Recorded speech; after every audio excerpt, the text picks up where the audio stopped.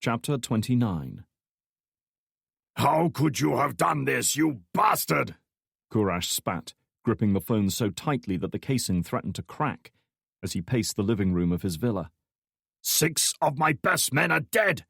You have betrayed me! Never before had he spoken to his benefactor like this.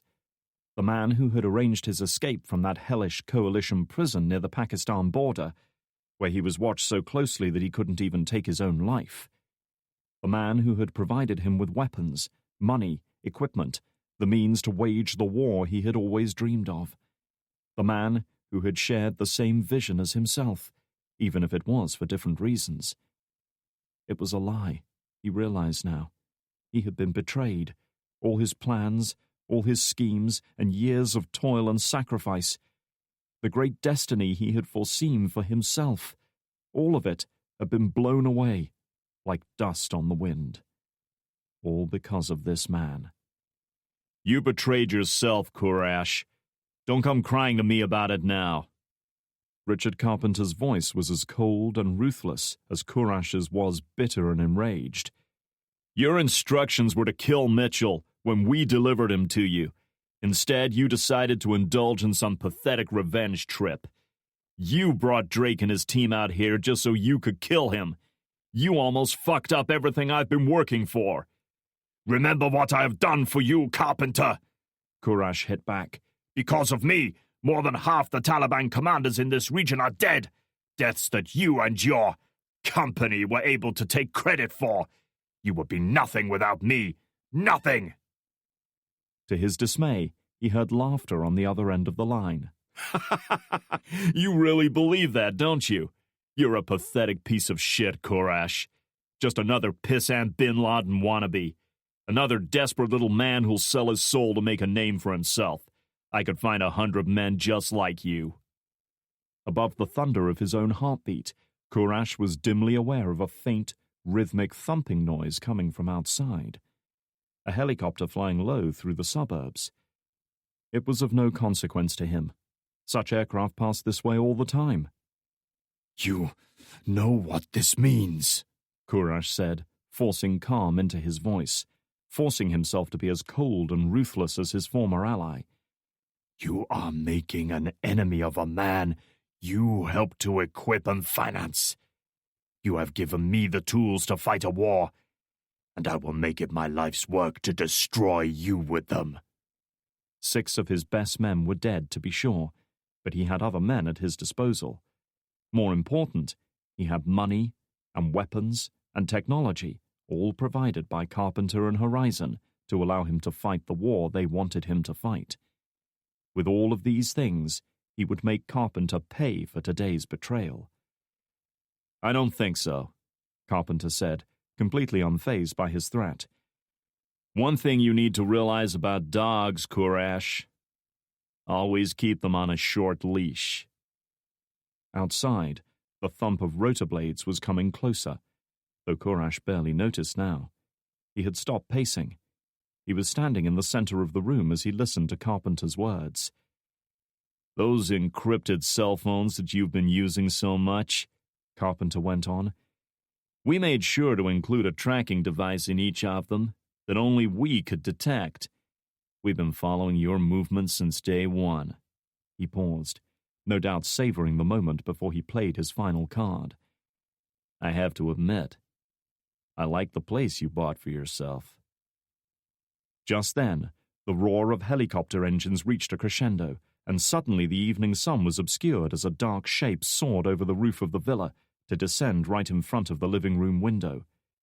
Courage watched in horror as a Bell 205 chopper emblazoned with the Horizon logo settled itself into a hover, not more than 50 yards beyond his window. His eyes blazed with fury, but the anger was not directed at Carpenter. It was towards himself, for allowing his pride and ambition to override common sense, to fool him into thinking he had the upper hand. One could never have the upper hand over men like Carpenter. Only now did he realize that. "Don't feel bad, Courage," Carpenter said soothingly as the chopper's side door slid back, revealing a sniper armed with a long-barreled rifle. You still have one more role to play. You're going to be my biggest catch yet." Unarmed, Courage could do nothing but watch as the barrel tracked towards him, its owner taking his time to line up the perfect shot. He didn't try to run. It would be a futile effort. They would almost certainly have sent in ground forces to surround the house. His last conscious act was to drop the phone, no longer wishing to hear Carpenter's gloating voice. Knowing he had reached the end at last, his anger and hatred faded away, replaced only with a vague sense of disappointment. Disappointment that he hadn't done more, that he would never be the man he had always dreamed of becoming. And for a fleeting moment, he felt relief. He would be with Mina again. She, at least, would understand what he had tried to do here. She had always understood, had always accepted him. He saw the lightning-like muzzle flash, heard the windows shatter, and felt something slam into his forehead. Then he saw and knew no more. As the Horizon ground assault team stormed into Courage's villa to execute the remainder of his men, Carpenter leaned back in his expensive leather chair, laid his phone down, and took a sip of coffee. That was one troublesome liability taken care of at least. He wasn't sorry to see Courage dead. He would have disposed of him before too long anyway, but circumstances had forced him to move his timetable forward. Courage had been a fool, a useful fool at times, but a fool nonetheless. He was a man of grandiose fantasies and ambition, but little intelligence. He had played his part in Carpenter's larger plan, but his part was over. Now, only one problem remained. Ryan Drake. Anwari had already executed Mitchell, removing Drake's official reason for being here, and when news of Anwari's death reached Drake, any desire for revenge he might have harbored would likewise evaporate. The logical thing to do would be to pack his gear and head for home. If Drake was smart, he would leave Afghanistan and put this whole mess behind him. If he was stupid enough to linger on here, he would die. Chapter 30. Drake was sitting alone on the roof of the agency building, leaning against the brick wall of the stairwell he'd just ascended. Judging by the cigarette butts and plastic coffee cups scattered around, this was a popular spot for stressed office workers to take some time out. Tonight, though, he had the place to himself. He took a sip of whiskey as he stared at the nearby mountains outlined against the evening sky. It was a beautiful evening, with the last of the sun's rays playing radiantly on the distant mountains, the crescent moon just visible in the deep azure sky to the east. The fitful wind had dropped away, the fierce heat of the day at last abating to a more tolerable warmth. It was the kind of evening that normally brought calm and relaxation to him, that languid time before sunset, when the world seemed to slow down. But not tonight. Despite attempts by the Afghan police to establish a perimeter around the ambush site, they had found no sign of Courage. It was hardly surprising. The area was simply too large and densely populated to find one person among thousands. Much as it galled him, the man was still out there, somewhere. However, Cunningham had been true to his word. After policing the scene and bringing in a recovery vehicle to carry away the wrecked Humvee, he had arranged for Drake and the others to be transported back to Bagram. Their injuries, though minor, had been treated en route, and without ceremony, they had been deposited back at the agency's security checkpoint. Job done, Horizon had departed. Drake had never felt so useless in his life. "I had a feeling I'd find you up here." He didn't need to look to know it was McKnight. She had been waiting for him when he arrived back at Bagram, looking and acting much as he had done the previous day. She had meant well, but somehow her concern for his safety only served to highlight what a failure today had been. She sat down beside him, glancing sidelong at the hip flask in his hand. "Aren't you going to offer the lady a drink?" Drake handed it over. "Wouldn't have picked you as a whiskey drinker, Sam." "My grandfather was Irish. Whiskey's in our blood." She grinned and took a gulp. then leaned back against the wall.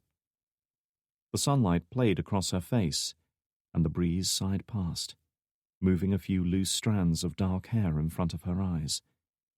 She made no move to brush them aside, and said nothing to Drake, content merely to share the silence.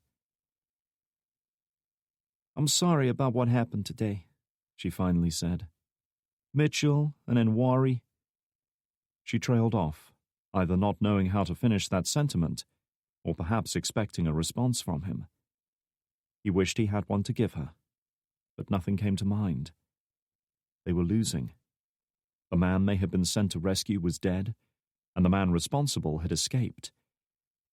Drake glanced up as a distant rumble disturbed the quiet evening air, sounding for all the world like thunder echoing off the nearby mountains, though there were no clouds in the deep blue sky. A moment later, a second boom rolled across the base, and a third. "Artillery," McKnight remarked, head cocked as she listened to the distant bombardment. It was a familiar sound to her by now. "One of the fire bases up in the hills, probably." Drake leaned his head back against the wall, the muscles in his throat tightening as he swallowed. "Christ, doesn't it ever stop?" he asked, staring off into the distance but seeing nothing. His eyes were deep pools of sadness.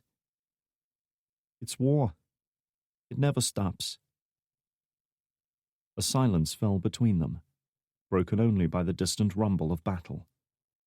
Drake now understood a little of what Anya had gone through, living in a world like this for most of her adult life.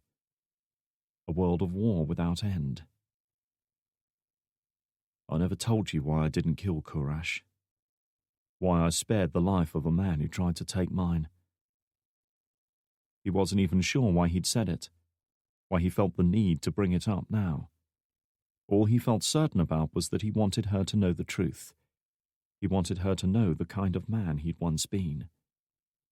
When she said nothing, he turned to look at her. "I know you're wondering why I did it.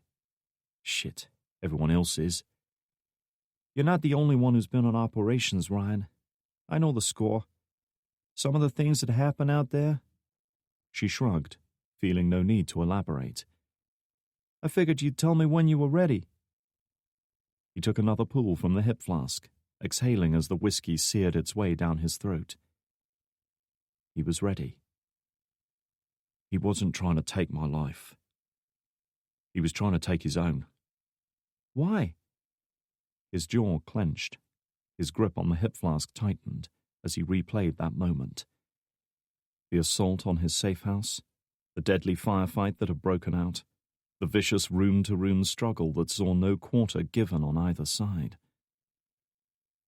"Because I killed his wife." He looked at her then, his green eyes shining in the glow of the setting sun. "We tracked him down to a safe house in Herat. We went in during the night, but one of their sentries spotted us just as we were making entry. After that, it was chaos. We were fighting room to room, even hand to hand, and his men weren't for surrendering. None of them. You can imagine how that sort of fight played out." She said nothing. There was no need. She could imagine the toll that such a battle must have exacted on those involved. "That was when I saw her," Drake went on. He sighed and looked down at the whiskey in his hands. "We knew Kurash had a wife. The rumor was she even had a hand in planning some of his attacks, but nobody briefed us that she'd be there that night. I saw her pick up a weapon from one of the men we killed, saw her bring it up to fire on me. So I dropped her. Just like that. No hesitation." In truth, he didn't regret killing her. He hadn't at the time, and he didn't even now. The moment she picked up that weapon, she ceased to be a civilian and became a threat, and she had known what it would mean for her. But her sacrifice had bought time for her husband to escape. In the confusion, Kurash managed to bail out through a window. I saw him outside, heading down a back alley away from the house. so I put one in his leg to stop him. We moved in to capture him, but he took one look at me and drew a pistol. I'll never forget the look in his eyes as he lifted it to his head. Reacting instinctively, Drake raised his own M4 carbine, took aim in the fraction of a second that he had to spare, and squeezed off a single shot. He'd always been an excellent shot, and today was no exception. The rifle kicked back into his shoulder as the round discharged, followed a moment later by an explosion of blood and bone as it hit its target. The pistol fell from Anwari's grip, and the man doubled over, howling in pain and clutching what was left of his hand. Blood pumped from the bloody stumps of 2 fingers. It was over. "Tango down!" Drake called, letting his teammates know that this man was no longer a threat. Breathing hard as the adrenaline in his blood started to thin, he approached Anwari and planted a kick in the center of his chest that sent him sprawling. Just for a moment, the 2 men remained frozen like that, the victor and the vanquished, both regarding each other for the first time. This was the man responsible for the deaths of scores of innocent civilians and several coalition soldiers, men like Drake himself, brothers in arms, husbands, fathers, sons who would never go home. Because of this man. Rage and hatred welled up inside him. "I know you can understand me," he said, spitting out each word. "It's over. Your men are dead. Your wife is dead. I killed her myself." Drake saw anguish blossom across the man's features as pain far more intense than mere physical injury crushed him. He saw it all and reveled in it. "I'm not going to let you die here, you piece of shit. You don't deserve that. You're going to live for a very long time, remembering what happened here today." Unable to contain it any longer, Anwari gave voice to another ragged howl of pain. But this wasn't the scream of an injured man. It was the scream of a man whose last shred of hope had just been taken from him. "It's my fault," he finally said, bringing the grim tale to an end. "He wanted to die, but I stopped him, because I wanted him to live with everything he'd lost. If I'd let him pull that trigger, none of this would have happened. Mitchell, all the other guys in that chopper. It's all on me." He took another drink, not because he wanted it, but because he needed a moment or two to compose himself. It wasn't often that he really faced up to his past, to the man he'd allowed himself to become. But today, he could hide from it no longer. "I just wanted you to know, Sam. I'm not the same man I was back then, but that doesn't change what happened. I took everything from Kurash, even his way out, because I wanted him to suffer. That's who I was. That's what I'd let myself become." He exhaled, knowing there was no coming back from this. He had crossed a line, telling her things he'd never admitted to anyone before. Perhaps not even himself. But right then, he didn't care. It had to come out. "If you want to walk away from all this, I understand," he said quietly. I won't stop you." He felt a hand on his arm and looked up to see Samantha's face close to his, so close that he could make out the tiny flecks of green in her hazel eyes. "Ryan, I don't pretend to know what happened back then. I don't know who you were or what you did, but I know who you are now. You're a good man," she said, squeezing his arm as if to emphasize her point. "You can't blame yourself for things Anwari chose to do here. Whatever your reasons, you gave him his life. The rest is on him. Don't ever forget that." He saw just a flicker of that same smile that had caught his eye the first time he saw the picture. "And you can forget about me walking away from this. I want answers just as much as you do. I'm staying." Drake said nothing more. There was no need. He had given her a chance to walk, and she had decided to stay. and he was glad of that, more than he was prepared to admit. He turned his eyes back up towards the sky and the mountains in the distance. For all its troubles, Afghanistan was a starkly beautiful country, a strange, hot, barren land that people had tried and failed to conquer for centuries. He thought about those abandoned Soviet tanks he had passed yesterday, thought about the children playing on the wrecked machines of war, thought about Anya and Carpenter and Horizon and Kurash and the tangled web that bound them all together. His attention was drawn to a Black Hawk helicopter coming in to land, its massive rotors beating the air as several troopers clustered in the crew compartment, waiting to disembark. Drake took a final drink of whiskey. He didn't know where this was leading, what truth lay hidden deep beneath the surface, but somehow he would find it. Part 4. Retribution.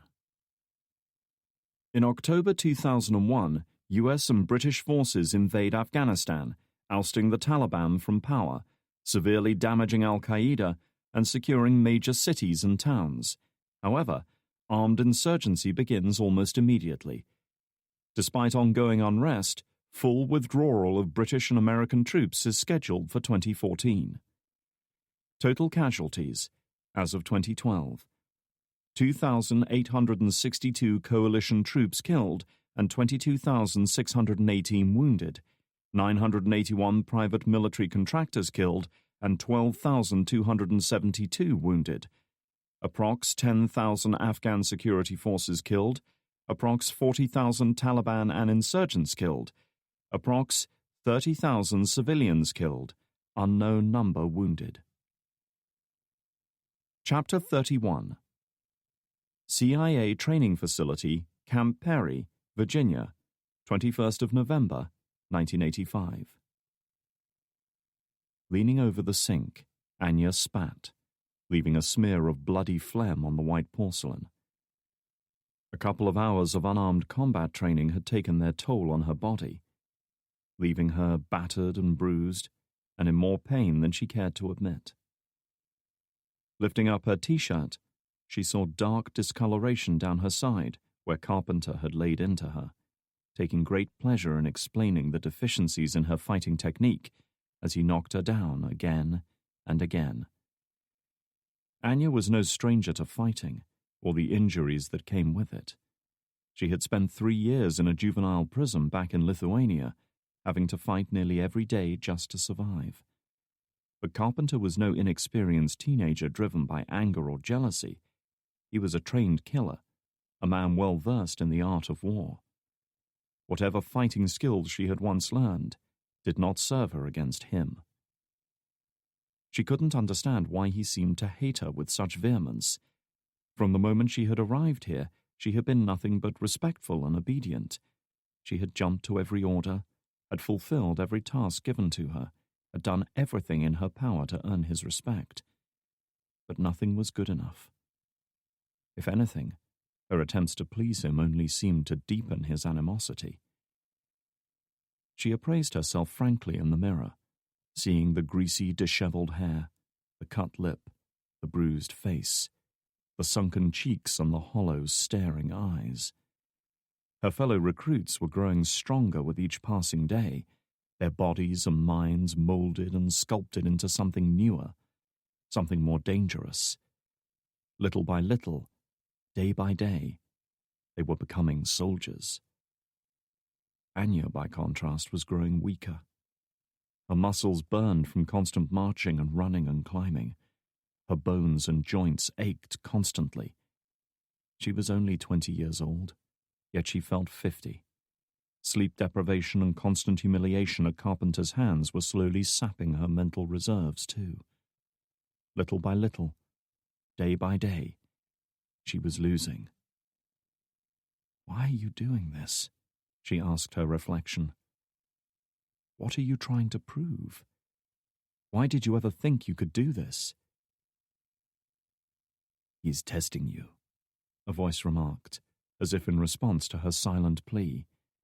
Whirling around, Anya found herself looking at Recruit 4. Tall, dark-haired, well-built. He was one of the oldest, most capable and promising of the group. He spoke with a Belarusian or Ukrainian accent. She couldn't tell which. But, like all the recruits, he was not American. That was the whole point of their unit. Deniability. She didn't know his real name. She didn't know any of the recruits' names. They never spoke with her, except to exchange necessary information, and even then, it was done only grudgingly. To them, she was a waste of time. Sooner or later they knew she would fail, and instinctively they avoided her, as if that failure were a disease that could be passed on to them. "What do you mean?" she asked, taking a step back. The last time someone had cornered her in a washroom, she had been 15 years old. She was not keen to repeat the experience. "He is testing you, trying to make you break." Anya might have laughed if her mood hadn't been so bleak. "As if I didn't know that already," she said, her eyes flashing with anger as what she saw as patronization. "He hates me. What more is there to say?" "You're missing the point. He is trying to push you over the edge." He folded his arms, making no move to close the gap between them. "Let him." Without saying another word, he turned to leave. "What is your name?" Anya asked before she could stop herself. She shouldn't have done that, shouldn't have opened up on a personal level. Still, the question had been enough to make him pause, and she realized she had committed herself now. "Your real name, I mean." "We have no names here. Remember?" She saw a flicker of a smile. Not fierce or malicious like Carpenter, but something else. Something approaching, compassionate. "But before, my name was Luca. And yours?" Just like her question, the answer came of its own volition. "Anya." "Anya," he repeated, as if trying the name out. He nodded, seemingly satisfied with it. "I'll remember it." With that, he turned and walked out, leaving her alone. Central Hotel, Kabul, 12th of August 2008. The CNN anchor was, as always, immaculately dressed, her blonde hair expertly coiffed, her makeup flawless. It was about 10 p.m. on the east coast of America, the end of another news day, very little of which had been good. A video released through Al Jazeera earlier today, apparently showing the execution of a Central Intelligence Agency operative, has been condemned by the White House, she said, her expression deeply serious. The authenticity of the video has yet to be confirmed. However, this execution is believed to have been carried out by the same group responsible for shooting down a U.S. military helicopter in eastern Afghanistan several days previously. With us now in the studio to discuss this is our defense expert Glenn Richfield. The camera immediately switched to a man in his early 30s, with a pudgy, affable face and curly brown hair. By the looks of him, the closest he'd been to Afghanistan was viewing it on Google Maps. "Glenn, what are the implications of this video?" "Well, this is the last thing either the CIA or the White House needs right now," he began, speaking with the clear articulation of someone who had been briefed on the question well in advance. "With President Bush approaching the end of his second term, these last few months in office are going to be crucial in our evaluation of the war on terror and his presidency as a whole. Any new administration that comes in next year is going to have to answer one key question. When are we bringing our troops home? And that's not to mention the financial implications." The screen went blank as Anya hit the standby button on the remote control. She had heard enough. She had already received the bad news from Drake's cell phone, his simple message explaining only that Mitchell was dead, and that it happened long before they got there. Taking a deep breath, she closed her eyes for a moment and gripped the back of her chair, her hold growing stronger until the cheap wood creaked under the pressure. Mitchell was gone. A man she had known nearly 20 years was dead. Another entry in the long list of people who had paid for that association with their lives. Let it go, she said to herself. Let it go. His death would not go unpunished. She would make sure of it. Releasing her hold, she strode through her hotel bathroom to check her appearance in the mirror. Her short blonde hair was gone now, replaced by long brown locks that fell well past her shoulders, with a thick fringe covering her forehead. Her steely blue eyes were also gone, hidden behind a pair of brown contact lenses that she had to fight not to rub at. Still, they served their purpose, combining with a pair of thick-framed reading glasses and the wig to considerably alter her facial appearance. It wouldn't be enough to defeat facial recognition software, but that couldn't be helped. In any case, no one but Drake knew she was here. At least, she hoped so. Not for the first time she found herself debating the wisdom of making contact with him again. He was a constant danger to her, yet she had lived most of her life facing such dangers. And still she lived. Drake was a useful asset, perhaps her only remaining ally in Afghanistan, and as much as she hated to admit it, she wanted to see him again. Leaving the bathroom, she returned to the bedroom, booted up her laptop, and accessed a program called Data Kill. Another little gift from Loki. It would thoroughly wipe everything from the hard drive, preventing even the most skilled technician from reconstituting it. She no longer needed the computer. She wouldn't be coming back. The few items she'd take with her were packed into a simple canvas rucksack on the bed. An old habit. She always made sure to travel light.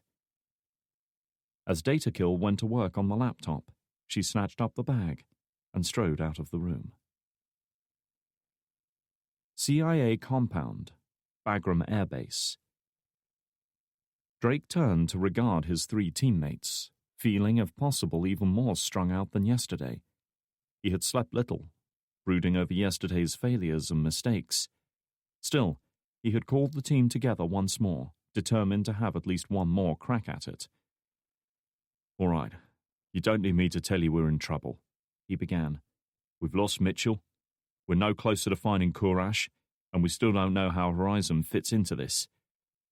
Unless we can come up with something today, it's over." With that none too optimistic appraisal, he turned his attention to Frost. "Kira, where are we on that convoy list?"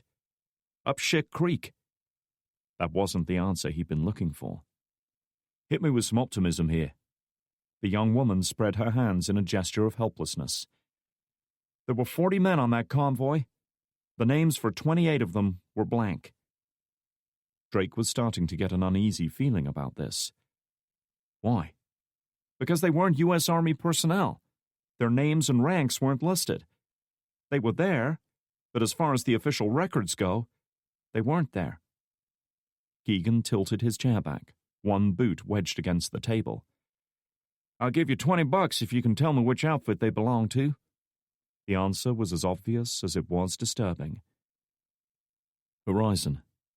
"Bingo!" Drake headed for a whiteboard fixed to the wall at the head of the table. Snatching up a pen, he began to write. He could have used a laptop linked up to a projector to make such notes, but the act of writing it down helped him think. "So, we've got a supply convoy with Horizon personnel running security, none of whom are listed on the official manifest," Drake said, scribbling down the words convoy and Horizon. "They leave Bagram with 4 Stinger launchers. They somehow find an opportune moment to offload one of them. Then they dock to the inventory and hand over 3 launchers at Salerno with all the official documentation in the world to prove it," he added, writing the word Stinger next to them. "And lo and behold, the Stinger ends up in the hands of Kurash and his terrible chums." He added the word Kurash above Stinger. "And I bet if we ask Horizon for a list of their operatives on that convoy, it'll be conveniently lost," Frost remarked cynically. Having been involved in covert operations for several years now, She knew just how easy it was for people to forget incriminating facts, for important information to be lost, for documents to go missing. Governments did it all the time to avoid answering uncomfortable public questions. That's a pretty serious accusation, McKnight warned. We're suggesting they willingly stole weapons from the U.S. military. Drake turned away from the board to look at her. It's one that fits the facts at hand. He knew he was skating on thin ice. There was such a thing as cooking the proof in situations like this, placing unreasonable weight on evidence that supported a particular theory while marginalizing that which didn't. It was an easy trap to fall into, and a voice in his head warned him he was about to do just that. The problem was, he wasn't listening. So could 100 other theories, she reminded him. For all we know, Anwari might have stolen it from the convoy himself. Then why only take one? He asked. If he had the ability to sneak in under the noses of 40 armed soldiers, he could have taken all the launchers. Or he could have wiped out the convoy and taken everything in it. And who would have edited the cargo manifest? With no answer to that, she fell silent. What if it was some kind of protection racket? Keegan suggested. Maybe the Stinger was a bargaining chip. Drake paused, struck by the possibility. Keegan's knowledge of the complex military and political situation in this country might have been limited, but his understanding of human nature wasn't. He had worked with the FBI for more than a decade before joining the agency, and knew as well as anyone the power of extortion. So they give up one launcher in exchange for safe passage through enemy-held territory, Drake said, following through on his line of thinking. When that same weapon gets used to shoot down a friendly chopper, Horizon realize the trail could lead back to them, so they're forced to go into our saving mode. They erase all evidence of the missing Stinger and try to cover the whole thing up. Remember how eager they were to destroy the crash site when we got there? Keegan said. They couldn't blow that thing up fast enough. They knew they were getting closer to the truth, Drake thought. Unfortunately for them, Horizon didn't know McKnight had found a portion of the missile and used it to trace the weapon back to them. Jesus, Frost said quietly. We've unearthed a fucking conspiracy here. Let's not get ahead of ourselves, Drake advised, trying to quell his own feelings on the matter. Much as it galled him, he owed his life to Horizon. Right now, all we have are theories and conjecture. That's not going to be enough to bring down a guy like Carpenter. Keegan regarded him curiously, struck by his inexplicable choice of culprits. Am I missing something here, Ryan? What do you mean? He asked, trying to maintain a neutral tone. He realized too late that he'd said more than he'd intended. You keep coming back to Carpenter. You had Kira run a profile on him right after you got back from your first meeting, like you expected her to dig up dirt on him. Now you're talking like he's the mastermind behind everything bad in the world. He leaned forward in his chair.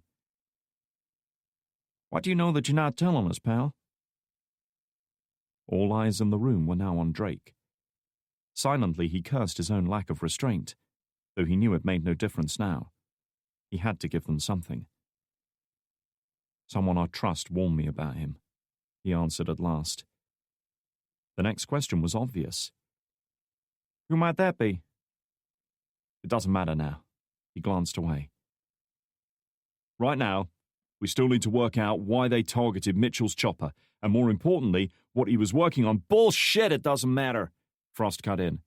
If you've been meeting with a source behind our back, we need to know about it. Otherwise, you can count me out.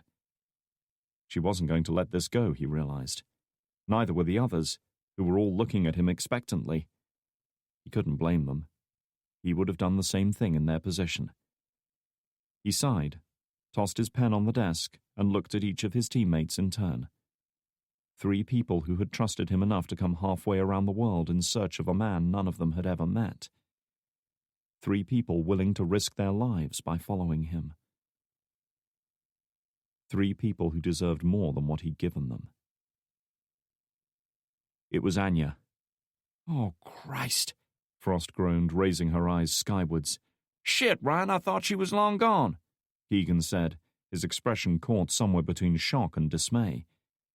McKnight, perplexed by their reactions, folded her arms and looked at Drake expectantly. Who exactly is Anya? Bad news, Frost answered before he could. We risked our lives to rescue her from a Russian jail, and the bitch almost got us all killed for our troubles. She's a fucking nutjob. That's enough, Drake snapped, with more heat than he had intended. Frost seemed ready to bite back, but one look at her team leader was enough to convince her otherwise. As fiery as she was, even she knew when to hold her tongue. Calming himself, Drake glanced back at McKnight, trying to come up with a concise summary of the tumultuous events of the previous year. She used to be an operative with the agency until she got captured. She ended up in prison in Russia. We were sent in to rescue her, then it all went to shit. When it was over, she escaped and vanished. And she left you to die for your troubles, Frost added. Since then she's been on the run, Drake went on, ignoring her. I never expected to see her again, but the other night she found me. She warned me about Carpenter, said he wasn't a man to trust. How does she know him? McKnight asked, clearly intrigued. She didn't say, he admitted. But if you read between the lines, I assume they work together in covert operations. Remember that black hole in Carpenter's service record in the late 80s? You join the dots on this one. She frowned, deep in thought. And there's no chance she could have been lying to you? Drake paused, just for a moment, weighing up her words. He thought about Horizon, how they had saved his life yesterday. Could Anya have been wrong? Could she have misled him? Even if Carpenter himself was corrupt, the organization he presided over might still be one of honest men. No, he decided at last, going with his gut instinct. She wouldn't lie to me. What makes you so sure? She can see straight through lies, he explained. She hates people who lie, so she won't do it herself. It's dishonorable. Aw, a killer with a heart of gold, Frost remarked cynically. Christ, Ryan, listen to yourself. You're talking about a single unverified, undocumented source who might have a personal grudge against Carpenter. If we were journalists, we couldn't run a fucking local newspaper article with a lead like that, and you want us to start a covert investigation? McKnight chewed her lip and glanced over at the whiteboard, now covered in Drake's hastily scrawled notes. In the center of it all was a single word. Horizon. At the very least, we need to bring this Anya in. Find out what else she can tell us. Yeah, good luck with that, Keegan scoffed. That's not how things work with her, Drake said, doing his best to explain the kind of person they were dealing with. You don't bring her anywhere, and you don't find her unless she wants to be found. If she decides to speak with you, she'll find a way to make it happen. Otherwise, forget it. Drake had already resolved not to mention the second meeting he was due to have with Anya tonight. Even if he could somehow convince his companions to let him do it his way, he knew someone would try to follow him. Anya trusted him. That was a trust he did not intend to betray. Great, McKnight said, throwing up her hands. So, what do we do now? Despite all the conflicting elements at play here, Drake kept coming back to the same conclusion. Horizon are key to this, he decided. They can lead us to what Carpenter wants to hide, but we have to do it from the inside. How exactly? Keegan asked. For this, at least, Drake had an idea. I know a man who can help us. Chapter 32. So let me get this straight, Cunningham said, glancing up from his cup of black coffee. You want me to hack into my employer's computer network, give out classified information, risk the safety of men I've worked with for years, my career, and my life, all based on nothing more than your unproven theory? Getting the man to agree to meet them in a crowded coffee house in central Kabul had been easy enough. Persuading him to do what they needed was proving less so. Pretty much, Drake replied. At this, Cunningham actually laughed in amusement. Ryan, if the CIA doesn't pan out for you, you can always try your hand as a stand-up. Frost, however, was far from amused. Your employers are a group of mercenaries who've been stealing weapons from the U.S. military.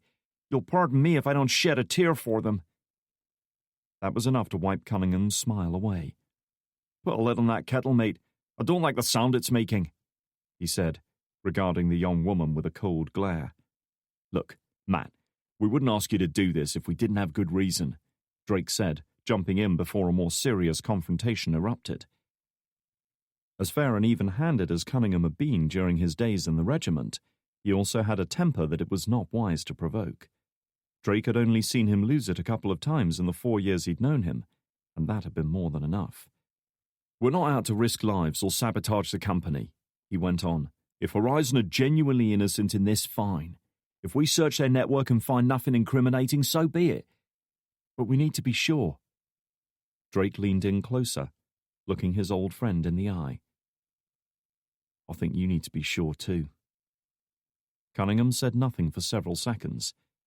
Never an easy man to read, it was hard to tell what was going on behind those blue-grey eyes of his.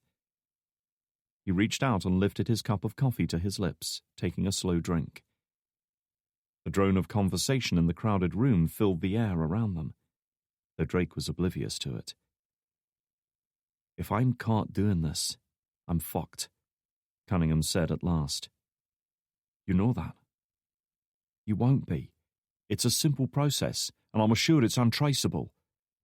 The older man chewed his lip. "So, what's involved?" Drake let out a breath and glanced at Frost. "Kira?" "You need to find a logged-in machine that has hardline access to the Horizon network," the young woman said, launching into her briefing with gusto. Reaching into her pocket, she laid a USB memory stick on the notched, stained table in front of her. "When you're ready, plug this in, and when the prompt appears on screen, hit enter to confirm. Wait about 10 seconds for the software to download, then remove the stick and destroy it. That's it. The program will do the rest." Cunningham eyed her dubiously. Like Drake, he was no computer expert, but neither was he a fool. "Aye? What'll it do exactly?" "It'll open up a back door in the Horizon firewall that only I can access," she explained.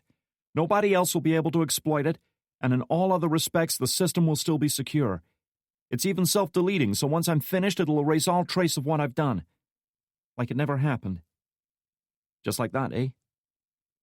Drake couldn't decide if he saw respect or contempt in Cunningham's steely gaze, though he suspected the latter. Either way, Frost didn't seem concerned, instead meeting his gaze with a challenging stare of her own. "Just like that. Think you can handle it?" "We'll see, won't we?" he replied, reaching for the stick. He had just closed his fingers around it when Frost reached out and gripped his wrist. "Remember, hardline access only. It won't work any other way." "I know. And on-site security is your problem," she added. "So don't do something stupid like trying to install it right in front of a surveillance camera." Cunningham had heard enough. Exerting his considerable strength, he yanked his wrist from her grip and pocketed the memory stick. "I'm going to pretend I didn't hear that last part," he said.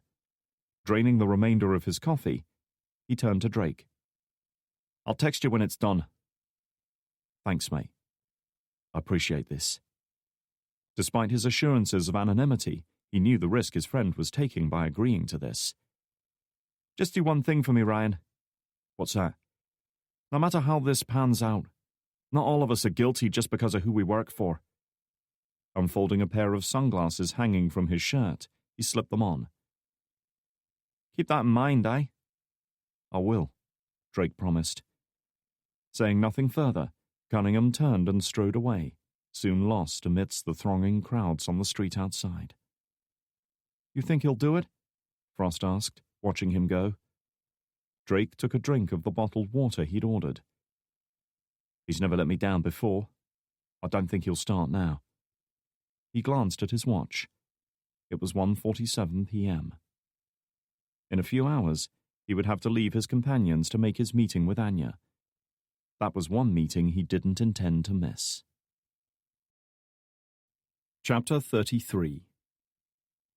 "So let's make sure we're clear on this.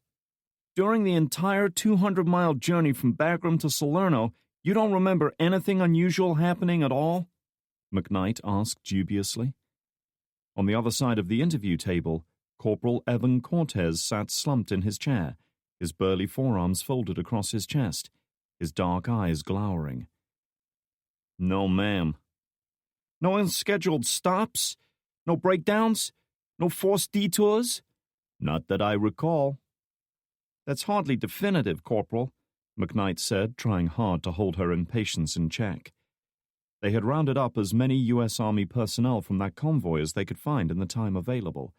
4 were out running other convoy routes, 1 was sick with dysentery, and another had returned stateside on compassionate leave, which left them with 6 men to interview.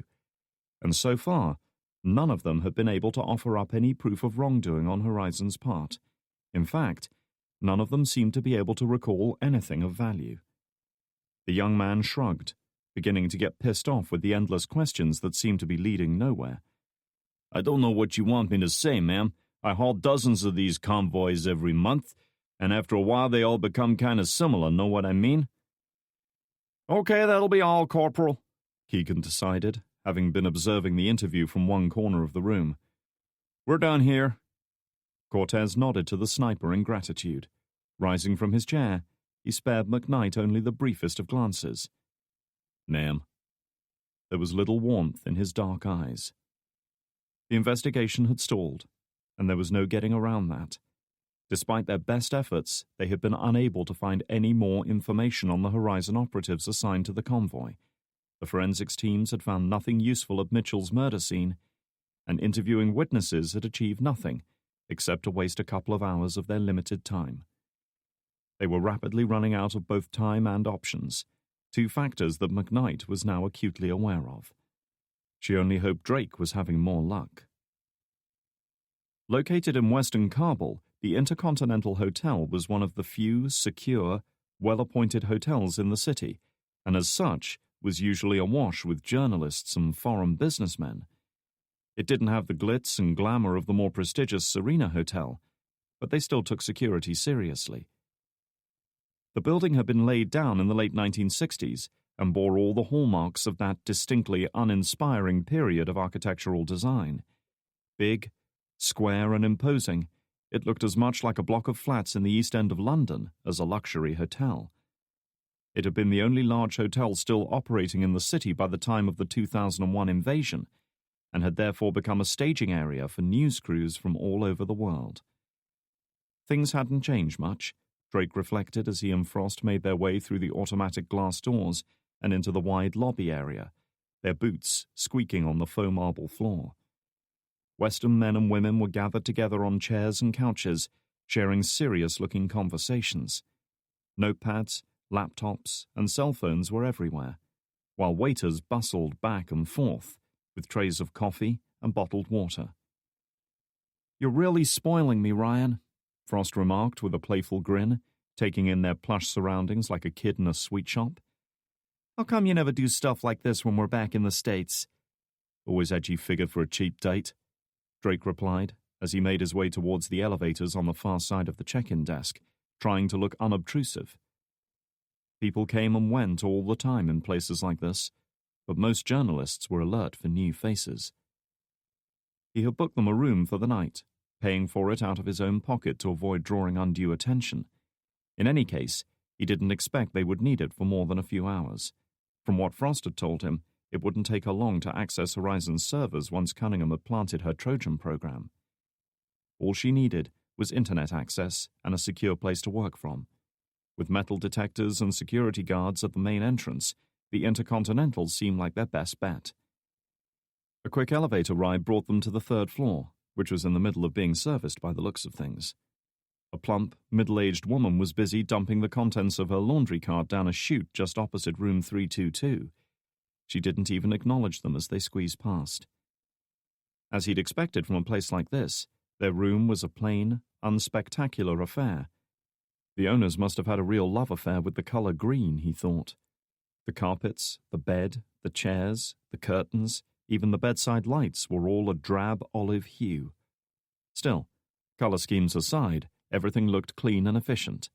It was certainly more than enough for their needs. Throwing open the curtains, Drake found himself confronted with a panoramic view of central Kabul. Situated on a hill overlooking the city, the Intercontinental's rooms provided views that were impressive, to say the least. Frost wasted no time unpacking her laptop. As the unit powered up, she reached for the room service brochure and began flicking through it. "No way," Drake said, snatching it from her grasp. "You're here to work, not to stuff your face on my dollar." She couldn't have weighed more than 110 pounds, yet the young woman had a voracious appetite that seemed to know no limits, especially when the food was free. "Screw you," she replied, pouting. "Consider this my hazard pay. You know I'm breaking at least a dozen federal laws for you, right?" Drake looked at her for a long moment, then reluctantly handed the menu back. "Fine, but keep your mind on the job." That seemed to improve her mood. "Relax. As soon as your buddy Cunningham plants the Trojan, I'll get in, find what we need, and bug out. They won't even know I was there." Drake wished he shared her sense of confidence. He didn't doubt her abilities, but neither was he inclined to underestimate the people they were up against. He glanced at his watch again. Almost time. "I have to go out for a while," he said, drawing the curtains once more. "My phone might be busy, so text me if you find anything." The young woman looked up from her laptop, frowning. "You're leaving now?" "I need to speak to Franklin," he lied. "It should be morning in D.C. by now. He can keep Breckenridge off our backs for a while. And if we do find something on horizon, we'll need his help to bring them down." She didn't look convinced. "Do you trust him?" "I don't trust anyone," he said, one hand on the door. "Especially not you." Frost gave him the finger before resuming her work. Chapter 34. CIA Headquarters, Langley, Virginia. It was 8:30 in the morning in Virginia, and already shaping up to be a warm, humid day typical of early August. The light fog lingering over the Potomac had almost burned away, and the sun shone down from a cloudless blue sky. Surrounded by all the trappings of power that came with the position of Deputy Director of the CIA, Marcus Kane sat with his feet up on his desk, cup of coffee in hand, as he read over his daily briefing sheet. He had been promoted to this position after the debacle in Iraq last year, successfully managing to distance himself from Special Activities Division, from Drake, and most importantly, from Anya. After more than a year without incident, it was almost possible to forget the whole thing. Almost, but not quite. His intercom buzzed. It was his private secretary, a brisk, efficient woman in her 50s, who had been with him for the better part of a decade, and knew him about as well as anyone. Laying his coffee aside, he hit the accept button. "Yeah, Carol?" "Sir, I have a call for you on line 1, she informed him, her tone calm, composed, devoid of emotion. It could have been his dry cleaner or the president of Russia on the phone. It made no difference to her. Serving with the agency as long as she had, Carol had learned the fundamental rule of her job, that whatever happened behind these walls stayed behind them, forever. "It's Mr. Carpenter, sir. He was very insistent on speaking with you." Kane's brows rose. He knew that name well enough. It had been some time since he'd spoken to the man, and truth be told, he had no desire to do so now. But he also knew Carpenter wouldn't have contacted him without good reason. "Put him through, Carol." "Yes, sir. Transferring him now." The line buzzed once as the call was transferred, and Kane picked up his phone to take it. "Richard, it's been a long time," he began. Not long enough, he didn't add. "Yes, it has," Carpenter agreed. His voice sounded deeper and rougher than Kane remembered. Then again, choking on the dust and grit of Afghanistan 24 hours a day probably did that to a man. "I hear you're moving up in the world these days, Marcus. Congratulations. When are you planning to run for president?" His tone was heavy on sarcasm and light on sincerity. "I'm assuming you didn't call to discuss my career plans," Kane said, eager to get to the point. "What? No time to shoot the breeze with an old friend?" Carpenter taunted, chuckling to himself. "Well, I guess a man like you doesn't have much time for friends these days." Kane suppressed a flash of annoyance. Carpenter had been a pain in the ass as long as he'd known him.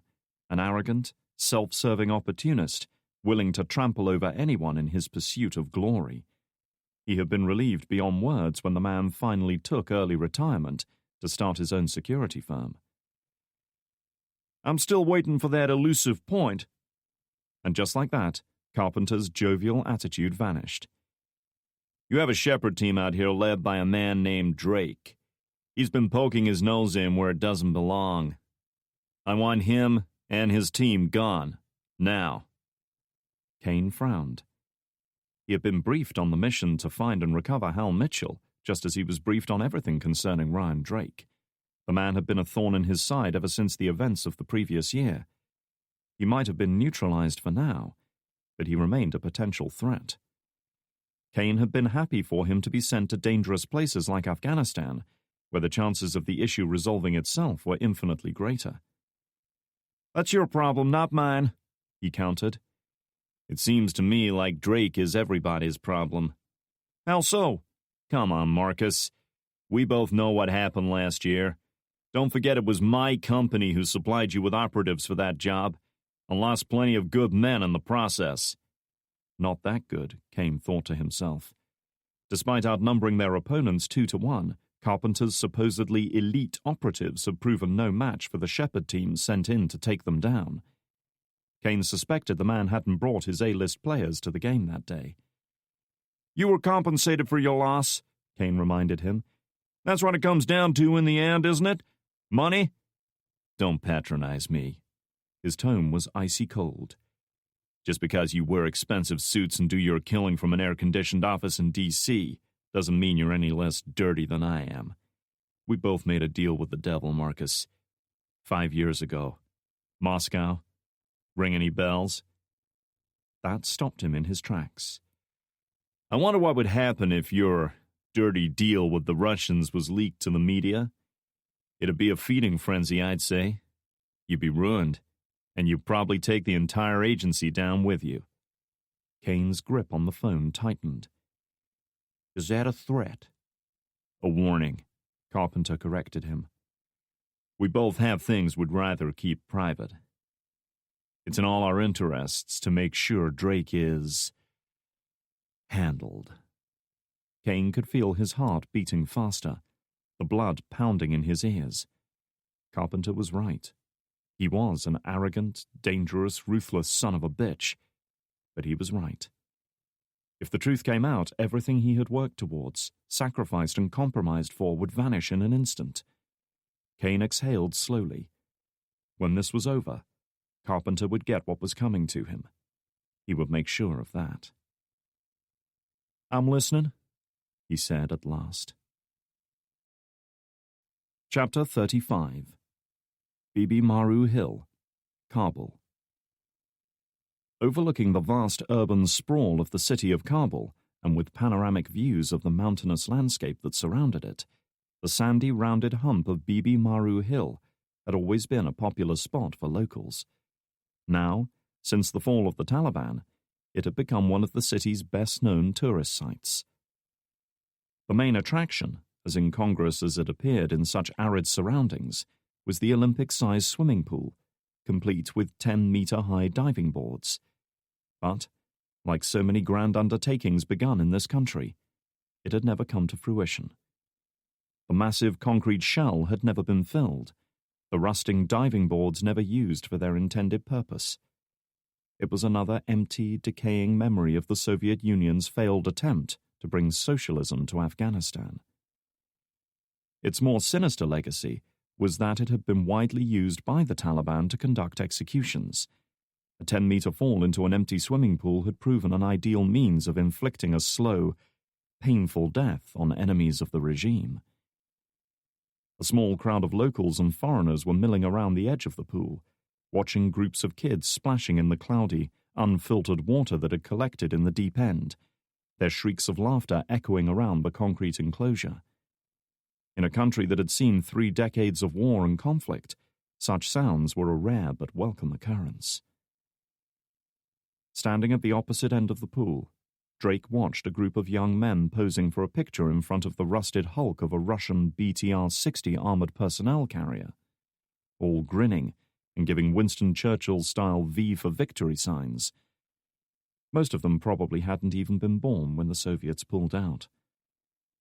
Making his way here hadn't been easy.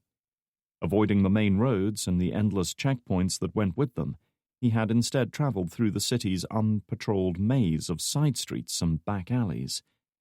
He could almost sense the brooding hostility amongst many of the locals he passed along the way, though he had done his best to ignore it, simply keeping his head down and walking on. Nonetheless, he had eventually reached the crown of Bibi Maru Hill unmolested.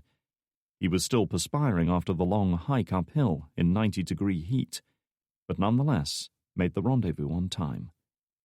Now all he needed was Anya. A couple of Westerners with expensive-looking cameras were taking photos of the area, probably journalists looking for a new angle on an old subject. Drake was careful to stay out of shot, more from force of habit than fear of exposure. He had made sure his route from the drop-off point had been long and winding, and had worked a couple of street markets into his journey to confound anyone who might have been tailing him.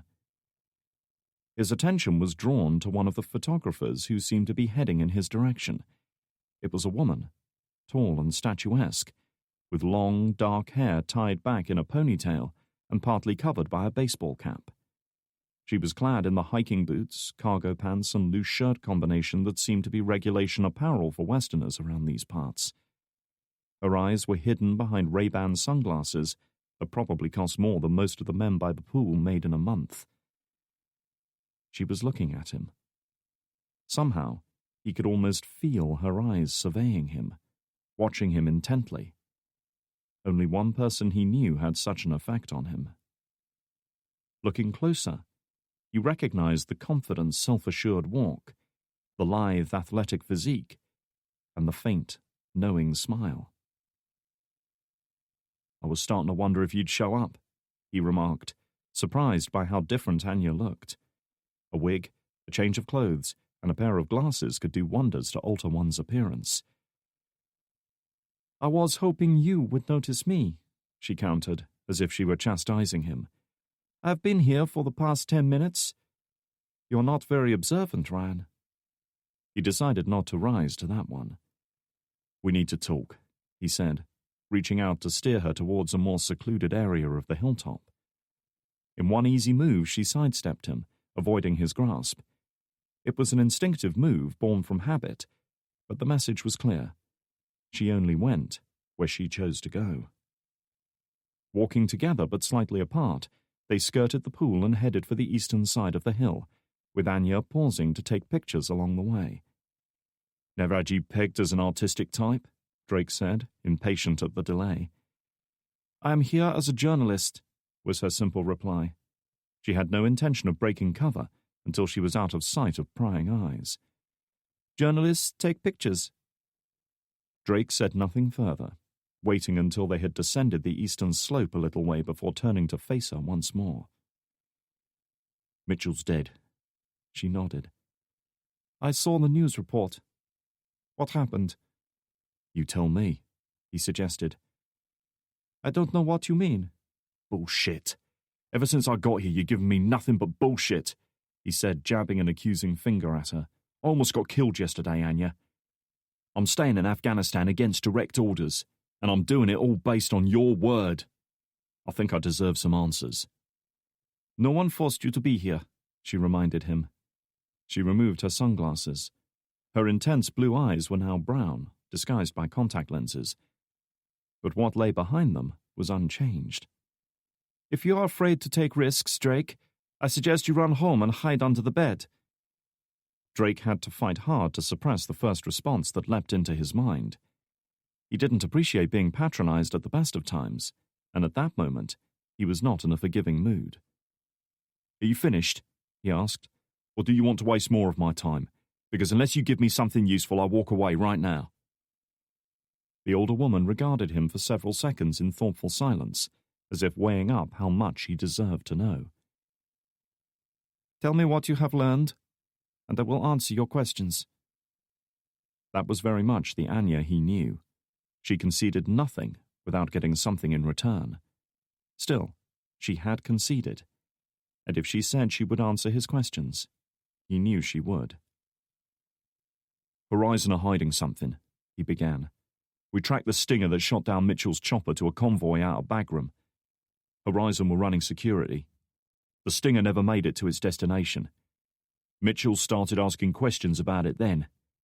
Look what happened. Anya listened carefully, her expression difficult to read. Theories? I don't believe in coincidences, he said. Mitchell found something he wasn't supposed to. It seems like we're following the same trail. What else? She went on. Courage never intended to release Mitchell. He was long dead when we found him. I'd guess they executed him right after they sent the first video. Courage wasn't trying to use him as a hostage. He wanted him for something else. What exactly? Me. Drake raised his chin a little. Mitchell was bait. Courage made sure he was clearly identified on the hostage tape, so the agency would send me in. I don't know how he knew I was working for them, but he did. On the first day he tried to assassinate 2 of my team, then yesterday he tried to kill me. He almost succeeded. She nodded slowly, apparently unfazed by his near-death experience. Look, I don't have much time, Drake persisted. If you know something that can help, now's the time. Tell me how this all fits together. She lowered her head, and he heard a faint exhalation of breath. Mitchell was working for me, she said at last, keeping her back to him. He felt as though he had been hit by a sledgehammer. What? I had known him for a long time, from back when I was an operative myself. He was one of the few men inside the agency that I still trusted, so I made contact with him 6 months ago. He was working a desk job by then. He was old, he had retired from field work, and I knew he didn't want to go back. But still he agreed to help me. Drake was stunned.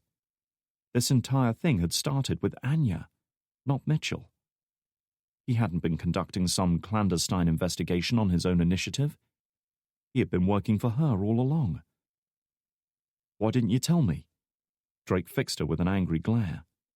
Why didn't you trust me? For Christ's sake, my team risked their lives for him, Anya. As it is, I ought to beat the shit out of you for lying to me. I did not lie to you, she hit back, her eyes flaring. I already warned you about the men who tried to abduct me. As for the rest, I expected you to be able to look after yourself. But maybe I was wrong. She sighed and looked away, staring out across the ancient capital while her temper subsided. A warm breeze sighed across the hillside, lifting loose strands of her wig and carrying with it the distant drone of traffic. This was going nowhere, he realized. He didn't have time to stand here trading insults with her. All right. What did you ask him to do? He went on, speaking quieter and softer now. It took her several seconds to calm down, to master the emotions that had risen up inside her. I wanted him to spy on Carpenter and Horizon. Why Carpenter? He asked. Why does it always come back to him? She didn't say anything, but he could see the tension in her body, could tell her breathing had quickened.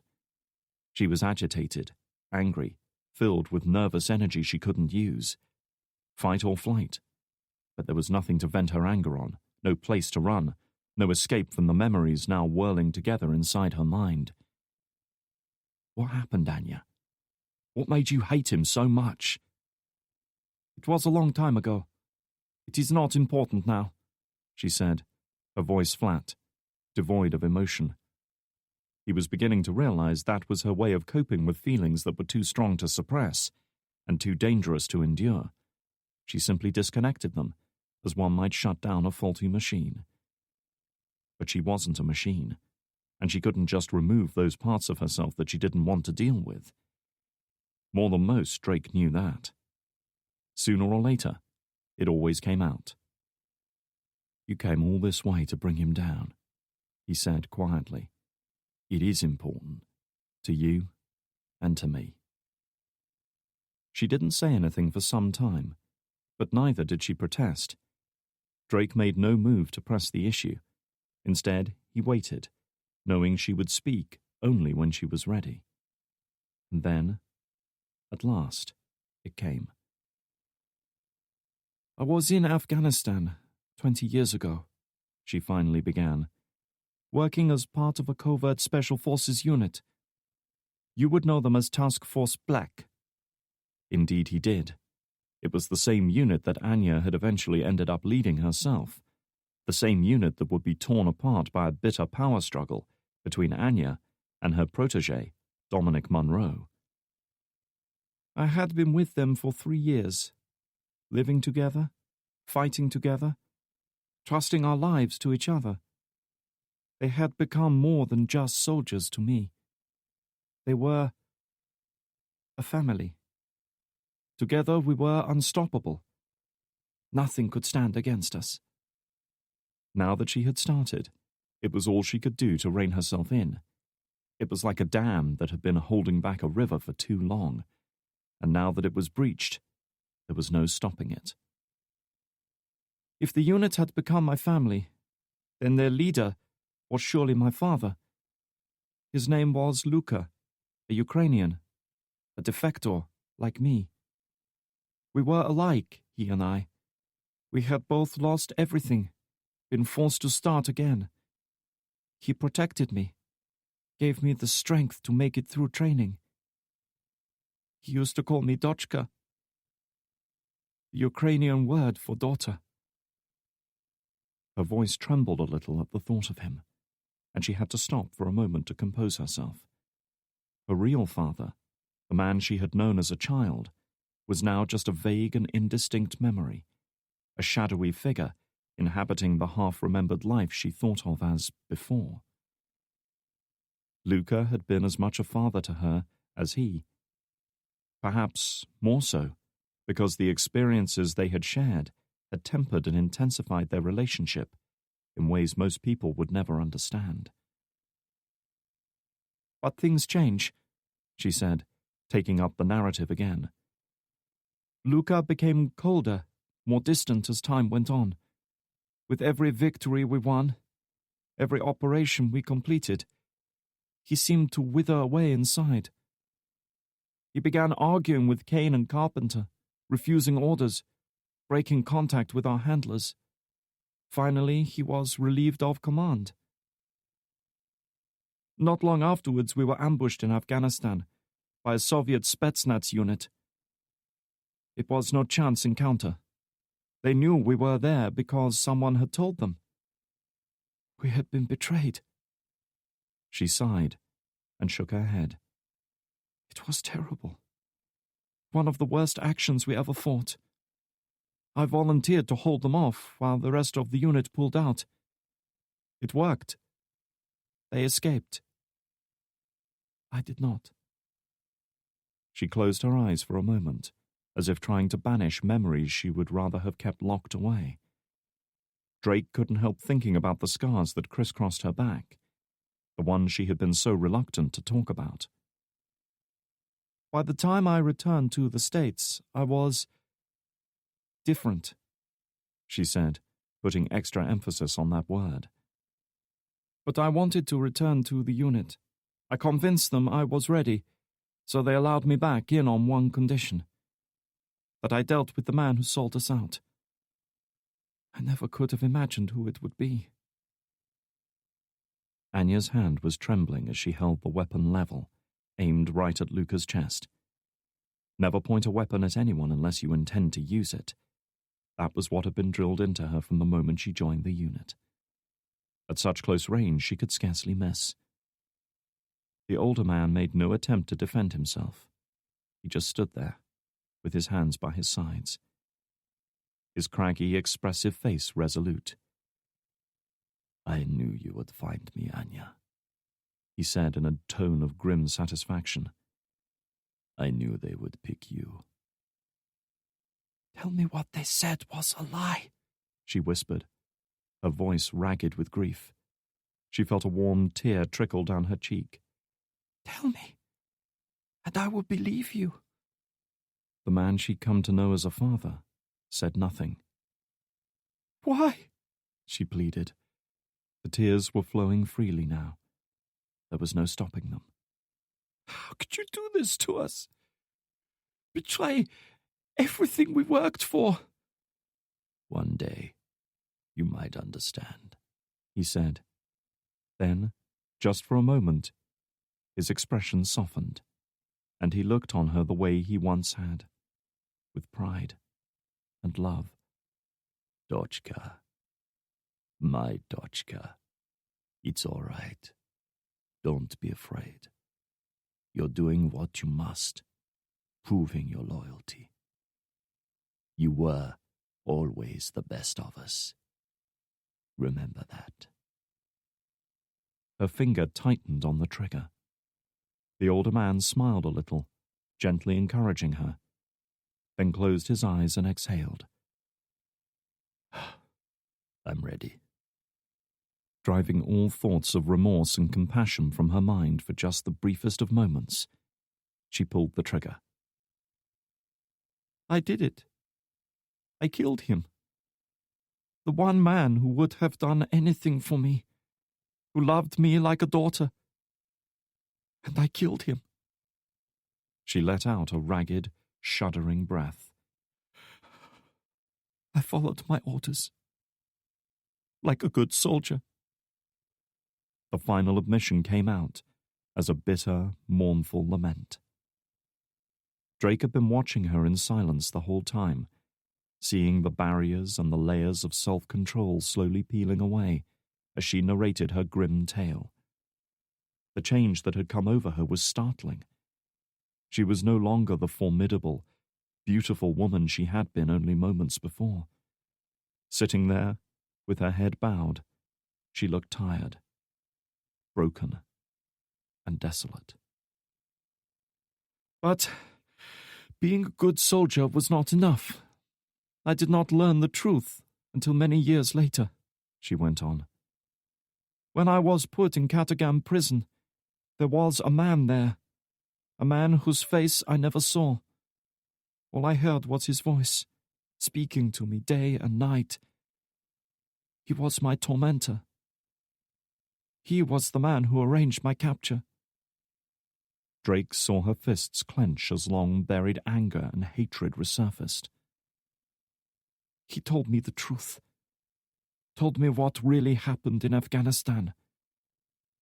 It was not Luca who sold me out. It was Carpenter. Why? Drake asked, captivated by what he was hearing.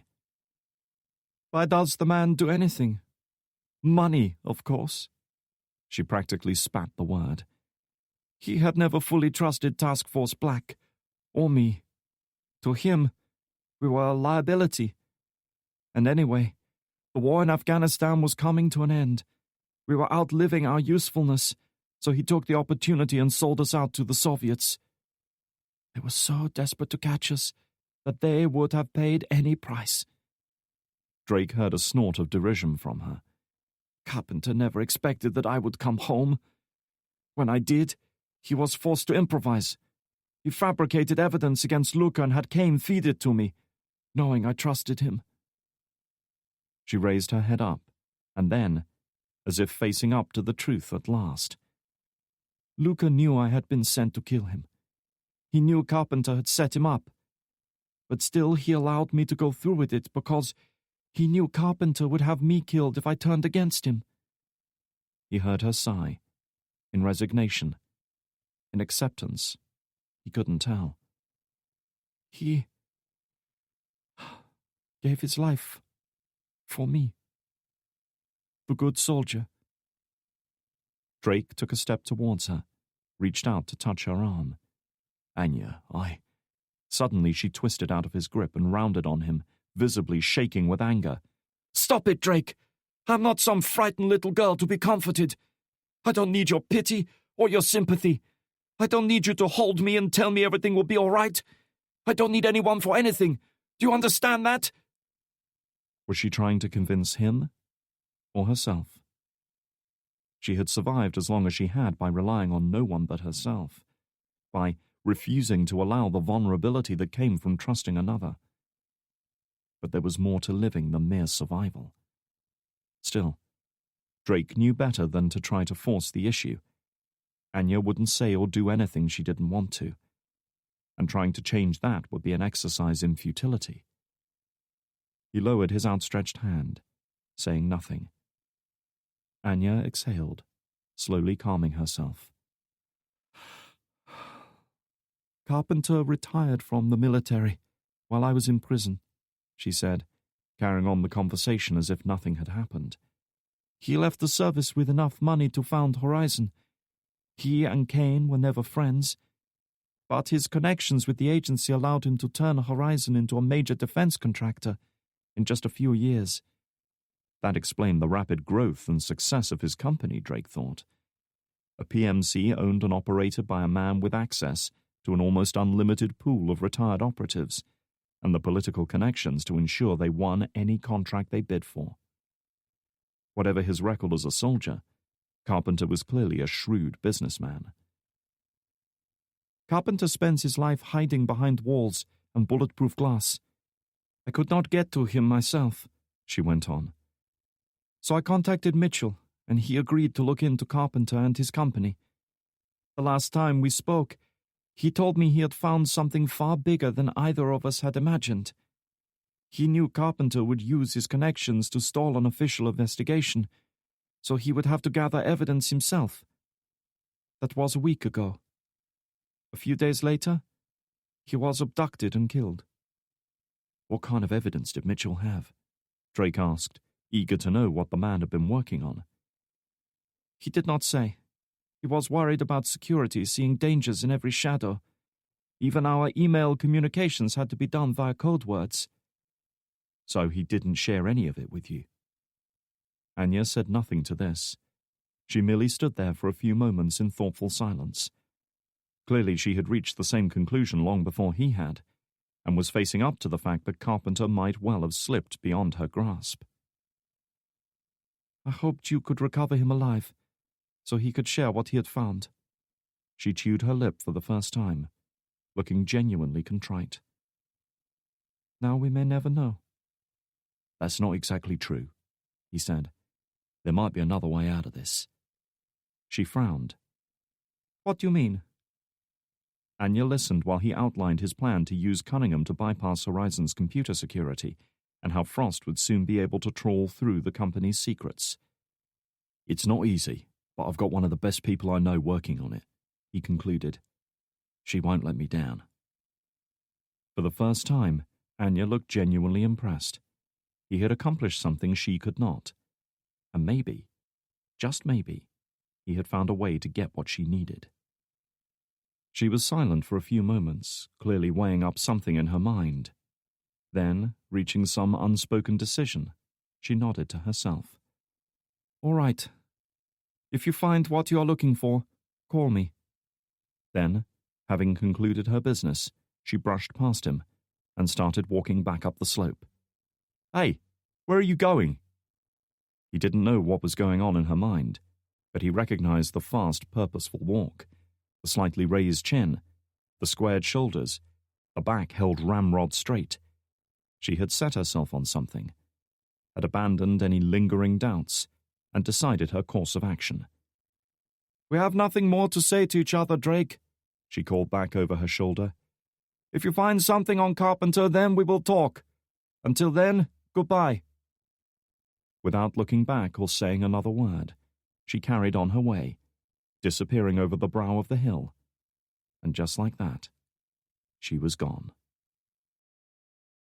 Chapter 36.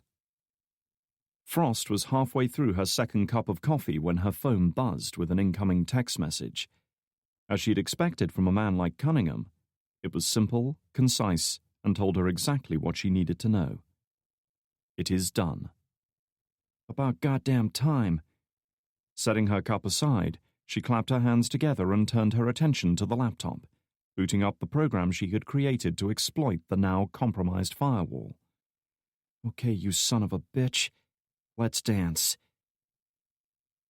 This'd better be good, Crawford said under his breath as he reached for his desk phone. Line 1 was illuminated to let him know there was a call waiting. He had been pulled out of the ops room only moments before with news of a priority call from Langley waiting in his office. As if he didn't have enough to do already, now he had to get his ass tubed by some desk jockey back in D.C. He already had a sneaking suspicion it was George Breckenridge, Drake's troublesome superior, demanding to know why his team wasn't on a flight home. Section Leader Crawford, he said, managing to sound more calm and efficient than he felt at that moment. Crawford, this is Deputy Director Marcus Kane, a smooth, deep voice announced.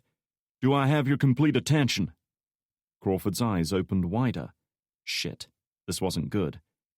Yes, Director. Good. Then I suggest you listen carefully because we have a major situation here that needs to be unfucked right now. Make no mistake when I say I'll be holding you personally responsible if it isn't. Do you understand? Crawford resisted the urge to swallow. I do. Good. This is what I need from you. The mood in the conference room was fraught with tension as McKnight and Keegan waited for word from their companions in Kabul. Drake had contacted them after the meeting with Cunningham to confirm the man had agreed to help, but beyond that, they had had no further contact. Anything could be happening, and they had no idea. Their role at that moment was to remain on station at Bagram, keeping up the illusion that they were still following leads. In reality, they had none left to pursue. Then, without warning, the door flew open and Crawford strode in, accompanied by 2 security operatives. Both were in their 30s, standing over 6 feet tall and packing well over 200 pounds of solid muscle apiece, with crew-cut hair and cold, unflinching eyes. They looked as though they had been around the block enough times to know their business, and know it well. They were dressed in suits and shirts with open collars, though McKnight's trained eyes spotted the slight bulge beneath each of their jackets. They were armed. Is something wrong, Crawford? She asked. You're being shut down. I'll have to ask you to hand over your computers and cell phones, Crawford replied, with a hard undertone that made it clear this wasn't a suggestion. McKnight's eyes narrowed. On what grounds? I can't say. Bullshit, you can't, Keegan hit back. You ain't getting anything from us until we get some answers. With a single curt nod from Crawford, one of the operatives moved forward to confiscate Keegan's cell phone. Keegan was a good 15 years older than him and at least 40 pounds lighter, no match for a young man in his prime. Then, suddenly, Keegan grabbed his outstretched arm and twisted it with enough force to spin the man around, moving with frightening speed and the confident ease of a born fighter. A kick to the back of his leg brought him to his knees, and within moments, Keegan had him at his mercy. Bad move, son, he said, his voice low and menacing. Don't do it again. However, the second operative wasted no time drawing his weapon and leveling it at Keegan's head. Let him go, he hissed. Let him go, now! Keegan stared at Crawford. Christ, can't you see what's happening here? You're being played, you asshole. Someone doesn't want us to find the truth. I have my orders, Crawford replied, his expression grim. Let him go. Don't make this any worse than it has to be. We've got nowhere to go, John, McKnight said, hating every word. We can't win this one. More than the show of force, her calm, reasoned words were enough to cut through Keegan's instinctive reaction. Even he couldn't take on 2 armed agents twice his size with his bare hands. Reluctantly, he released his hold, kicking the agent away in disgust before raising his hands in surrender. Rolling his shoulder, the agent glared at him with unconcealed hatred. Knock yourself out, asshole, Keegan spat. They're covering this whole thing up, Crawford, McKnight said, raising her arms while one of the agents searched her.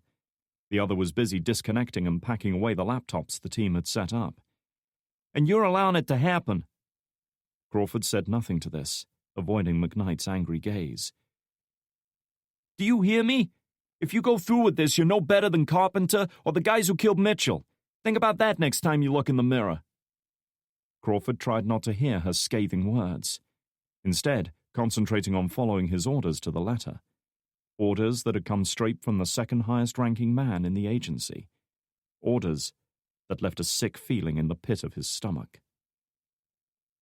With a single beep, the message Frost had been waiting for appeared on the screen. Horizon Net access granted. Yes! The young woman exclaimed, clapping her hands once again. Negotiating her way through Horizon's firewall had taken longer than she'd expected, even with the back door provided by her Trojan horse program. They seemed to be using an access protocol she wasn't familiar with, and she'd been forced to improvise. Still, it was done now. She was inside their network and free to roam at will. She smiled as her fingers danced across the keyboard, bringing up their main file directory so she could begin searching for what she needed. As soon as she found anything vaguely relevant, she would copy it onto the high-capacity drive connected to her laptop. She was just reaching for her cup of coffee when she froze, alerted by a noise outside her hotel room door, a faint hum, and a click. The sound of an electronic lock being disabled. Oh, shit! An instant later, the door flew inwards with a resounding crash, and two men rushed in, huge and imposing, their eyes locked on her. She was on her feet in an instant, survival instinct taking over. Grabbing the pot of coffee that lay beside the laptop, she snatched it up and hurled it at the nearest man, rushing in straight after with her fists clenched. Never let them come at you. That was her first, last, and only rule when it came to fighting. Everything else was fair game. The coffee had been sitting for some time, and was by now no longer hot enough to scald him. Still, he was forced to throw up his arm to shield himself from the pot, closing his eyes as the hot liquid sprayed over his face and clothes. In a heartbeat, she was on him, lashing out at any vital spots she could find. She tried to strike him in the throat, knowing that a blow to the windpipe would drop him within seconds, but he saw it coming and ducked aside. A punch hit his meaty shoulder instead, jarring her arm. Left with little alternative, she planted a vicious kick between his legs, and this time she found her mark. Groaning in pain, he started to buckle. Straight away, Frost turned her attention to his companion, knowing he was the real threat now. She was just looking up when she felt something impact her chest, something sharp and painful. But this was nothing to the pain she felt an instant later, when the taser discharged, thousands of volts of electricity flooding her body. Robbed of control, she dropped to the floor, teeth clenched, her body convulsing of its own volition. The torment seemed to carry on for an eternity before at last the second man released the trigger. Either he considered her subdued, or the weapon had discharged its battery pack. Whatever the reason, she was out of the fight, and somewhere in her pain-deadened mind, she knew it. Lying helpless on the cheap green carpet, she could do nothing but watch as the man with the taser loomed over her, a huge, menacing shadow blocking out all else. She saw a hand reaching out to her, clutching a piece of loose fabric, a hood, she realized.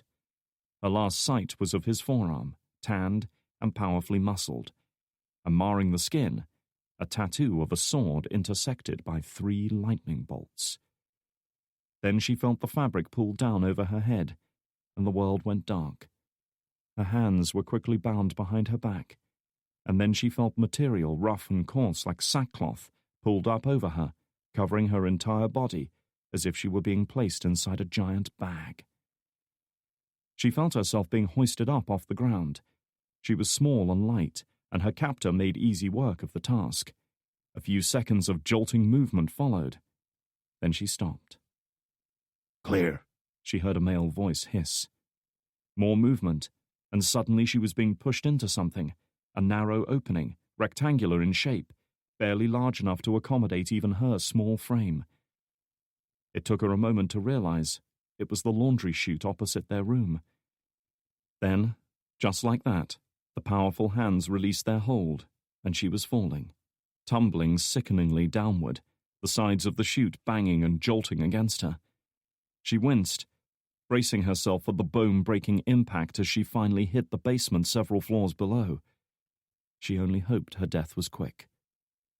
Instead, she felt her descent slow as the chute curved towards horizontal.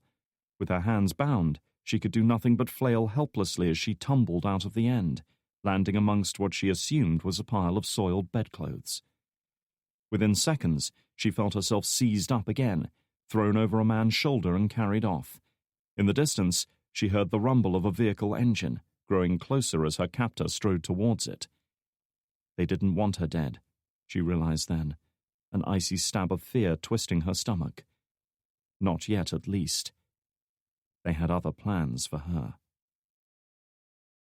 Chapter 37.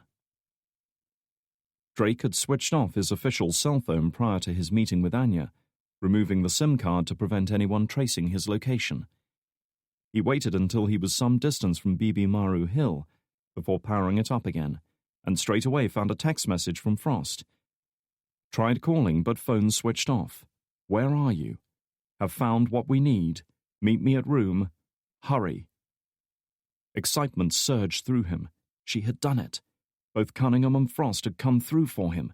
He was almost tempted to call Anya there and then to tell her they had Carpenter by the balls, but decided against it. Better to review what Frost had found before making any rash decisions. Pocketing the phone, he quickened his pace. He could see the imposing white rectangle of the Intercontinental on a hillside about a mile away. "That son of a bitch!" McKnight hissed, pacing the conference room like a caged animal. "I can't believe he'd turn on us like this." They had been locked in there for the past hour, and though conditions were far from uncomfortable, the feeling of helplessness was oppressive. Cooped up as she was with nowhere to go and no information on what was happening with Drake and Frost, frustration was starting to get the better of her. Keegan, however, didn't reply. The old sniper was sitting at the far end of the conference table, his eyes glued to the TV mounted on the wall. He had had it on CNN for the past 10 minutes or so, partly out of boredom, but also because it was their only contact with the outside world. "Would you like a burger and a beer while you catch the scores?" McKnight asked, in no mood for dumbed-down analysis of foreign affairs and interviews with so-called experts. To her surprise, he held up a hand to silence her. "Pipe down a minute, huh? Something's going on." Frowning, she directed her gaze to the TV. As expected, it was a busy news day. Mitchell's execution video had spread to various sites across the internet, and like blood in the water, it hadn't taken long to draw the sharks. Most of the major news networks had been running stories on it, speculating on everything from Mitchell's purpose in Afghanistan to the perceived damage to the agency's reputation, and even the implications for the war on terror. Now, however, it seemed a new story had emerged. Bright yellow ticker tape messages were scrolling across the bottom of the screen. Breaking news. Terrorist leader believed dead. Leader of radical Islamic terrorist group rumored to have been killed in Afghanistan. Staring at the screen in disbelief, McKnight watched as the sleek brunette news anchor delivered a hastily composed report on what was clearly a breaking story. "Once again, we're receiving unconfirmed reports from the Reuters news agency that the Islamic terrorist leader identified as Quraysh Anwari has been killed in a gun battle with ISAF forces in Afghanistan. Anwari is believed to be the same man responsible for executing an American hostage live on the internet yesterday, and for a string of attacks on coalition forces in recent months." "You've got to be kidding me!" "Shh," Keegan hissed, not wanting to miss a thing. "The Department of Defense has yet to make an official statement on the issue. However, there is speculation that private military contractors may have been involved in the operation." The news anchor paused, head tilted over so slightly, her eyes unfocused, as she received an update via her concealed earpiece. She was good, a commentary barely wavering despite the stream of information being fed to her. But McKnight had seen that same look in operatives enough times to recognize the signs. Something had changed, something she needed to know about. "We're now being advised by our sources in Kabul that Richard Carpenter, the CEO of Horizon Defense, has called a special press conference in relation to Anwari's death, scheduled to begin in just a few minutes." As she began recapping the latest developments to fill time until the press conference started, Keegan at last turned away from the screen. "Care to explain what the hell is going on here?" McKnight said nothing, because she had no answer for him. Chapter 38. Intercontinental Hotel, Kabul. Eager to reach Frost and the information she had uncovered, Drake took a taxicab back to the hotel, paying the driver extra to avoid the main drags. That had been just fine with him, and Drake had received plenty of toothless smiles as they pulled into the hotel forecourt and he handed over his wad of Afghanis. Picking his way through the busy lobby area, he headed straight for the elevator bank and hit the call button. It seemed to take an age for the elevator to arrive. He was about to abandon it and head for the stairs when at last the doors pinged and slid open. He was certain it hadn't taken this long when they'd arrived. Then again, he hadn't been so anxious to get to the room. He thought as he ducked inside and hit the button for the third floor. The doors were just closing when a voice called out, "Hey, hold that elevator, will you?" Drake had little desire to share the lift with anyone, but he was unable to intervene when a large, meaty arm thrust itself between the closing doors, forcing them open. A second later, its owner pushed his way into the lift, struggling to maneuver what looked like a full-size television camera under his arm. His shirt was damp with sweat patches after carting his heavy load around. No wonder, Drake thought. He was perspiring enough just getting himself from place to place. The cameraman's friend was right behind him, carrying a canvas satchel that looked to be packed with spare cables, batteries, lenses, and whatever other crap the camera needed to stay running. He gave Drake an apologetic smile that looked about as genuine as the marble floor he'd just walked across as he shuffled into place beside the control panel. "Thanks, buddy," the cameraman said, shifting his burden a little as he pressed the button for the fourth floor. "No way was I hauling this son of a bitch up 4 flights of stairs." "No problem," Drake lied as the doors shuddered closed. The elevator's progress up the shaft was slow and halting, as if it kept forgetting what it was supposed to be doing, and had to stop to take stock of the situation. Drake couldn't wait to get out. He had no particular fear of enclosed areas, but it was hot and stuffy in there, and the space taken up by his 2 new friends added to the feeling of entrapment. "I swear I'm sick of Vince riding my ass about image quality," the cameraman remarked without turning around. "What the hell are we supposed to do with all this dust and shit floating around?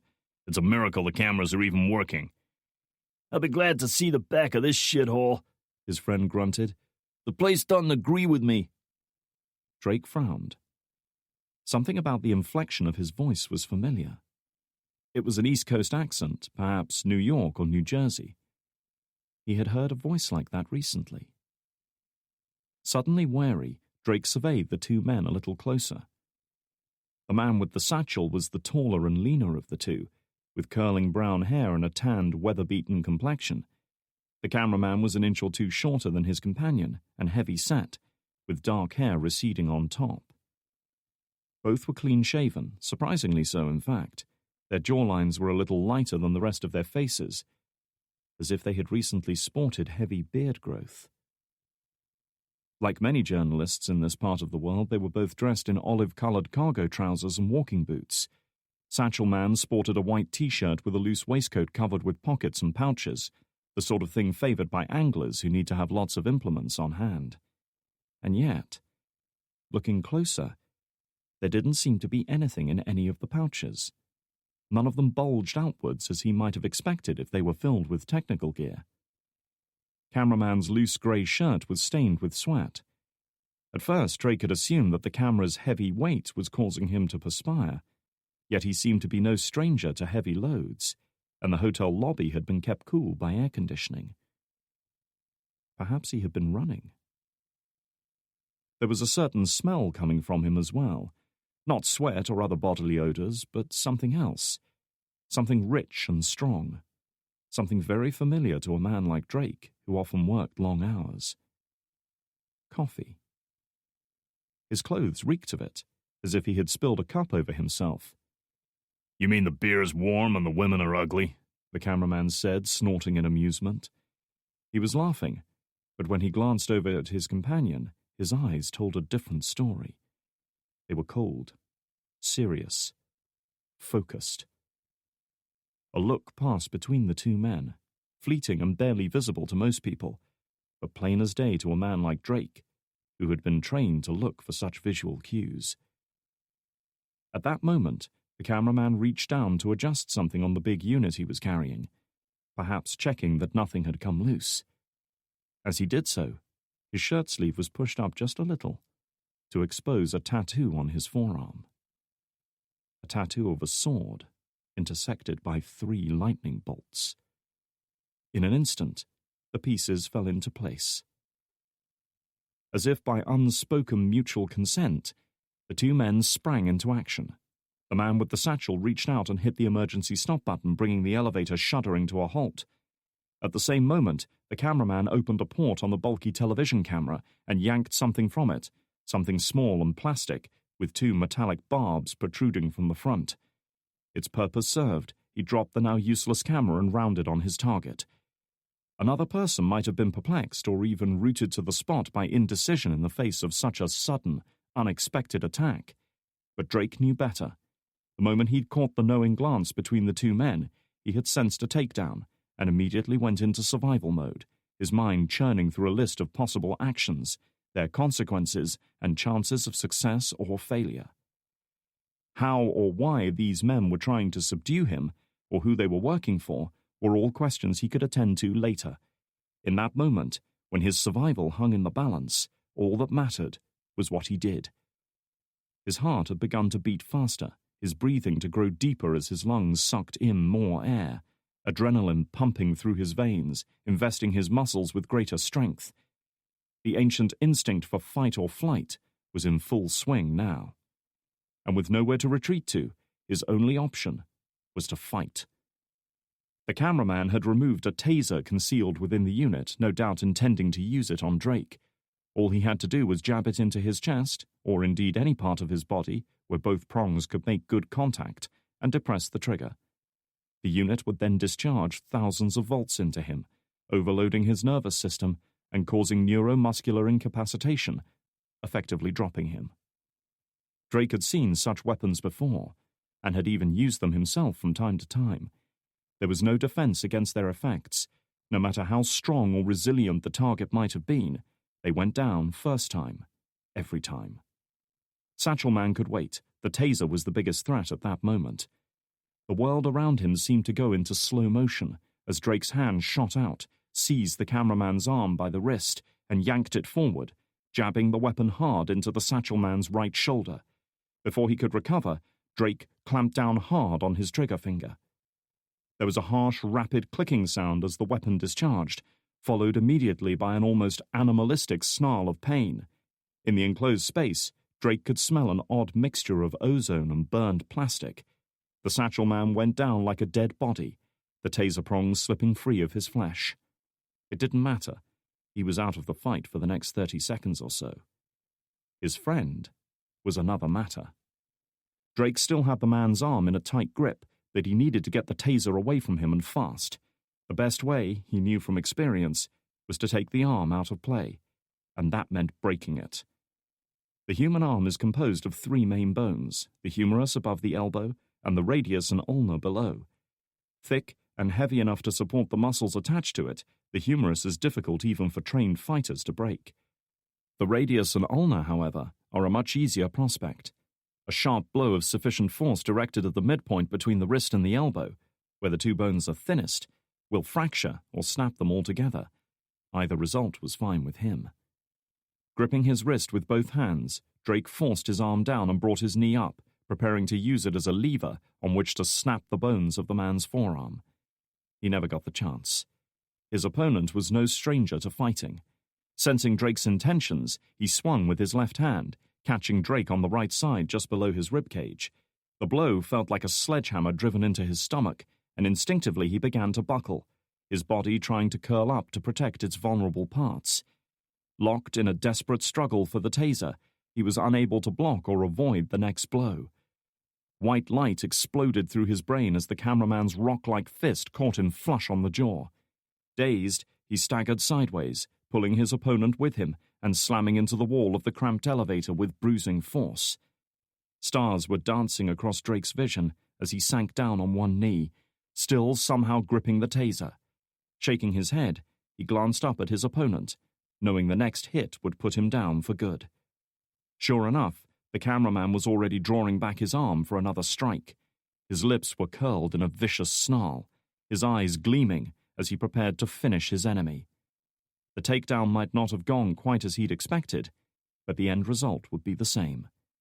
And yet, despite his dominant position, he was standing awkwardly with his weight on his left side, his footing obstructed by the motionless form of his comrade now lying curled on the floor.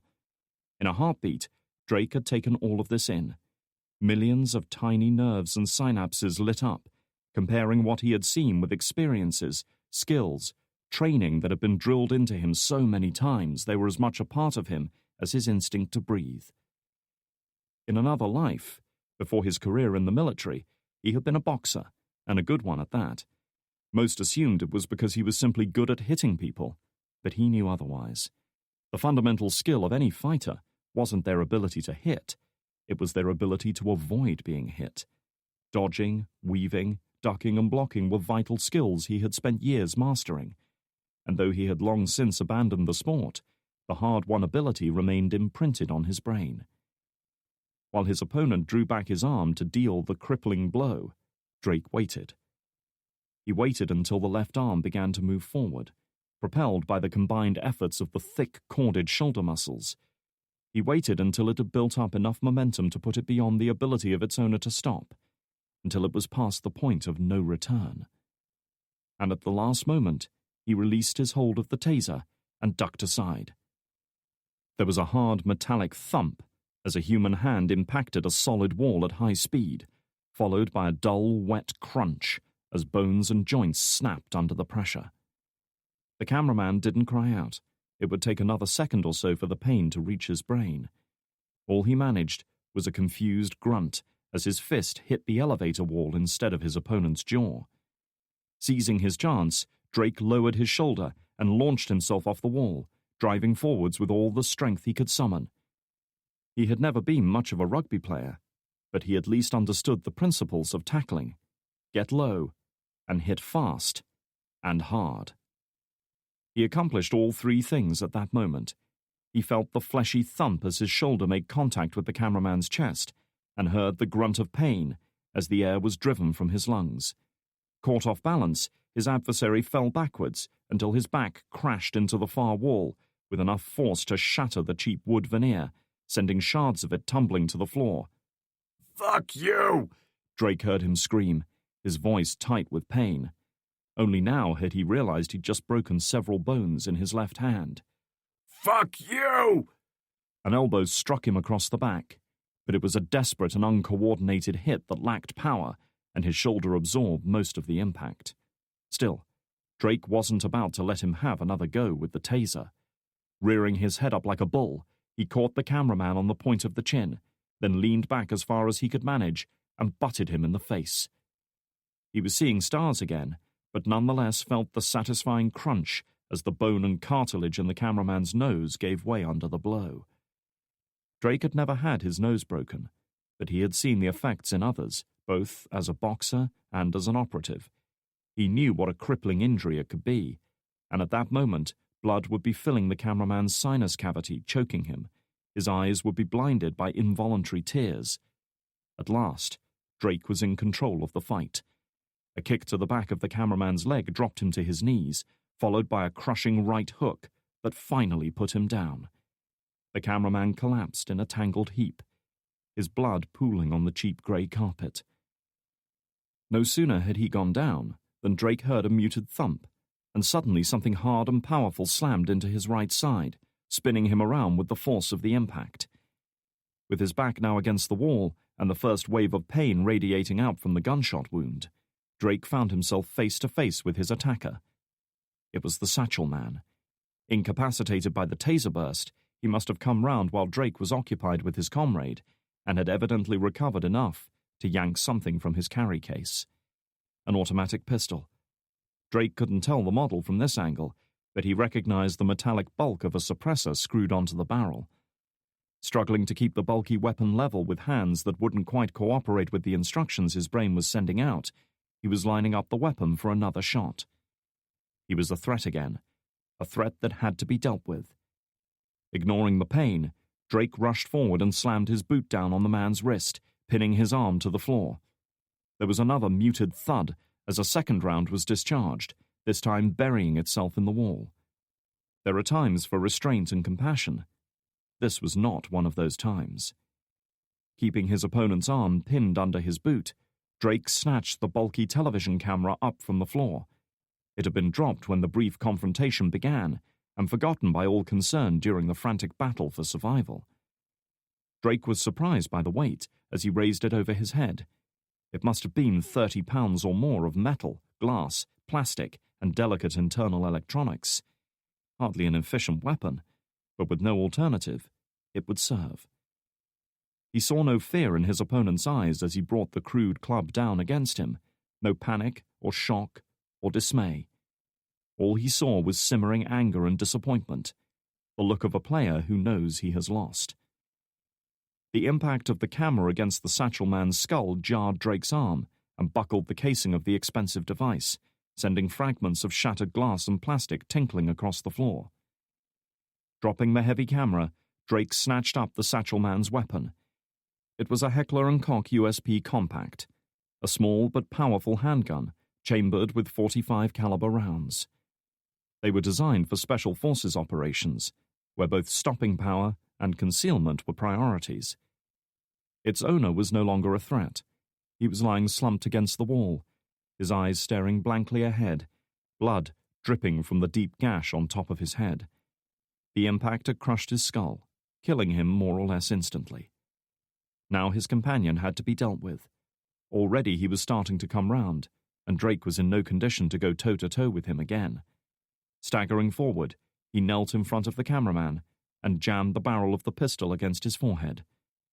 Roused from his stupor, he stared at Drake for several seconds, as if failing to comprehend what was happening. "Who sent you?" Drake demanded, pushing the barrel harder.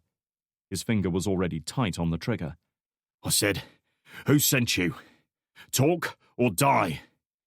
"Fuck you," his opponent hissed, snatching something up from the floor by his side.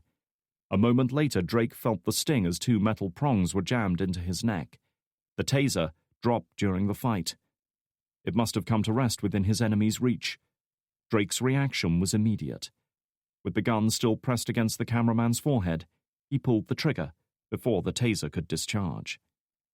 The round entered at high velocity, leaving a hole no larger than the projectile itself. However, the negative pressure wave created by its passage pulled most of the contents of his skull with it as it exited through the back, now slowed considerably by several inches of bone and brain matter.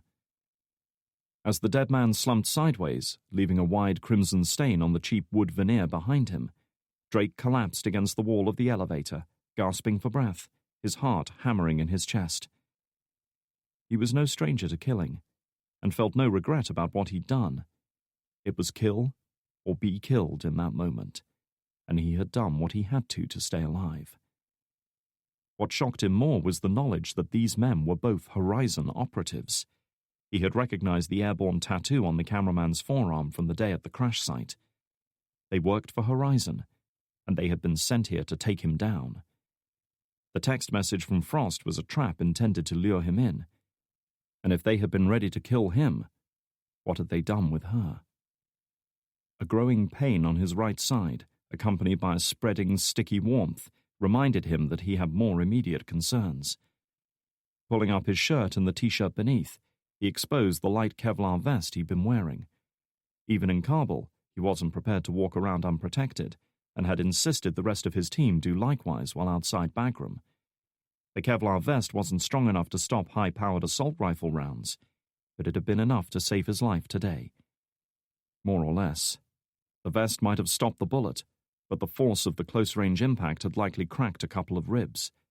He felt as though someone had hit his chest with a sledgehammer. Undoing the Velcro straps holding it closed, he found himself with an area of discolored, hemorrhaged skin about the size of his fist. By the looks of it, the round had just made it through the vest to punch a hole in his side, though it hadn't penetrated deep enough to cause any serious damage. The bleeding was less than he'd feared. The pain was another matter. Still, he was alive. That was the important thing right now. With no times or tools with which to treat the wound, he had no option but to strap the vest up tight and allow his shirt to fall back into place. His priority was to find Frost and get out of here. How he would accomplish that was more of a challenge. He was in an elevator with two blood-covered bodies, and himself bore the marks of his deadly confrontation. He couldn't expect to stroll out through the lobby uncontested. Neither could he shoot his way out. The Intercontinental was a well-protected hotel. There were security guards and Afghan police everywhere. He wouldn't make it 200 yards. But one thing was certain. He had to do something quickly. The satchel man had pressed the emergency stop button, halting the elevator between floors. It wouldn't take long for the hotel management to work out there was a problem. He looked up at the elevator controls. There were only 4 floors to choose from. A locked metal panel covered what he assumed were other buttons reserved for hotel staff only. That was all the incentive he needed. Bringing the USP to bear, he took aim at the panel and squeezed off around. There was a heavy thump as the suppressor did its work, and a harsh bang as the lock disintegrated under the impact of a .45 caliber slug. Quickly shoving the weapon down the back of his trousers, Drake flipped open the panel to reveal 3 additional buttons. The lowest was marked B, which he assumed meant the basement. It was a possibility, but the basement was likely to be a service area, perhaps even a kitchen. Either way, there was a good chance he would encounter hotel staff, and he was unfamiliar with the layout. The second button was labeled INS, which he suspected was designed to put the elevator in some kind of inspection mode, probably for maintenance. The last button was marked R, which had to mean roof access. It was far from perfect, but it seemed like his best, if only viable option at that moment. He pressed it. A moment later, the elevator shuddered into life as the winch went to work. He was on his way up. 10 seconds later, the elevator doors slid open to reveal a dingy, bare brick room about 15 feet square.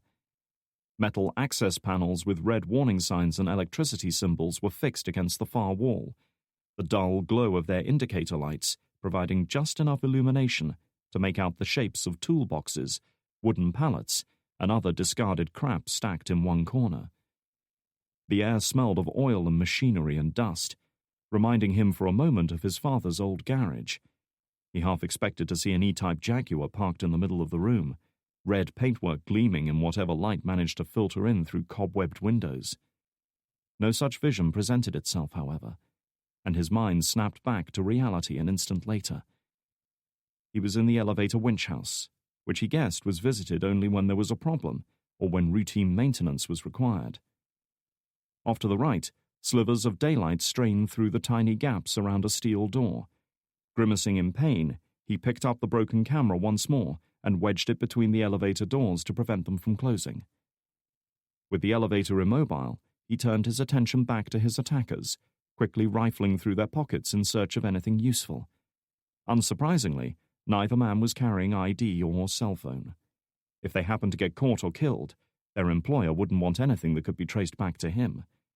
However, he did find a couple of $100 worth of US currency in the cameraman's trouser pocket, which he wasn't too proud to help himself to. This done, he picked up the fallen satchel, draping the strap over his left shoulder so that it covered the spreading bloodstain on his shirt. He clenched his teeth as the weight settled against the heavy bruising around the gunshot wound, but nonetheless managed to rise to his feet. Armed with his meager disguise, he exited the elevator and hurried over to the steel door that separated him from the outside world. It was locked. With no time to search for the key, he drew the silenced USP, leveled it at the lock, and, turning his head away to avoid flying debris, squeezed off around.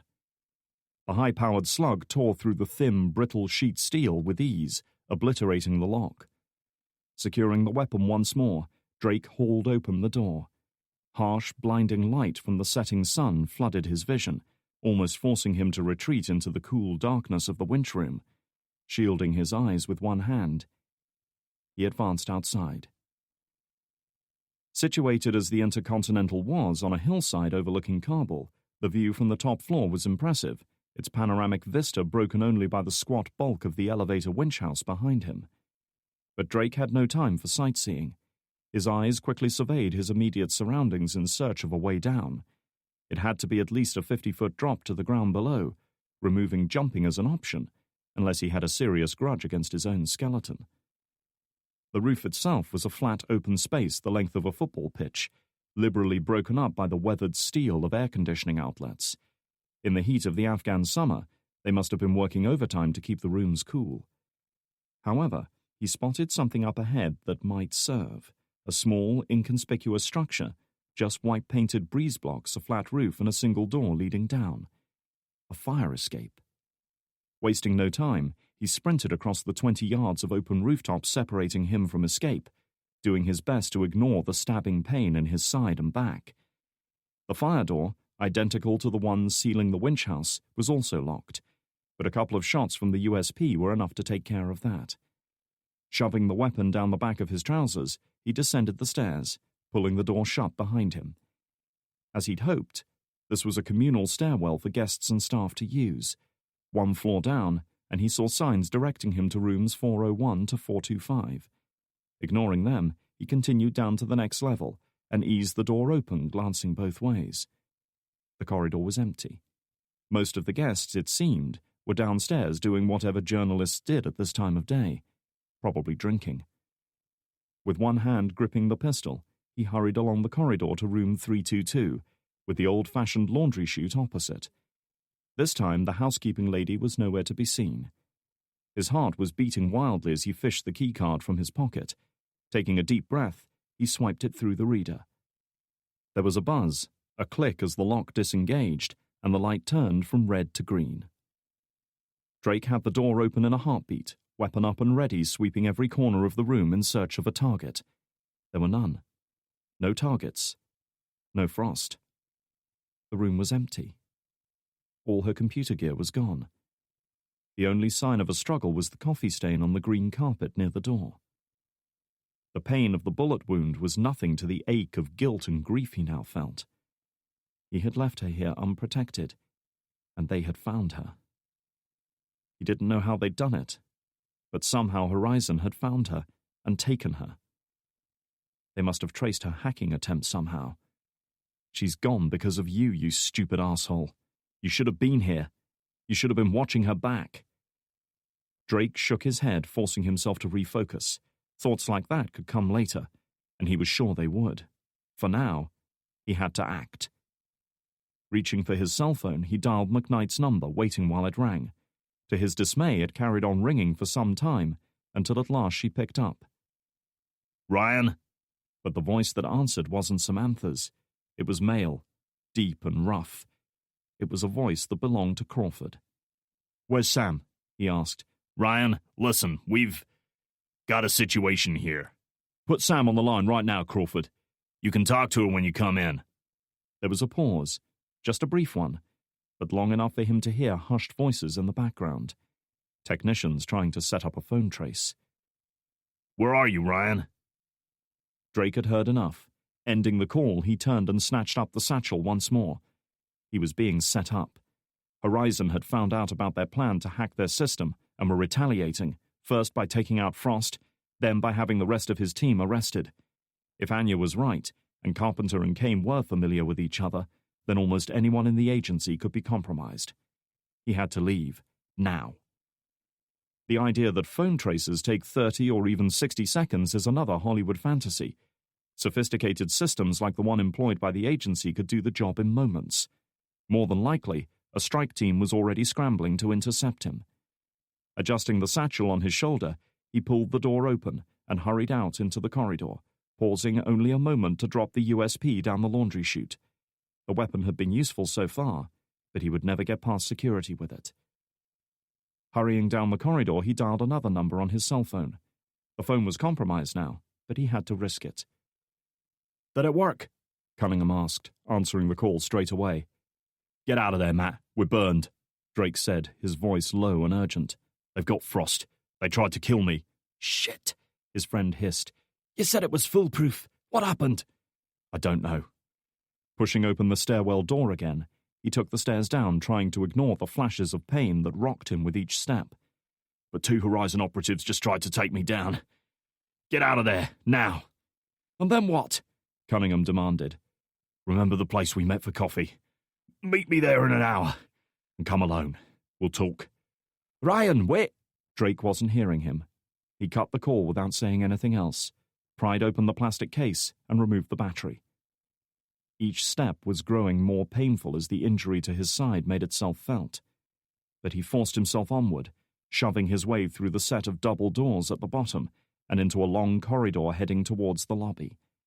Without breaking stride, he pulled his cell phone from his pocket, ignoring the fact that it was powered down with the battery removed, and pressed it tight against his ear. Hopefully it would cover both the cut on his cheek and the fact that the phone wasn't switched on. A group of 4 middle-aged men, their suits struggling to contain their voluminous beer guts, were ambling along the corridor towards him, each hauling a wheeled suitcase that they could easily have carried. Drake waited until they were within earshot before launching into his performance. "Well, it's just not good enough, Nigel," he said, adopting his best public school accent and trying to look as pissed off as he sounded. "I was told someone would meet me at the airport, and they didn't. I was told there would be a car waiting, and there wasn't. I've been in a bloody taxi round half of Kabul before I ended up in this dump. How am I supposed to submit my reports if I can't even get proper internet access?" The older men looked at him with a mixture of sympathy and irritation as he passed. No doubt they had been through similar shit themselves. Drake didn't even glance at them, striding by as if he owned the place. He doubted he would win any Oscars for his performance, but playing the part of the disgruntled Englishman was enough to allay most people's suspicions. He might have been a loud, obnoxious arsehole, but that was all they would remember about him. In their minds, he was the kind of man one most often sought to avoid. He went through the same act in the lobby, giving his imaginary friend Nigel an earful as he passed the tables of journalists and businessmen, most of whom didn't even look up from their coffees and laptops. They had heard self-important idiots spouting the same stuff 100 times before, and certainly weren't impressed by it. Even the security men at the doors wanted nothing to do with him, and he was able to breeze past without so much as a pat-down. They were there to ensure no one marched in wearing an explosive vest, not to take abuse from guests on the way out. He kept the phone tight to his ear, carrying on a stream of complaints and abuse until the main building was at least 50 yards behind him. Then, at last, he dropped the act and quickened his pace, eager to put as much distance between himself and those 2 dead bodies as possible. The exit from the Intercontinental's plush landscaped grounds deposited Drake on the Cargo Road, a main drag running from west to east across town. However, east was one direction he certainly didn't want to go. The British Embassy was scarcely half a mile distant, and like the Americans, they were careful to keep a close watch on the roads and buildings around their compound. Neither could he head west. The Kabul Police Training Center lay just beyond the hill on which the hotel sat. When the 2 bodies were discovered, it wouldn't take the police long to spot him on CCTV footage and make the connection. He suspected they wouldn't be sympathetic to his cause. Instead, he headed northwest, towards a range of wind-scoured hills that rose up out of the urban clutter like a natural fortress of rock. Too steep and awkward to build on, they were more or less devoid of human habitation, which suited him just fine. Anywhere was better than here. Chapter 39. Richard Carpenter surveyed the packed press briefing room, standing tall and imposing behind a lectern with the Horizon Company logo emblazoned on it. There was a microphone built into the stand, but several others had been hastily added by the news crews in attendance. He was wearing a dark blue suit that looked as if it had just arrived from the tailor's, his hair neatly combed back straight, and his eyes framed by a pair of sleek reading glasses. "Good evening," he began, scanning the crowd with his piercing gaze, before glancing down to read from a prepared statement. "At approximately 1900 hours local time last night, a team of operatives working for Horizon Defense took part in an operation to apprehend the terrorist leader Quraysh Anwari. I can now confirm that this man, along with approximately a dozen armed insurgents who accompanied him, was killed in the resulting operation. There were no casualties among Horizon personnel. The exact details of this operation must, for obvious reasons, remain classified at this time. However, I can show you a number of pictures taken in the aftermath of the battle. Please be aware that these pictures are of a graphic nature." The projector screen behind Carpenter flickered into life, and a series of still images began to play, showing the interior of a house with dead bodies, weapons, and computer gear strewn around. Close-up shots showed several men who had taken rounds to the head and torso, with the gory results clear to see. Last of all, the images concentrated on Anwari himself. He was lying sprawled on his back, partly curled around a leather sofa he must have fallen over. By the looks of it, he had taken a couple of rounds to the chest. His eyes were wide and staring, seeing nothing. His expression blank. Other shots followed, showing the dead face compared to some still images lifted from the hostage tapes, highlighting key similarities in eye and facial structure, and also showing his hand with the missing fingers. With the brief presentation over, the projector was powered down, and attention switched back to Carpenter. We can confirm that this is the man responsible for the recent series of terrorist attacks against coalition personnel, and the kidnapping and execution of the American hostage yesterday. We will, of course, be working with ISAF and the Department of Defense to guard against possible reprisal attacks in the coming days and weeks. But for now, we believe that a major terrorist threat has been eliminated today, and another step taken in the road to peace in Afghanistan. This operation should serve as an example to everyone of what Horizon can accomplish, that we have the personnel, the expertise, and the ability to neutralize high-level insurgent leaders while minimizing civilian casualties.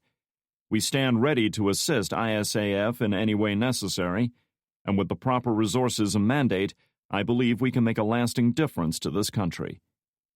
Pausing for a moment, Carpenter removed his reading glasses and looked up at the gathered reporters.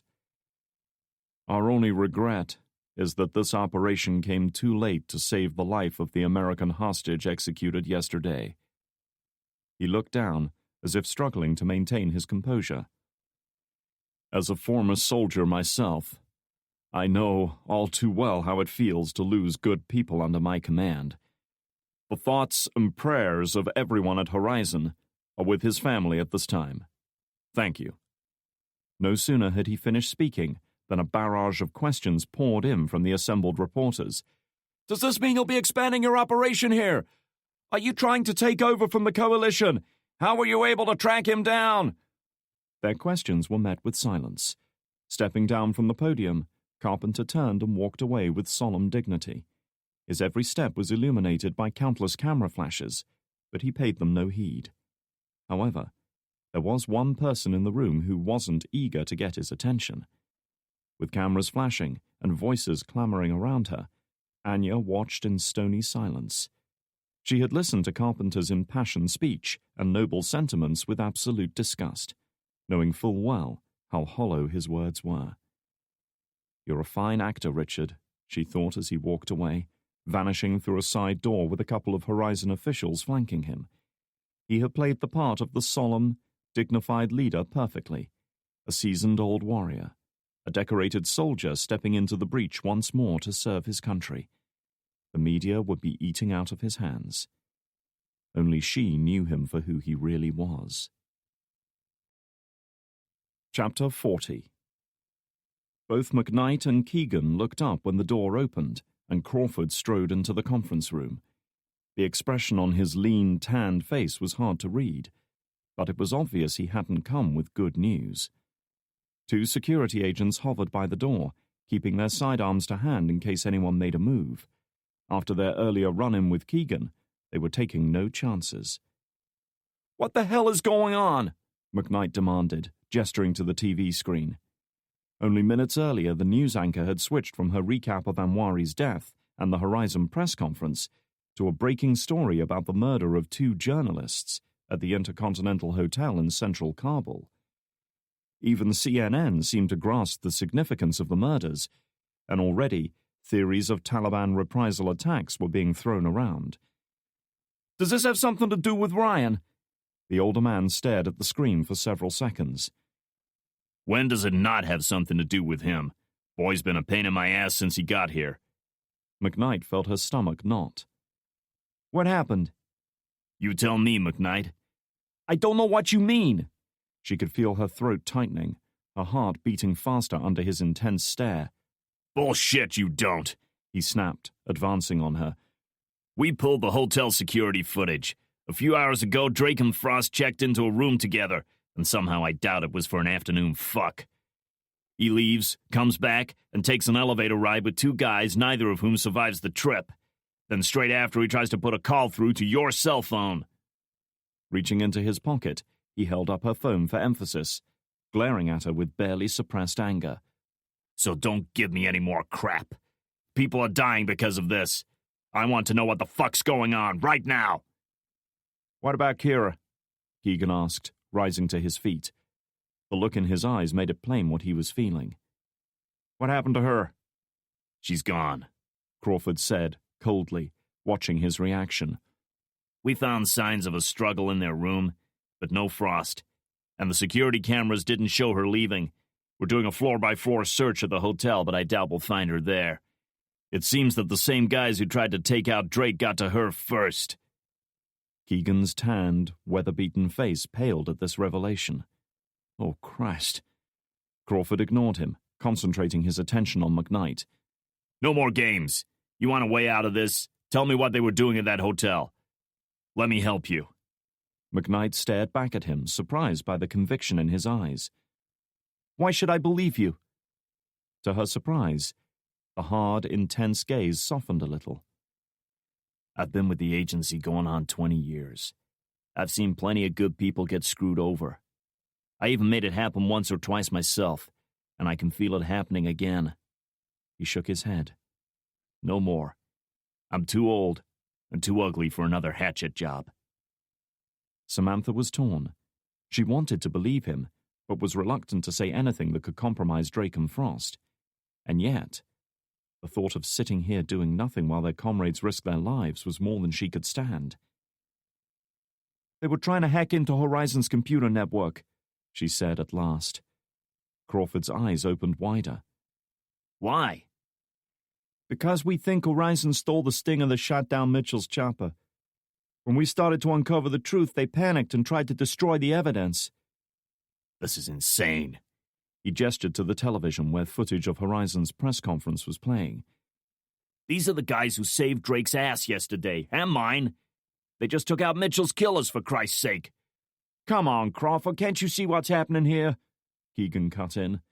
Mitchell's execution tape gets released just when we're starting to make a link between Horizon and the Stinger attack. Then the man behind the killing conveniently shows up dead, and Horizon claims credit for the whole thing. Drake tries to find the truth, and suddenly we're under arrest and he's wanted for murder. For good reason, Crawford hit back. I saw the security footage. Drake got in that elevator with those two men. He killed them. Bullshit, Keegan said, refusing to yield.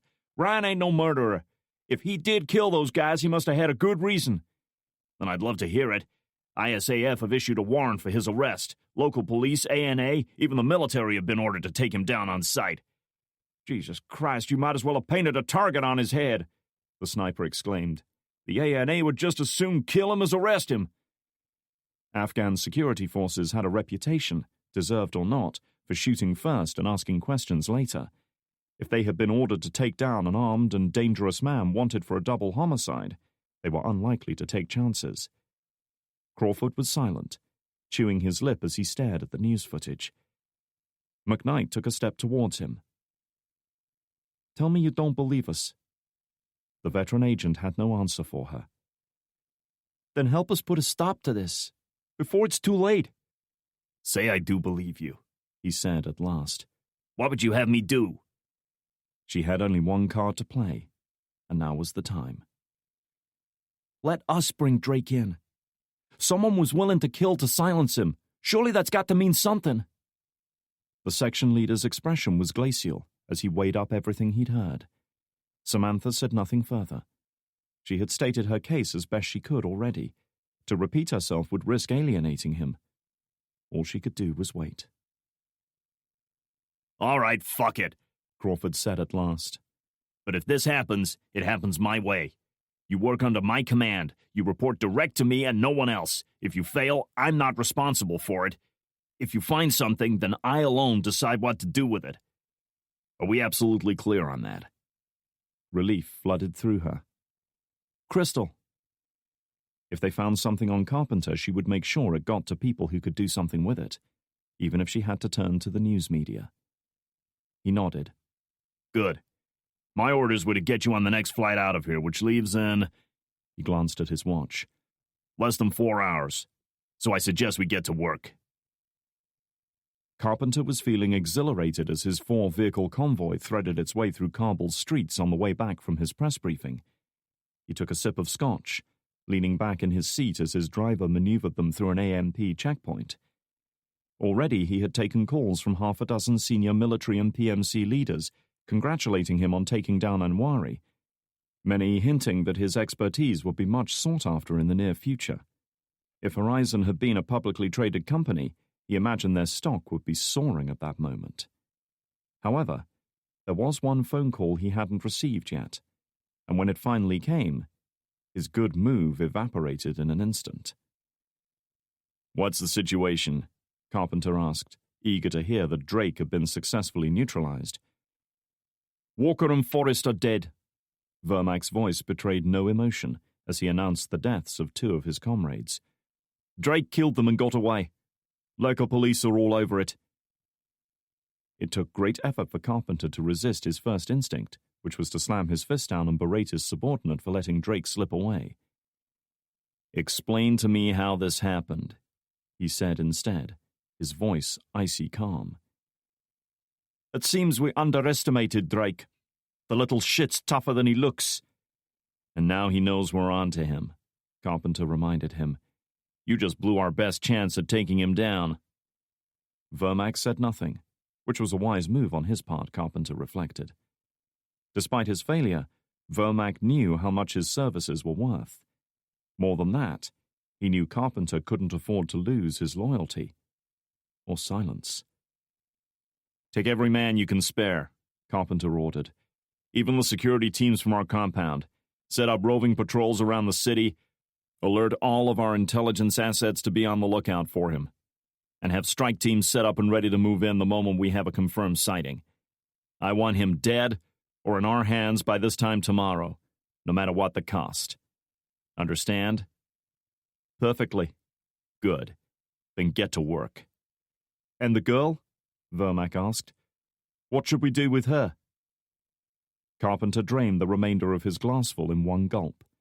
Drake's companion was waiting for him back at Horizon headquarters. "I'll deal with her," Carpenter assured him. "You just find Drake." Chapter 41. Cutting off the main drag into the maze of side streets and back alleyways, Drake was careful to maintain awareness of his surroundings and the people who inhabited them. This was not a pro-Western, affluent neighborhood, but a shitty slum area on the edge of town. There was no logical pattern to the street layout. Each building looked as though it had been thrown up with no consideration of how it would fit into a larger whole, and certainly little regard for normal construction standards. Apartment blocks crowded in close on the narrow roads, virtually blocking out the sun, many still bearing the marks of past conflicts. The sewage system here was either broken or non-existent, judging by the smell, while garbage was disposed of in refuse piles down back alleys. The drone of buzzing flies almost matched that of the traffic grinding along the main drags, spewing dust and exhaust fumes. Drake could feel eyes on him everywhere.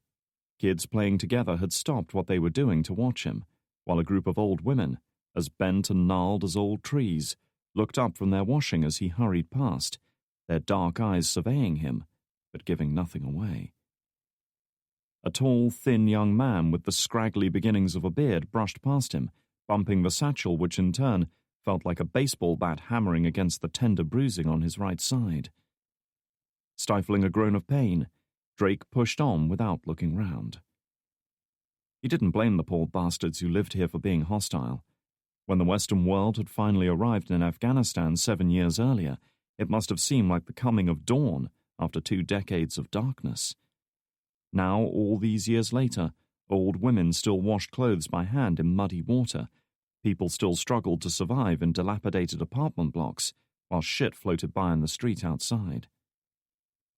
After picking his way through the chaos of Kabul's western fringe, he at last emerged into an area of flat open ground, at the foot of the barren, windswept hills he'd seen from the hotel.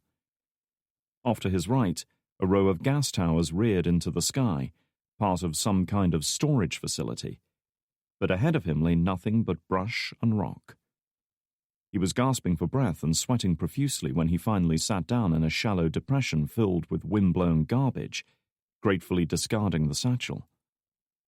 Unbuttoning his shirt and gripping the Kevlar vest, he pulled it aside to examine his injury. wincing as the movement tore away the tentative scab that had begun to form. Fresh blood welled up and began to seep down his side.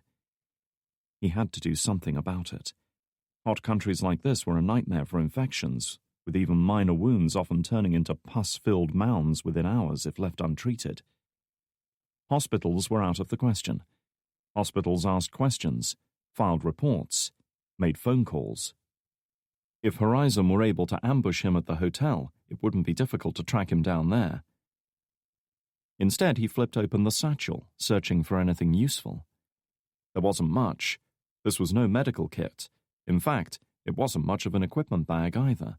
The main compartment had been stuffed with a couple of bottles of water to pad it out a little, with only the outer pouches holding technical gear to create the facade of a toolkit. Removing his shirt, t-shirt, and finally the Kevlar vest, he laid them aside, unscrewed one of the water bottles and took a swig, then poured some on the wound. His bruised and torn flesh protested, but he did his best to ignore it as he rifled through the remaining pouches. Battery packs, cables, and spare microphone units might have been essential tools of the trade for any film crew, but for him, they were dead weight that he was happy to toss aside. However, he paused in his search when he uncovered a plastic squeeze bottle of lens cleaning fluid, still half full. A quick check of the ingredients confirmed his suspicion that it was essentially pure alcohol. Bracing himself, he flipped it open and sprayed a liberal dose on the wound. Whatever stinging or irritation he'd expected from such an action simply hadn't prepared him for the explosion of pain that assailed him the moment the alcohol solution came into contact with the open wound. His body went rigid, muscles locked, jaw clenched as a silent cry of pain strained to break free. For a good 10 seconds, he could say and do nothing as he lay crouched in that shallow depression, waiting for the pain to subside. When it finally did, he unclenched his hands and let out a breath he hadn't even realized he'd been holding. Whatever bacteria might have found their way into the wound, he was quite certain they were well and truly dead after that. What he needed now was something to bind it.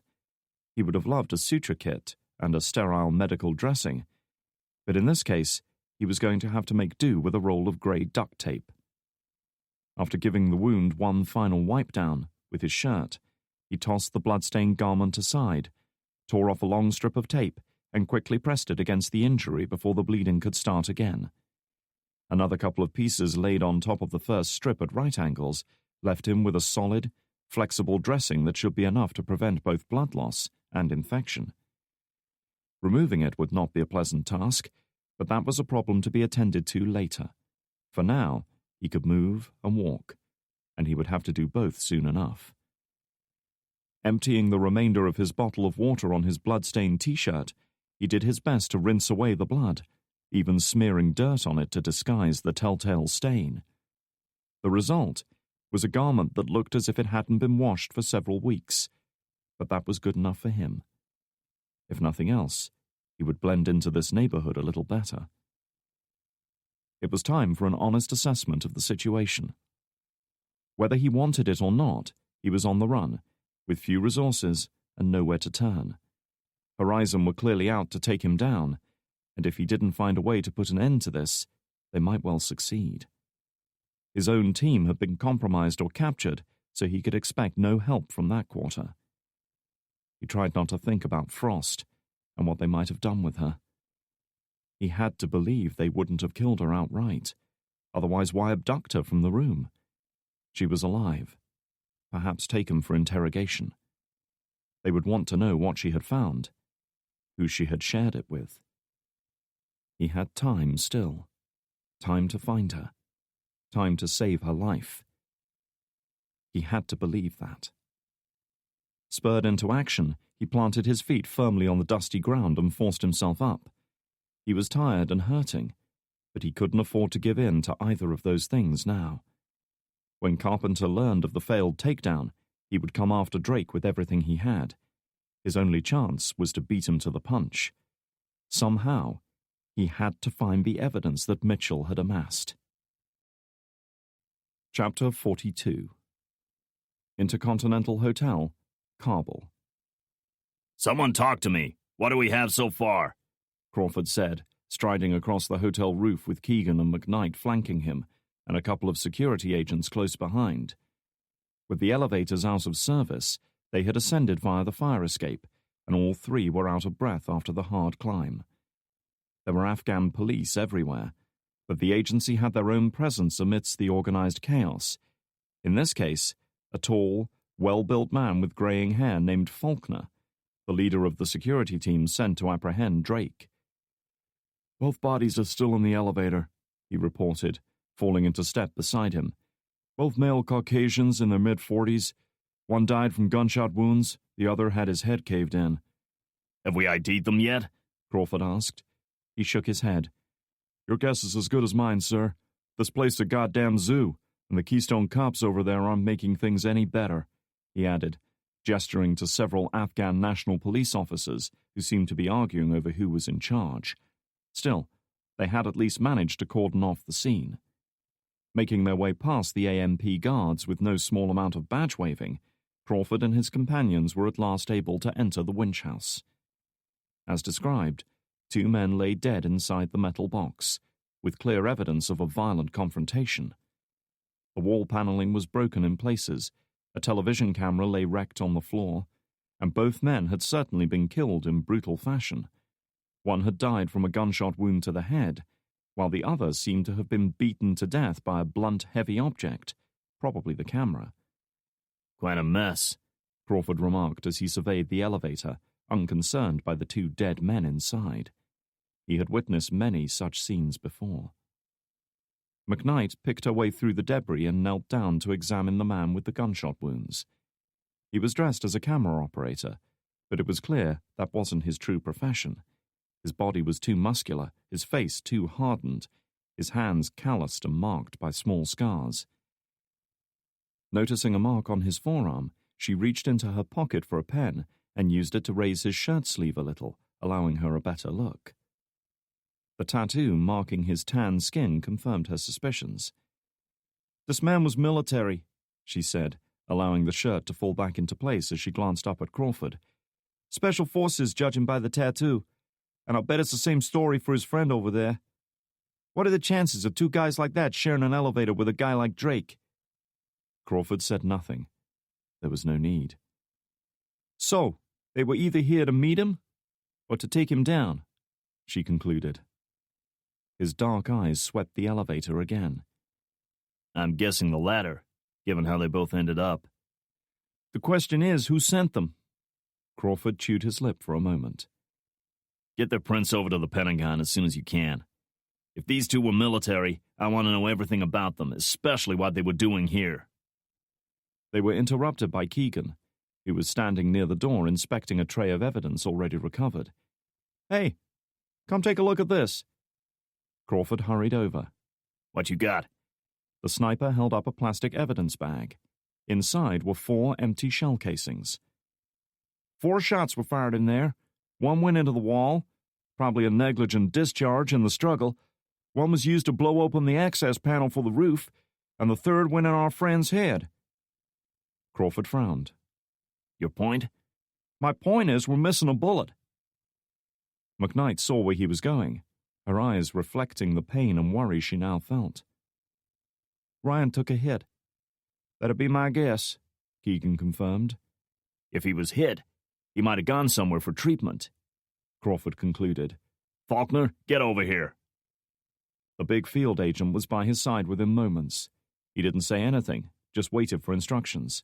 It seemed he wasn't big on small talk.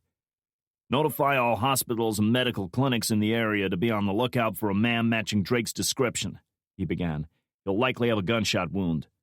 "No problem." "And you better draw up a list of all doctors, pharmacies, and vets within the city limits. Have agents or local police check them for signs of break-ins. Move." As Faulkner hurried off, Keegan stepped forward to speak to Crawford.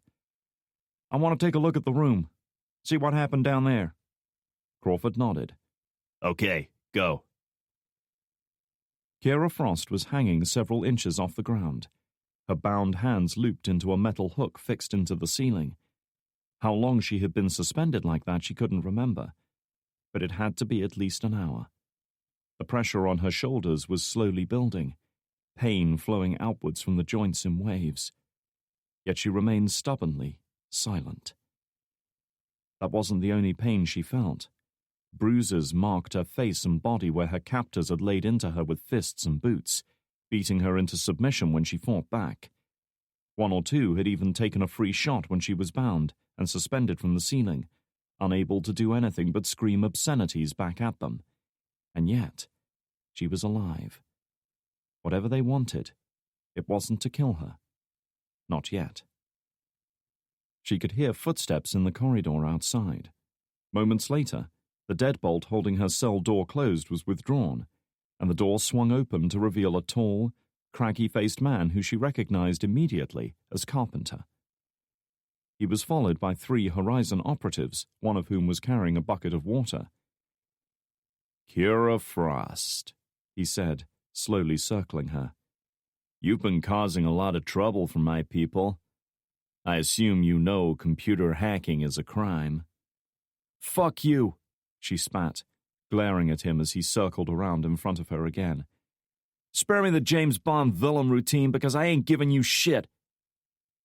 His response was no pithy verbal comeback, but rather a fist driven into her exposed solar plexus with a strength that belied his age, knocking the air from her lungs.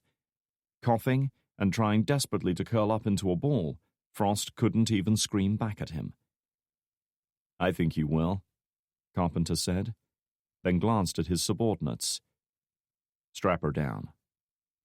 Still struggling for air, Frost was powerless to stop them as they lifted her down from the hook and laid her out on the steel-framed bed that sat off to one side. She tried to struggle free, but both men were far larger and stronger than her.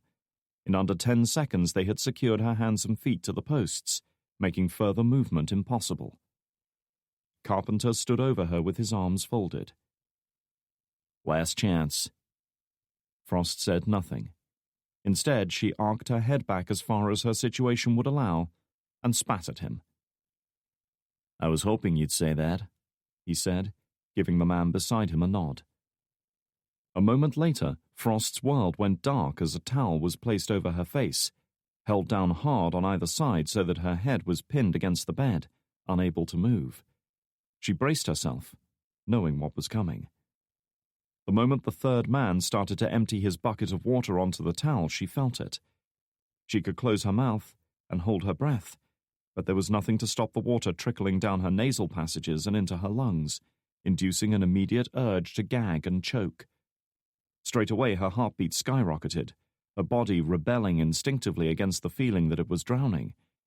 Yet still she remained silent, holding her breath, trying to keep herself under control. She lasted about 20 seconds before panic set in. She bucked and kicked with desperate strength, the bonds cutting into her wrists and ankles until they bled. But still, she found no escape. The cloth was held down even harder, forcing her head back, and all the while the steady deluge continued. She could hold her breath no longer. Letting out an explosive gasp, her lungs greedily tried to suck in more air, only to be met with an influx of water. Now there was no stopping it. Coughing and screaming, she thrashed wildly, pain building in her brain as her body desperately sought oxygen. She was going to die. She knew it. They would just keep on pouring the water until her struggles eased, as darkness overcame her. She was going to die here. Then, finally, the flow of water stopped, and the cloth was withdrawn. Sucking in what little air she could, Frost coughed and choked violently, expelling a mixture of water and bile. Tears were streaming from her eyes, hidden only by the soaking she had received. "You know it was the Spanish Inquisition who first invented this technique?" Carpenter said, watching her struggles with satisfaction. "Old tricks are the best tricks, huh? We can just keep doing this all day long. Feel like talking now?" At least regaining some semblance of self-control, Frost glared at him with absolute hatred. "You piece of shit! Fuck!" She was silenced when the cloth was placed over her head, and the agony started again.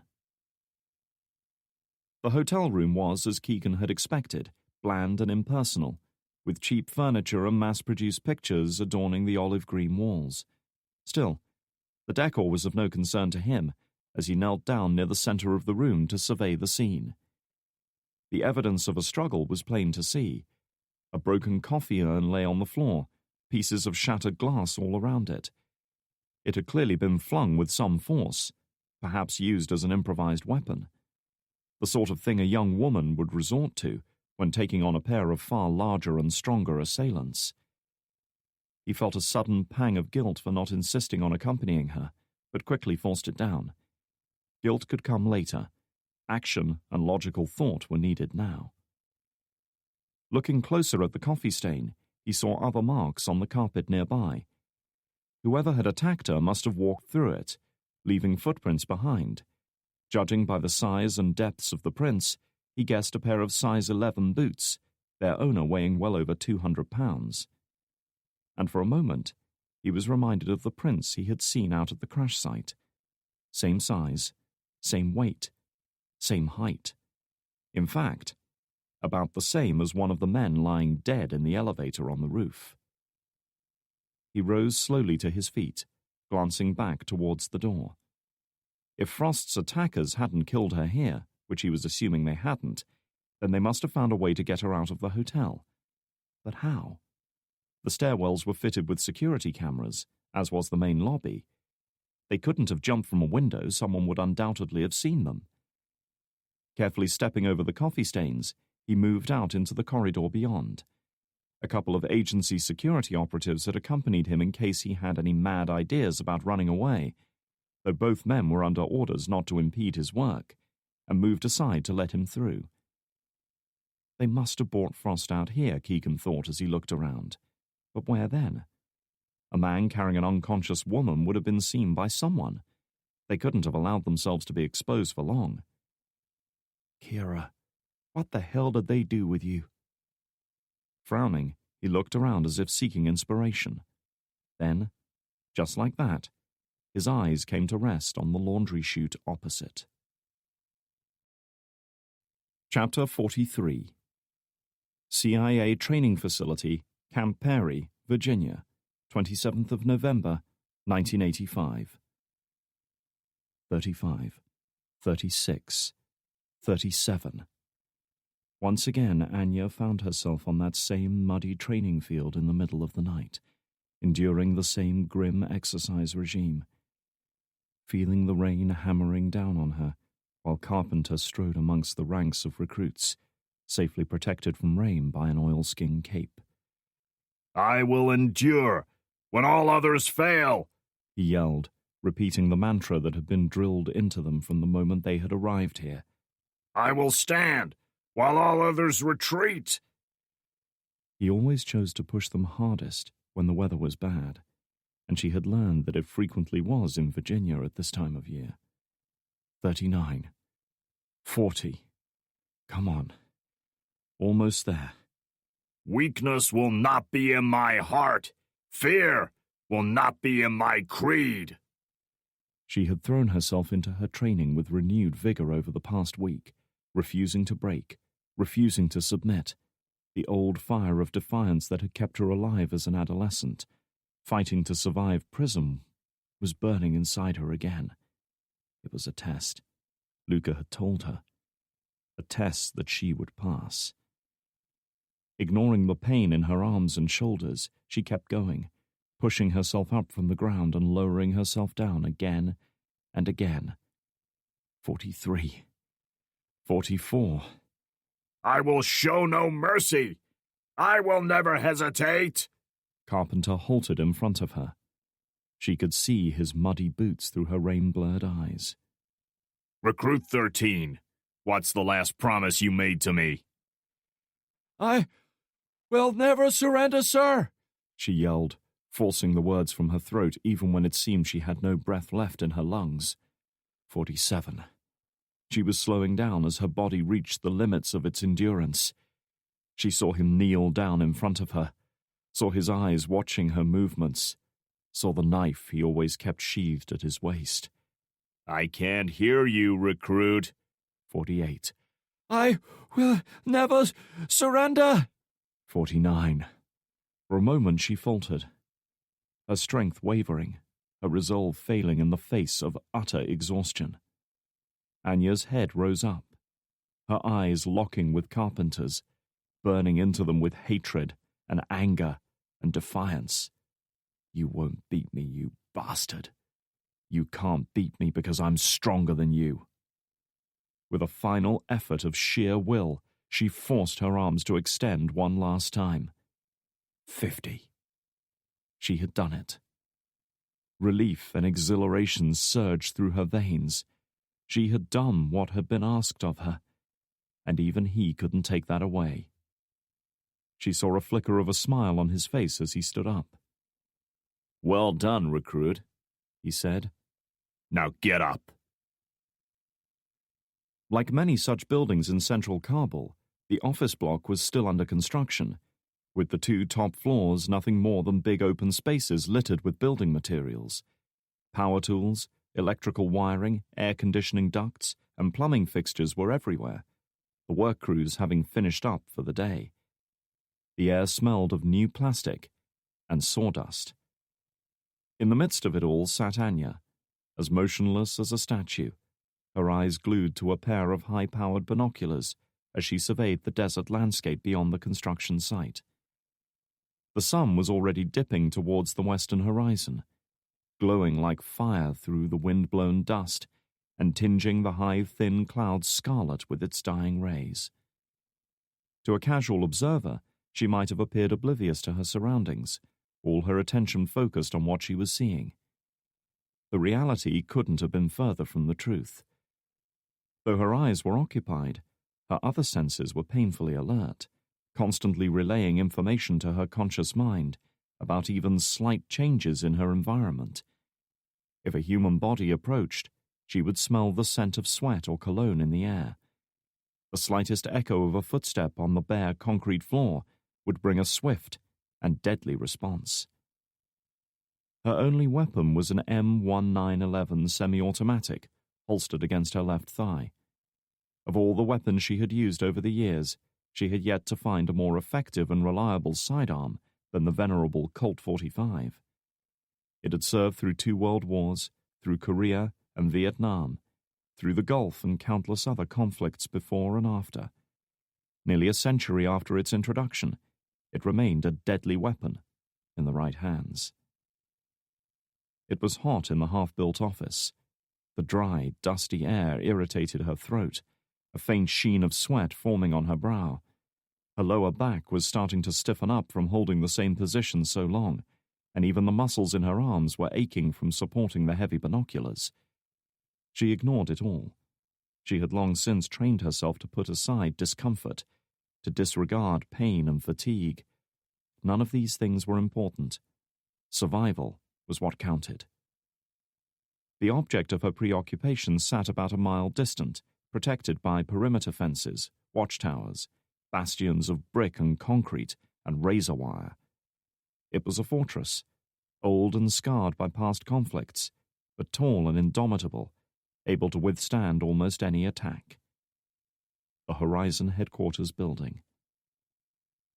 For a moment her magnified gaze strayed to the building's upper floor, to the big floor-to-ceiling armored windows that marked the boundary of Carpenter's world.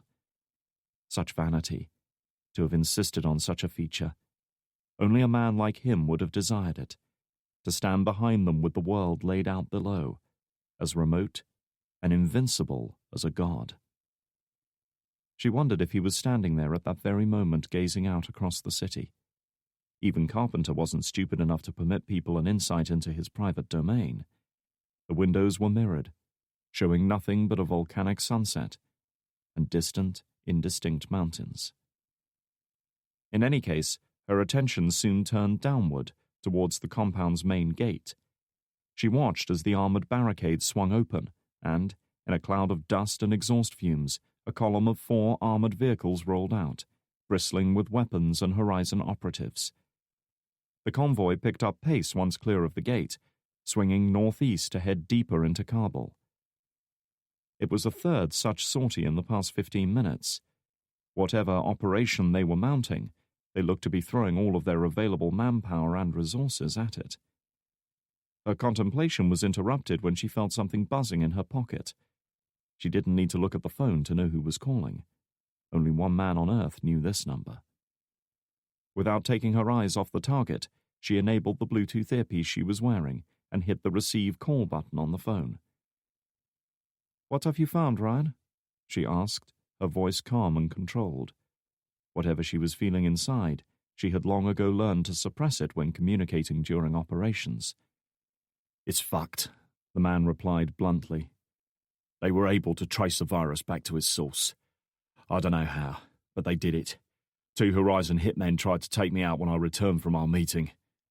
Anya's heartbeat stepped up a notch. There was pain in his voice. He was trying to hide it, but to her it was as plain as day. He was hurt. She felt a momentary surge of concern, but angrily pushed it away. His welfare was no one's responsibility but his own. "What's your situation?" she asked, forcing herself to be cold and clinical. "I'm safe for now, but Frost isn't. They got to her while I was with you." Again she detected pain in his voice, but of a different kind. One unrelated to physical ailments, but real all the same. The loss of the young woman had shaken him profoundly. He couldn't hide it. She wondered for a moment if he would feel the same pain for her. "They are mobilizing their forces for a big operation," she said, switching to something she was more comfortable talking about. "I would guess they are searching for you." "They're not the only ones," he added. "My team's been detained. We must have got too close. Kane and Carpenter are trying to take us out." For a moment, Anya closed her eyes, mastering the emotions that vied for dominance within her. She couldn't allow attachment and personal feelings to get in the way, she told herself. She had to be cold, clinical, logical. Drake had become a liability she could no longer afford. "Go home, Drake," she said at last. "What?" "I said go home." She was doing the right thing, she knew. The only thing that would keep him alive. "Find the nearest ISAF patrol and turn yourself in. You can do nothing more here. You would not last a day with Horizon and the agency hunting you." Silence greeted her for several seconds. He was beginning to realize she was cutting him loose, abandoning him like dead weight. "I thought we were supposed to be working together." Her grip on the binoculars tightened. "We agreed to cooperate. There is a difference." "I can't leave. This isn't over yet." "It is for you." "And what about you?" Anya said nothing to that. Her eyes were still on the Horizon compound.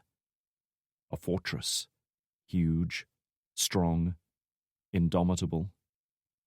But a fortress now lightly guarded. Reaching into her pocket, she pulled the cell phone out, dropped it on the ground, and stamped on it. Chapter 44. "Fuck," Drake growled, killing the phone. Anya had pulled the plug. Now that he was no longer useful, she was cutting him loose like the dead weight he'd become. He should have seen it coming. In truth, what else had he expected? Anya was a survivor, not a charity. And in some part of his mind he knew she was right to feel that way. He had let her down, just as he had let down Frost and the rest of his team. No. He couldn't allow himself to entertain those thoughts, not now. He could still make this right. Pocketing the phone, he glanced out onto the road from the alleyway he'd taken position in. The sun was already slanting down towards the western horizon, casting long shadows across the streets and buildings of central Kabul. A little further down the busy main road lay the coffee house where he and Cunningham had sat only this morning. It felt like a lifetime ago now. No way was he waiting there for Cunningham to show up. There was always a chance his friend would have brought someone with him, or been tailed here. Drake wasn't going to make a move until he was sure Cunningham had come alone. He had used some of the money stolen from the cameraman to purchase a pair of sunglasses and a fake suede jacket at the nearest street market. It was hardly sophisticated, but it was enough to hide his stained t-shirt and the cut on his cheek. He'd also helped himself to a couple of packets of painkillers. At 5 cents per packet, their quality was dubious at best, but he needed something to take the edge off. His ribs were throbbing, each breath bringing another stab of pain. At last he spotted Cunningham hurrying towards the restaurant on the other side of the road. He watched his friend closely as he halted outside. Like Drake, he was dressed in civilian clothes, but he didn't doubt the man was armed. He was glancing around now, looking for Drake, but trying to be subtle about it. If Drake saw him make eye contact with anyone nearby, or glance upward to one of the windows overlooking the street, he would bail without a second thought. He did no such thing. Neither could Drake see any people or cars in the immediate vicinity holding position for no good reason. There were no furtive glances, no subtle hand movements that might indicate the use of discreet radio transmitters, no men or women turning their heads slightly to speak into their collars. Of course, it was a busy street with dozens of civilians coming and going, and therefore impossible to keep track of everyone. There was always an element of risk to meetings like this. Training and observation were useful tools, but ultimately, one just had to go with gut instinct. Fuck it, he decided, emerging from the shadows. He managed to keep the pain hidden from his face as the gunshot wound protested at the movement. Maybe those painkillers weren't such a bargain after all. Cunningham spotted him as he was crossing the street, though he was careful to keep his expression neutral. Saying nothing, he hurried forward and met Drake on the sidewalk. "Not here," he said quietly, steering Drake down a side street that was too narrow for cars to pass through. Drake wasn't about to argue. He didn't want to be on the main drag any longer than necessary. If Horizon were after him, they would almost certainly have men patrolling the city's main thoroughfares. "Talk to me," his friend said, low and urgent. "What the fuck happened?" "I don't know," Drake admitted. It happened fast. Clapping a hand on his shoulder, Cunningham yanked him backwards, spun him around and drove him into a breeze-block wall. As waves of pain washed over him, Cunningham grabbed him by the jacket and leaned in close.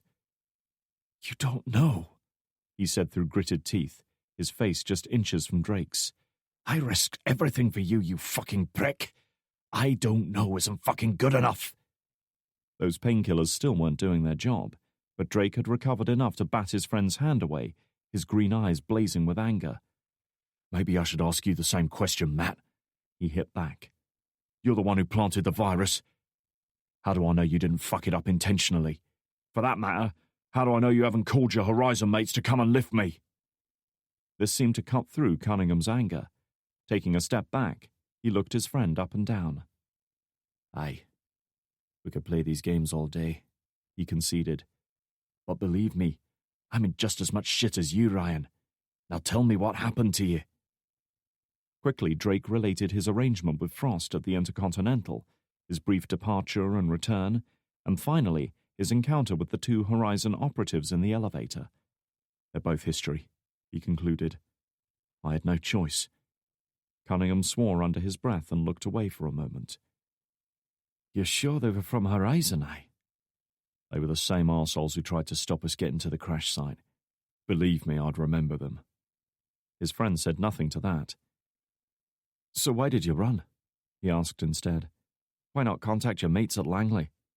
"Because I don't have any friends at Langley," Drake hit back. "Not now. My team's been detained. Carpenter has contacts within the agency and he'll use them to shut down the investigation from that end, while he hunts for me at this end. Either way, I'm fucked." "From both ends, no less," Cunningham remarked with a sardonic smile. Drake wasn't impressed. "Piss off. We just lost our best chance of bringing him down." "And what makes you think Carpenter was behind this?" he asked. "What proof do you have?" Drake exhaled slowly, weighing up how much to tell him. He didn't want anyone knowing about Anya unless there was no other choice, but neither could he convince Cunningham unless he gave him something. "I met with a source," he said at last. "Don't ask me who. They told me Mitchell was brought in to investigate Carpenter and Horizon. Whatever Mitchell uncovered, Carpenter found out about it and ordered him killed. When we came to look for him, Horizon tried to block our investigation every chance they got. And when we got too close, Mitchell was conveniently executed. First he takes away our reason for being here, and when we still refuse to leave, he comes after us. He's trying to hide some kind of arrangement with Kurash and his group. Not exactly up to date on current affairs, are you?" Cunningham said. "Carpenter and Horizon are the new golden boys in the war on terror. They announced the death of Anwari and his mates at a special press conference. The media are all over it." The wound at Drake's side blazed with pain, as if the bullet had just struck home for the first time. He was shocked, dumbfounded by what he'd just heard. "Kurash is dead," he repeated. "Aye, and then some. I saw the pictures. They weren't taking any chances with that arsehole. He's gone for good." Gingerly, Drake settled himself on a large rectangular block of stone, which had perhaps once served as a front doorstep, wincing and clutching his side as he did so. He was tired, and the wound was hurting more than he cared to admit. Reaching into his pocket, he fished out his tab of aspirin and dry swallowed a couple.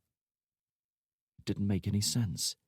If Carpenter and Horizon had struck some kind of deal with Kurash to gain safe passage through his territory, and had apparently used him to take out Mitchell, why kill him now? "It doesn't change a thing," Drake decided.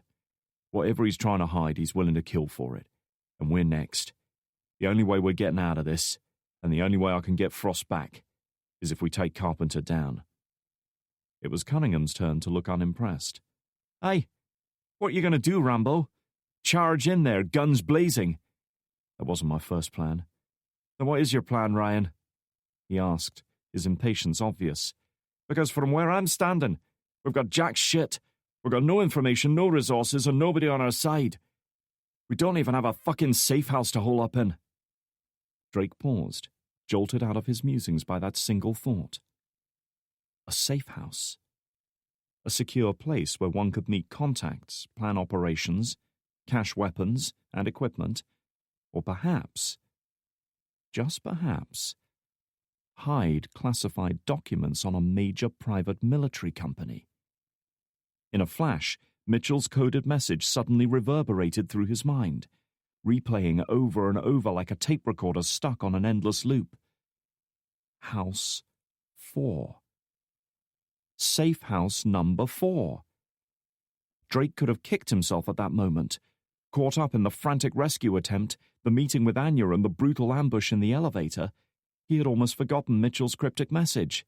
Now, finally, it made sense. He had been trying to tell them a location, but not of himself. He'd been trying to tell them where he'd hidden his evidence. Mitchell's official role here had been to establish a series of safe houses in and around Kabul. Whatever he wanted them to find was stashed away in safe house number 4. "I don't believe it," he gasped as the full magnitude of it settled on him. Why hadn't he seen it before?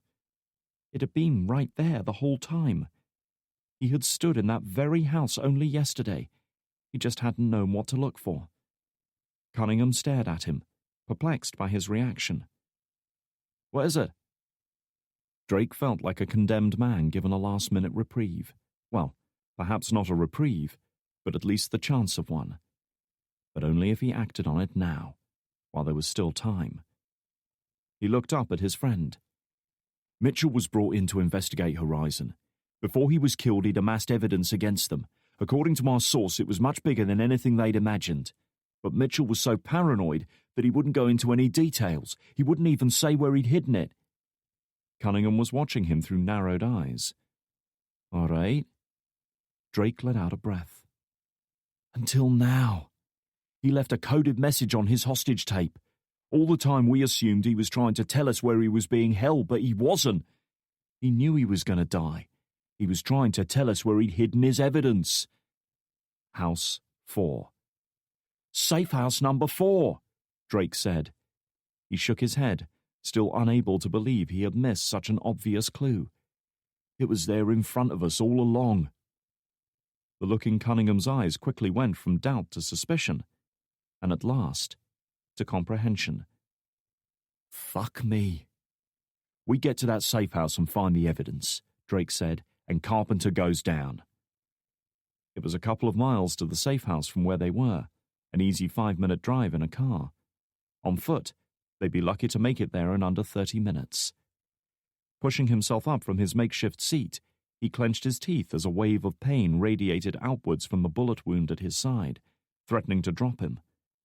Clutching at the crumbling remains of the doorframe for support, he closed his eyes and willed the pain and weakness to subside. "You don't look so good, mate," Cunningham said, watching his friend with a mixture of sympathy and doubt. "Maybe you should sit this one out." Gritting his teeth, Drake forced himself up again.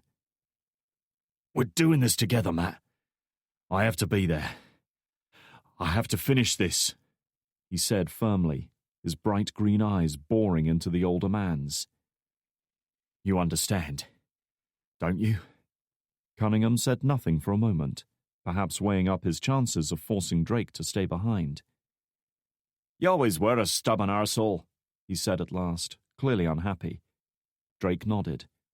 His friend might not have supported him, but neither would he oppose him. For now, at least, that was enough. Chapter 45.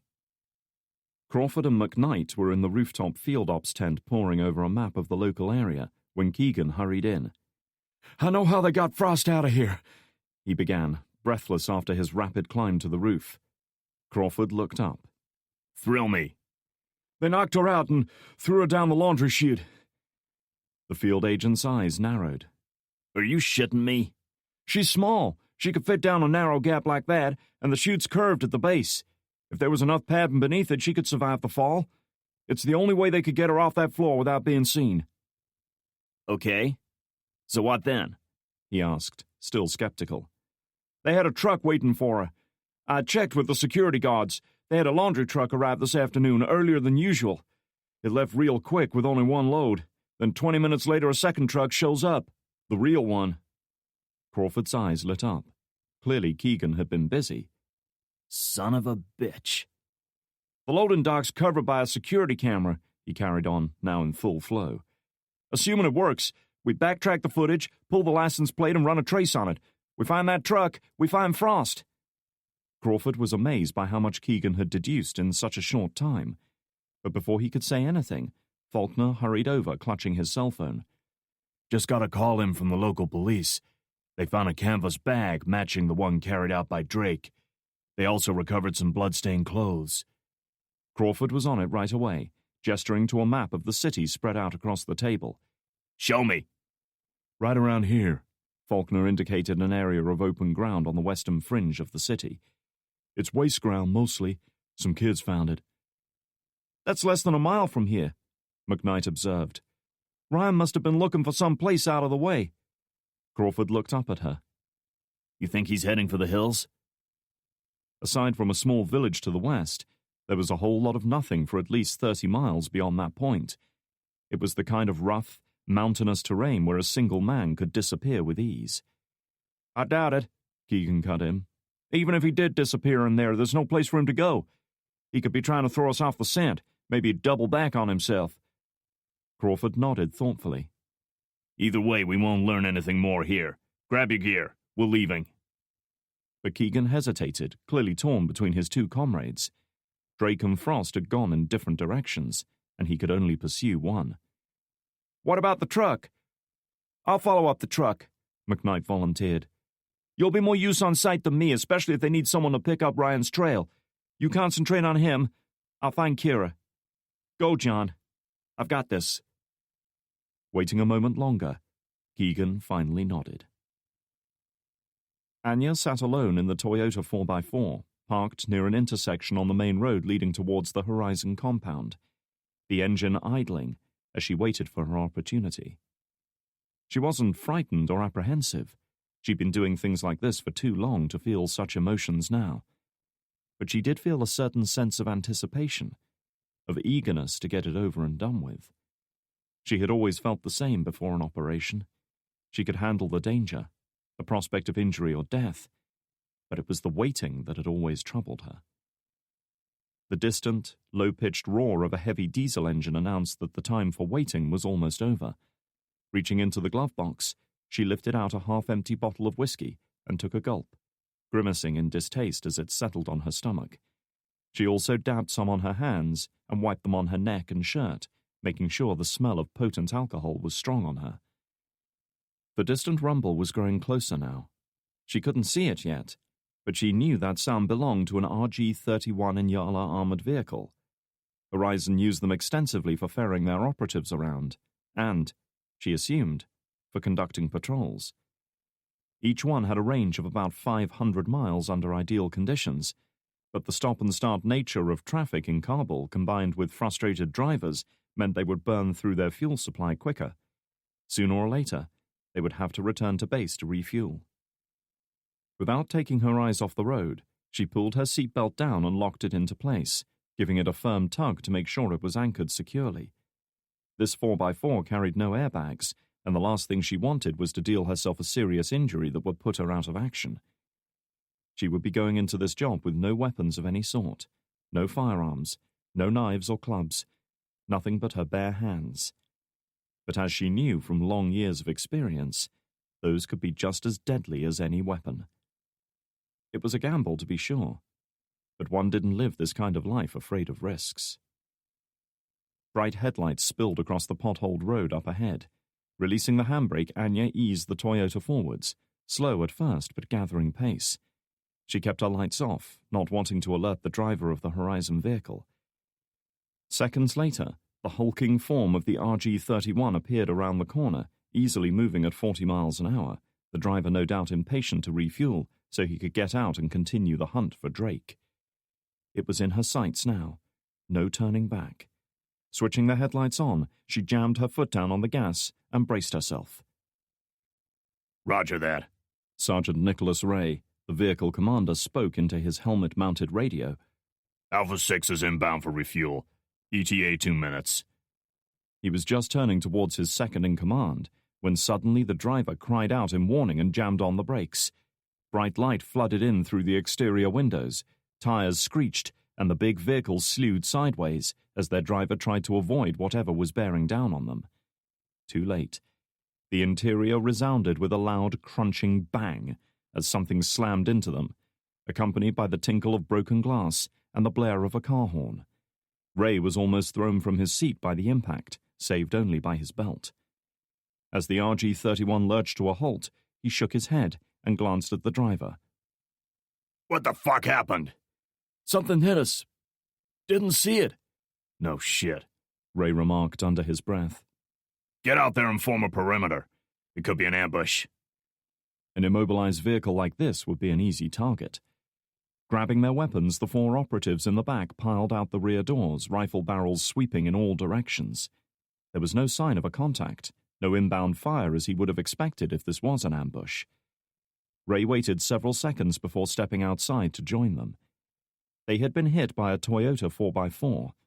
It must have barreled into them from the adjacent street, hitting them just to the rear of the driver's cab. The armor plating had deformed a little from the impact, but as far as he could tell, the vehicle's chassis remained sound, and engine was still running. RG-31s were heavy, durable vehicles designed to survive a lot of punishment. Low-speed collisions like this were easily shrugged off. The same couldn't be said of the Toyota. The front end had crumpled like a beer can, steam rising from the ruined engine. The driver was slumped over the wheel, long dark hair hanging down around her face. A woman, he realized with a flash of anger. If this was nothing more than a traffic accident, she was going to have quite a bill to pay. Check the driver, he ordered. Two of his men hurried forward, one covering his comrade, while he hauled open the jammed door using sheer brute strength. The crash of protesting metal was enough to revive the driver, and she looked up, staring in bleary-eyed shock at the weapons now pointed her way. She was Caucasian, perhaps in her late 30s or early 40s, and dressed in civilian clothes. Don't move, Private Shaw yelled, covering her with his M4. Keep your hands where I can see them. She barely had time to comply before Private Martinez grabbed her roughly by the shirt and hauled her out of her seat, oblivious to any injuries she might have suffered. Aside from a cut above her left eye, she seemed unhurt. Hey, what are you doing? Get off me, she protested, her words slurred and her eyes unfocused as she struggled to break free of his grip. No way was it happening. Martinez was easily twice her weight. You almost got me killed. Look at my car. It's totaled. Sure, check her ID, Ray commanded, ignoring the torrent of abuse. Christ, she's as drunk as a fucking college student, Martinez warned, having caught the reek of whiskey on her breath. Even her clothes smelled of it. Shaw, meanwhile, had been busy rifling through the items scattered across the seats and floor by the crash. Got a bottle of scotch here, he remarked, holding up a half-empty bottle. Ray gritted his teeth. The stupid bitch must have been driving drunk through the streets of Kabul. No wonder she hadn't seen them. She probably couldn't make out the dashboard in front of her face. At last, Shaw found a wallet among the crap littering the footwell and quickly flipped through its contents. Name's Katrina Taylor, he said. American. Business card says she's a freelance writer. This was just getting better and better. No doubt she was just another wannabe journalist looking to write that Pulitzer-winning article. Ray hated her kind almost as much as he hated the people they were fighting out here. I see a laptop and a bunch of papers in the back here, Shaw went on, resuming his search. Any weapons? Ray asked. Can't see any. Leave my stuff alone. That's my property, Taylor cried, her voice high-pitched and irritating. You can't pull this Gestapo crap. I'm an American. I have rights. Martinez had heard enough. Balling up his fist, he drove it into her stomach, with enough force to double her over. He watched with satisfaction as she threw up on the rough asphalt, struggling to draw breath between heaves. You have the right to remain silent, so shut the fuck up. Sarge, what do we do with her? Shaw asked from the other side of the crashed Toyota, apparently oblivious to what had just happened. We can't leave her out here. Her car's fucked and she's too drunk to find her way home anyway. Ray rolled his eyes. With everything else going on tonight, this was the last thing he needed. Still, Shaw had a point. Drunk and abusive she might be, but Taylor was still an American citizen. If something happened to her, it might well be traced back to them eventually. In the end, he made the only decision he could under the circumstances. Secure her and put her in the back, he said, gesturing to the RG-31. We'll take her in. She can sleep the shit off in the cells, and get a tow truck to recover her vehicle. Come on, puking beauty, Martinez said, hauling the woman to her feet. I've got a great holding cell waiting for you. She was too busy coughing up the remains of that bottle of whiskey to resist, as he pulled her hands roughly behind her back and snapped on a pair of cuffs. Chapter 46. Darkness had descended on the city by the time Drake and Cunningham reached their destination. Crouched down behind a trickling drainage outlet, both men stared up the stony, scrub-covered slope to the safe house. The main gate faced south, opening out onto the main road. There was no possibility of making entry from that direction. Even if they managed to get the gate open, their presence would surely not go unnoticed. Their best chance was to approach from the stretch of undeveloped land that seemed to wind its way along the path of what had once been a river, flanked by housing developments. From their current position, everything looked quiet and still. There were no lights burning, no sign of habitation, and now that darkness had fallen, the residential street beyond was devoid of traffic. This is your show, mate, Cunningham said, then shot a dubious glance at his companion. How do you want to do it? Drake swallowed and nodded, wiping a trickle of sweat from his brow. The trip here, a brisk half-hour walk under normal circumstances, had become a grim test of endurance for him. The injury at his side seemed to pulsate in time to his heartbeat, sending ripples of pain flowing outwards through his body. Already he felt weary and drained by the effort. Still, they were here now. All their other problems were behind them. The only thing that mattered now was finding Mitchell's evidence. In his mind, he imagined them making entry to the house, locating Mitchell's hidden cache of evidence and exiting without ever being seen, each stage unfolding without mishap. This was going to work. They were going to succeed. We'll go in that way, over the wall, he said quietly. From there, we'll have to pick the lock and disable the alarm. Got it covered, Cunningham assured him, then flashed a wry smile. Just like old times, eh? Stop it, you're making me all misty-eyed. Taking a deep breath, and rallying his flagging reserves of energy, Drake clapped a hand on his friend's shoulder. "Come on, let's go." Keeping low and watching their feet on the uneven ground, they advanced uphill towards the house. It was a balmy night, with a warm and gentle breeze coming up from the south. Drake's t-shirt was already damp with sweat, brought on by a combination of exertion, stress, and anticipation. He did his best to ignore all three, with varying degrees of success. The property was surrounded by an 8-foot brick wall. There was no razor wire that they could see, but there was always a chance it was topped with broken glass. If so, they would have to hunt around for something thick and durable enough to lay over it. No easy task in a country where virtually anything of value was picked up as soon as it was discarded. Halting next to the wall, Drake turned to his partner in crime and nodded, indicating that he would go first. He hardly felt up to a walk across the street, never mind hauling himself over a brick wall, but there wasn't much choice.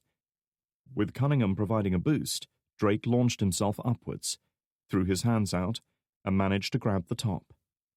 To his relief, the wall was topped by nothing more sinister than stone slabs, with a shallow lip on either side. Had this place become operational as a safe house, it was likely the security would have been beefed up massively. As it was, they just might make it inside. Using his feet for extra purchase, Drake hauled himself up and over the edge, careful to keep his weight on his good side. This done, he lay flat on the top, breathing hard, watching and waiting for any change in their surroundings. If there were floodlights linked up to the motion sensors nearby, he'd soon know about it. Several seconds passed, and nothing happened. Traffic rumbled by on the distant main drag. A dog barked somewhere off to the west, and the chirp and buzz of night insects filled the warm air. He leaned back over the wall, looked down at Cunningham, and gave him the thumbs up. Rolling over, he allowed himself to drop down on the other side. Cunningham followed a moment later, landing almost without a sound. There were no lights on in the house itself. Everything looked quiet and undisturbed. Good. Keeping low, they darted across the meager remains of the garden and halted next to the front door. The lock had been replaced since Crawford had blasted it apart with a breaching gun the previous day. A large section of new wood visible on the heavy door where the broken, splintered area around the lock had also been removed. Getting in was Cunningham's job, and he would be vulnerable while he went about it.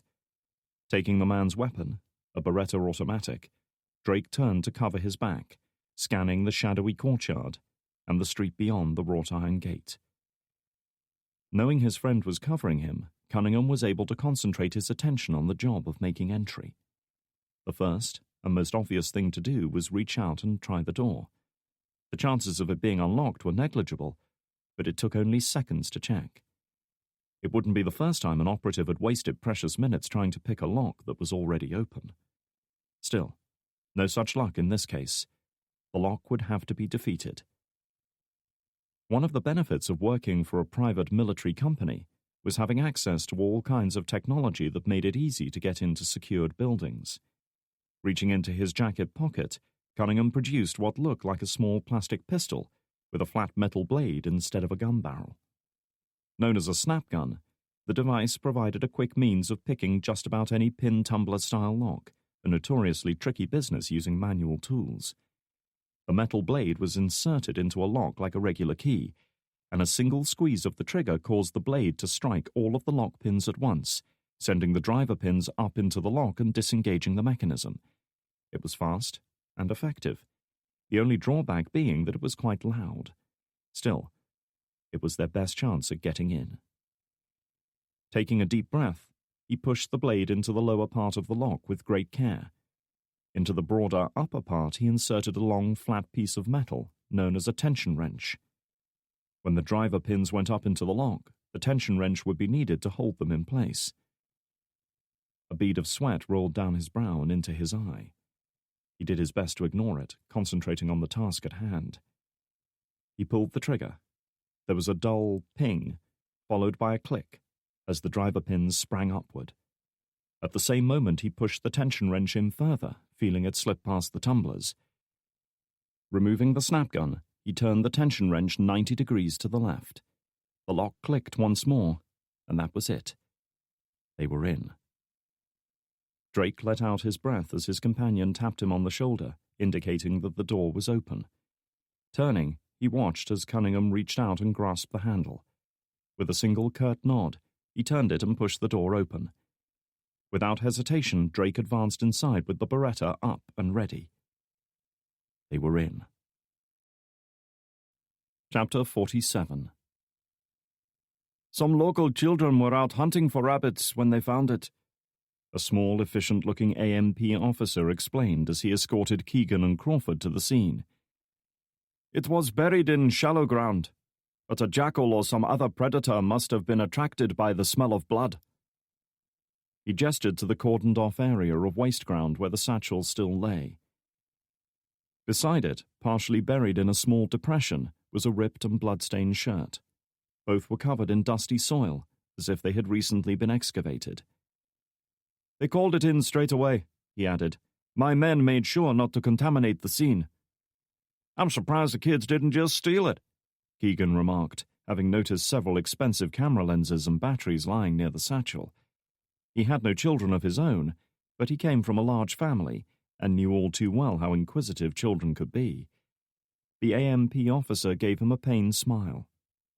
Children in Afghanistan quickly learn not to pick up such things. Keegan said nothing to this. The look in the man's eyes told its own story. Let's take a look, Crawford said, ducking beneath the cordon. Eager to leave before he put his foot in it again, the old sniper followed, using his flashlight to survey the ground for tracks. Having been taught to track and hunt animals from a young age by his father, he considered it an art rather than a science. Some people had the innate ability to discern meaning from a bent blade of grass or a scuff mark in the dust, while others didn't, and no amount of training could change that. Fortunately, he belonged to the former category. A couple of footprints, small and light, were undoubtedly those of the children that the AMP officer had mentioned. Sure enough, none of them came within 10 feet of the bag itself. Wait here, he instructed, circling slowly around the area in a counterclockwise direction, his keen eyes scanning every inch of ground in front of him. Crawford was smart enough to say nothing. At times like this, he knew it was far better to let people get on with their work. Found him, Keegan said at last, hunkering down. Crawford hurried over and knelt down beside him. Sure enough, a faint boot print was discernible in the dust. The size and shape confirmed it had belonged to a man, but he could tell little beyond that. How can you be sure? I recognize the tread pattern. Plus, he was carrying the bag on his left side, so his weight was on the right foot to compensate, he explained, then pointed behind him. He came in this way, patched himself up, and changed clothes, then left. Guess we can forget about picking him up in local hospitals, huh? The old sniper raised an eyebrow. I'd say so. He made it this far under his own power. Great. The question is, where's he headed now? For that, Keegan had no answer. Crawford's phone started buzzing. It was McKnight. Go, Sam, he said, giving Keegan some room. Looks like John's hunch was right, the young woman began. We got a make on the laundry truck, ran the plates through the police database. It was reported stolen earlier today from a cleaning company on the south side of the city. Crawford chewed his lip. Any leads on it now? We've put out an APB, but it could be anywhere by now. He heard a sigh at her end. Like the rest of them, she'd been operating virtually without sleep for 2 days straight, and the strain was beginning to show. What about you? Any sign of Ryan? He was here. That's about all we know right now, he admitted. I'm on my way. Keegan's on it, he assured her. There's nothing more you can do here. I know, but I want to be there. There was something in her voice, a certain tension and emotion that went beyond mere professional concern for a comrade. He had suspected as much. All right. I'll call you if the situation changes, he promised, hanging up. Eyes on weapons sweeping the darkness, both men said nothing for several seconds, just allowed their eyes to adjust to the weak moonlight filtering in from outside. Clear, Cunningham said quietly. clear. Drake confirmed. Lowering his weapon, he turned to the right where a soft green glow was emanating from a plastic keypad mounted on the wall. It was an ultrasonic alarm unit, and a good one at that. He recognized the make and model as one typically favored by the agency for its resilience. There was no time to consult the phone or any written notes. Drake had watched an agent enter the disarm code the day before, and was reasonably confident he had retained it. He just hoped his brain was still cooperating. The alarm was already counting down, triggered the moment they opened the door. Most units of this type were on a 10-second delay, leaving him with perhaps 4 or 5 seconds to input the code before it went off. It wouldn't make a sound if it went off. Instead, it was linked up to the agency's own security service and would immediately put an automated call through to report the break-in. Within minutes, a van full of armed security operatives would come screeching to a halt outside. Opening the cover on the panel, he keyed in 917214, sent a silent prayer to whatever deity might have been inclined to listen, and hit enter. The simple LED readout flashed once to acknowledge the code entry, and that was it. The alarm was down. "Good job," Cunningham said, gently closing the door behind him. Drake might have looked calm, but his heart was beating overtime. It had all come down to this. Either they would find what they were looking for, and Carpenter and Horizon would fall, or they would find nothing.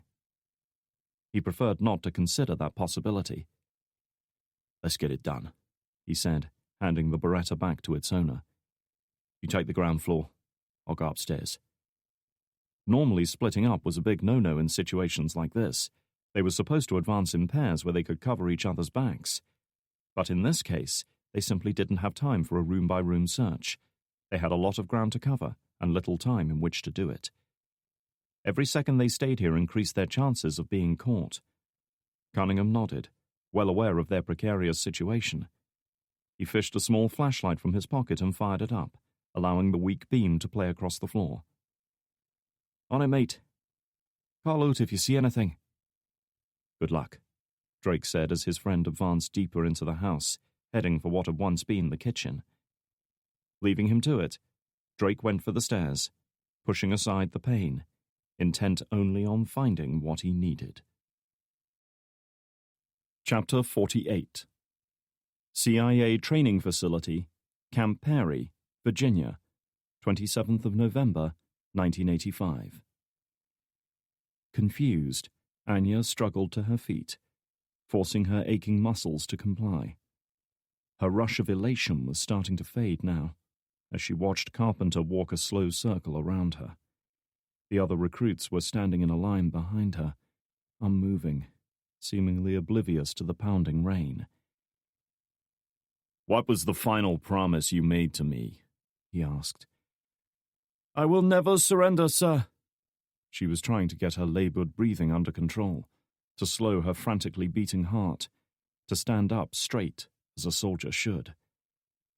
"And do you know why I chose that?" "No, sir." She could guess, however. They were to be a clandestine unit, sent deep behind enemy lines to sabotage, ambush, and assassinate. If they were caught, they could expect no rescue. The solution was simple: no surrender. At the Battle of Waterloo, Napoleon's army collapsed and retreated. They were broken, in mind and body. The only ones who stood their ground, who refused to give in, were the old guard, the elite, the best of the best. His keen eyes swept the ranks of men standing before him. When the British asked them to surrender, they replied, "Le garde meurt, elle ne se rend pas." The guard dies. It does not surrender. That is what I expect from each and every one of you. No surrender, even in the face of death. Last of all, his eyes rested on Anya. "Can I expect that from you, recruit?" Anya was just opening her mouth to reply, when suddenly Carpenter rounded on her, drew back his fist and delivered a crippling punch to the center of her chest, knocking her sprawling in a deep pool of mud. Shocked and winded, she could barely resist as he jumped on her, forcing his knee into her chest and crushing the air from her lungs. His fingers grasped a matted clump of her hair and yanked her head up. "You really think you have what it takes to be in this unit?" he hissed, his face mere inches from hers. "You ready to lay down your life before you'd surrender?" Before she could speak, he shoved her head back, submerging it beneath the surface. Anya let out an involuntary scream as thick mud closed in around her face. She couldn't see, couldn't breathe, couldn't move. She flailed and kicked desperately, trying to free herself. But his grip was relentless. She even tried to strike him, but he easily deflected the blow. "Now you've got a 190-pound man on top of you," she heard him say. "He's going to drown you unless you surrender to him. Why aren't you fighting back?" Just when it seemed her lungs must burst, he yanked her head out of the mud. She let out her breath in a sudden explosion of air, desperately gulping in more. "Why aren't you fighting?" he demanded. "Because you're tired? You think war only happens when you've had a good night's sleep?" It was insane. She had been training all night. She couldn't lift the weight of a man, couldn't fight him off. She could barely stand. I can't. She was cut off when he jerked her head back again. "You can't, huh? That's all you can say?" he taunted her. "Do you want to die, recruit? Is that it? If you won't fight for your own pathetic life, how do you expect other people to fight for you?" Nobody suspects a woman. Having spent the past 2 decades working in a profession populated almost exclusively by men, Anya had had quite some time to ponder the relative merits of her gender when it came to the art of killing. And sitting there now, handcuffed and surrounded by armed operatives in the back of the RG-31, as it bumped and rolled towards the Horizon compound, she was afforded a few moments to contemplate her conclusions. Certainly she wasn't as big or as strong as the majority of her opponents had been, forcing her instead to rely on technique, skill, and experience to see her through. She couldn't intimidate others in the same way men could. Her voice lacked the natural depth and authority that men possessed. And of course, there were other inconveniences and weaknesses inherent to her gender that she had become well acquainted with during captivity. And yet, the one truth that had eluded her for so long was that all of these things could ultimately be used to her advantage. Women were easy to underestimate, particularly for experienced operatives like this. Strong, fit, well-trained, and in the prime of their lives, they feared little, particularly the female of the species. Why would they? Most of the women they had known had been mothers, sisters, girlfriends, random sexual partners. Not soldiers, not enemies to be feared and respected. For so long, Anya had worked, striven, fought to overcome the limitations of her sex, never realizing that those same things which she saw as weaknesses could be strengths. Those limitations allowed her to excel in her chosen profession. Nobody suspected a woman, least of all the occupants of that armored vehicle, sitting all around her, secure in the knowledge that she was drunk, frightened, cowed, and handcuffed. The first 3 had been an act right from the start, further exploiting their overconfidence. And as for the last one, she was working on that. Protruding from the clasp of her wristwatch was a little sliver of metal that had gone unnoticed by the men who escorted her aboard the armored vehicle. But as soon as she had sat down, and her hands were obscured from view, she gently teased the shard out and went to work on the cuffs. Handcuffs, utilizing simple locking mechanisms, were easy enough to pick if one knew the right way to tackle them. Anya had had plenty of opportunities to perfect the art of lockpicking in her long career, and was familiar with the most popular brands. She coughed, spitting up phlegm on the deck, and moaning softly to maintain the illusion of a drunken idiot, slowly waking up to the fact that she's in way over her head. She could have done without being punched in the guts, but when it happened she decided to make the best of it and promptly threw up all over the ground. Her stomach still ached from its violent contortions, but like many such discomforts, she ignored it, concentrating on her task. She was under no illusions about her chances. Despite her experience and abilities, the prospect of being killed in her effort was ever present. But for her, there was no question of backing down, of walking away, and putting this behind her. She had waited too long for this moment. It wouldn't be the first time she had faced such danger, and even if she was successful today, it wouldn't be the last. She wasn't destined to see old age, to find a peaceful death at the end of a long life. She had spent her life fighting and sacrificing for hopeless causes, serving thankless masters and killing undeserving enemies. She had wasted her life and her strength. But she still had a measure of each left to her. And with both of those things, she intended to put right her mistakes, starting with Carpenter. Come on, where the fuck are you? Drake hissed, pacing the room in growing agitation. He had swept the entire upper floor, moving from room to room, and finding little more than bare floorboards and brick walls. The upstairs bathroom didn't even have a toilet or sink, just outlet pipes protruding from the floor and walls. Only the room next door contained anything interesting. Presumably used as a workshop, it was dominated by a workbench covered with various power tools. Packing crates had been stacked up against one wall, all empty, with the crowbar used to open them still resting on top. He didn't doubt that Mitchell would have hidden his evidence somewhere on the property, but he also would have needed it easily accessible for his own use. So where had he stashed it? You found anything down there? He called out without much hope. Of course, mate, Cunningham's sarcastic reply echoed up to him. I've just been having a cup of tea. Drake shook his head, returning to his own thoughts. He was missing something. He was sure of it. He ran a hand through his damp hair as he continued pacing, while the wound at his side throbbed with pain. Surely he hadn't come all this way just to stumble at the final hurdle. Think, for Christ's sake, think. Wrapped up in his own grim thoughts, he barely noticed the creak of a floorboard beneath his foot, or felt the slight give in the loose wood. But his subconscious mind did. Attentive to things he was too busy to consider, it recognized something out of the ordinary, something significant.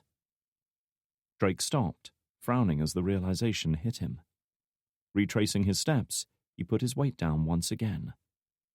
Creak. Kneeling down, he ran his hands over the floorboards. They were made from rough and unfinished wood intended to be carpeted over, and yet they had all been well laid and neatly joined by a skilled craftsman. All except one. His heart beating faster, Drake hurried into the other room, retrieved the crowbar, and, finding the loose floorboard once more, jammed one end into the gap and levered it up. There was a slight groan as the nails slipped free of the joist, but otherwise the board presented little resistance. It had been lifted several times by the looks of it. Then, in an instant, Drake stopped. He had seen something. A tiny sliver of wire gleaming in the moonlight, trailing from the underside of the floorboard to something fixed against the joist with duct tape. Leaning in closer, Drake spotted the distinctive cylindrical outline and fuse head of a thermite incendiary grenade. It was a trap, he realized, designed to prevent Mitchell's evidence falling into the wrong hands. If he had lifted the floorboard a few more inches, it would have pulled the pin and triggered the grenade, incinerating anything within 10 feet. With great care, he laid the floorboard aside, making sure to keep tension out of the wire. There was just enough slack to move the board out of the way, allowing him to see what lay beneath. Nestling in the alcove between two joists was a cardboard folder with a single handwritten word on the front. Horizon. With shaking hands, Drake lifted it out and laid it down on the floor. It was heavy, containing a good 100 pages worth of documents, many of different sizes and colors. Undoing the bindings that held it closed, he flipped the file open at a random page. His eyes darted from line to line, page to page, impatiently devouring the information contained within. He felt like a starving man presented with a sumptuous feast, yet only allowed to sample tiny mouthfuls here and there. The folder seemed to contain a bizarre collection of information from different sources. Everything from handwritten interview notes to transcripts of phone conversations, shipping manifests, emails, spreadsheets, photographs, forensic reports, and even newspaper clippings. And over all of it, written in what he guessed was Mitchell's neat, precise handwriting, were notes of his own findings and opinions, key sections of documents underlined and circled. As Drake read on, a picture soon began to emerge from the scattered documents, words and phrases leaping out at him with shocking clarity. Horizon colluding with insurgent groups, supplying them with weapons and equipment. Proof that they engineered Anwari's escape from prison. Suggested they planned at least 3 separate attacks against ISAF forces, using them to kill off key Taliban commanders. Stinger missiles from supply convoy. Possibility of attacking coalition aircraft. Oh my God, Drake breathed, awed by the scale of Mitchell's findings. He was eager to read more, but now wasn't the right time. First, they had to get this document and its contents to safety. Then he would work out how to ensure it found its way to the right people. No way was this getting swept under the carpet. Not this time. Snapping the folder shut, he quickly retied the bindings that held it closed, then reached into his pocket for Anya's cell phone and dialed Dan Franklin's number back at Langley. He needed someone removed from this whole situation, someone who would believe what he was saying, someone with enough authority to keep the agency off his back long enough to present his findings. He was about to put the call through when a familiar voice spoke up. "Put it down, Ryan," Cunningham ordered. Drake's head snapped around. "Matt, what?" The words died in his throat the moment he saw his friend standing in the doorway, his weapon trained on Drake. For an instant, the world around him seemed to stop, his surroundings fading into darkness. All he could see was his friend, his jaw set with grim resolve, eyes gleaming cold and hard in the moonlight, and clutched in his hand, the pistol. And then, like a dam strained beyond its limits, something gave way inside his mind, unleashing a torrent of thoughts and memories. He saw Cunningham taking the memory stick from Frost, Cunningham trying to convince him to go home, Cunningham casting doubt on his suspicions about Carpenter, Cunningham urging him to let him come to the safe house alone. Matt Cunningham, his friend, the man he trusted, the man who was going to kill him. Just like that, the moment passed, the shock and disbelief vanished, and the world snapped back into place with painful clarity. Drake was in survival mode now, his mind racing as he sat crouched there, staring down the barrel of the weapon. "Stand up," Cunningham commanded. Drake rose slowly to his feet, slipping the phone into his jacket pocket. Unable to think of anything else at that moment, he hit the call button. Within seconds, the call had been routed through the network of transmitting stations, geostationary communications satellites, cell phone masts, and hard lines to Dan Franklin's office halfway around the world. Eager for news, the director of Special Activities Division snatched up his cell phone and hit the button to receive the call. "Ryan, what's going on out there?" There was no response, save for the faint rustle of fabric. "Ryan?" Nothing. Suddenly struck by a deep sense of foreboding, he pressed the receiver tight against his ear, straining to listen. For several seconds, neither man said a word. Both merely stood in the pale moonlight filtering through the shuttered windows, motionless, staring at each other. "Hands behind your head," Cunningham ordered. "You know the drill, mate." There was no emotion in his voice, no hint of remorse or hesitation. He was a killer, cold and hardened, and ready to act at the slightest provocation. To attempt to take him on would be futile, Drake knew. Even an amateur could barely miss at such range, and Cunningham was an excellent marksman. Releasing his grip on the phone, he raised his hands to show he was no threat, then interlocked them behind his head. His vivid green eyes shone in the darkness, filled with anger and hatred and betrayal. "How much did they pay you to turn traitor?" "Traitor?" At last he saw a flicker of emotion in his friend's eyes. "Is that what you think I am, Ryan?" You work for a man who uses terrorists to murder his own people for profit. You helped stall my investigation, and you're pointing a gun at me right now, Drake reminded him. So tell me, what the fuck are you? Shit, Franklin hissed. Realizing at last why Drake had called him, he reached for the phone on his desk and punched in the number for the agency's Office of Communications. Being a senior executive, his call took priority over almost all others, and was therefore answered within moments. This is Director Franklin of Special Activities Division. I need a priority trace on the following number. His request was immediately relayed to the National Security Agency's monitoring station at Fort Meade, Maryland. Within a matter of seconds, the NSA's bank of crazed supercomputers, designed to break some of the most sophisticated codes on Earth, had locked in on his cell phone, analyzed the unsecured connection to an active device, traced it back to its source, and triangulated a position to within 10 feet. Armed with this information, Franklin made a call to the agency's switchboard, requesting to be transferred to the case officer assigned to Drake's team. You just don't get it, do you? Cunningham shot back. This is bigger than you and me. It's bigger than Carpenter, bigger than Horizon. If you could see past your self-righteous shite, you'd realize we both want the same thing. Drake's eyes narrowed. And what's that?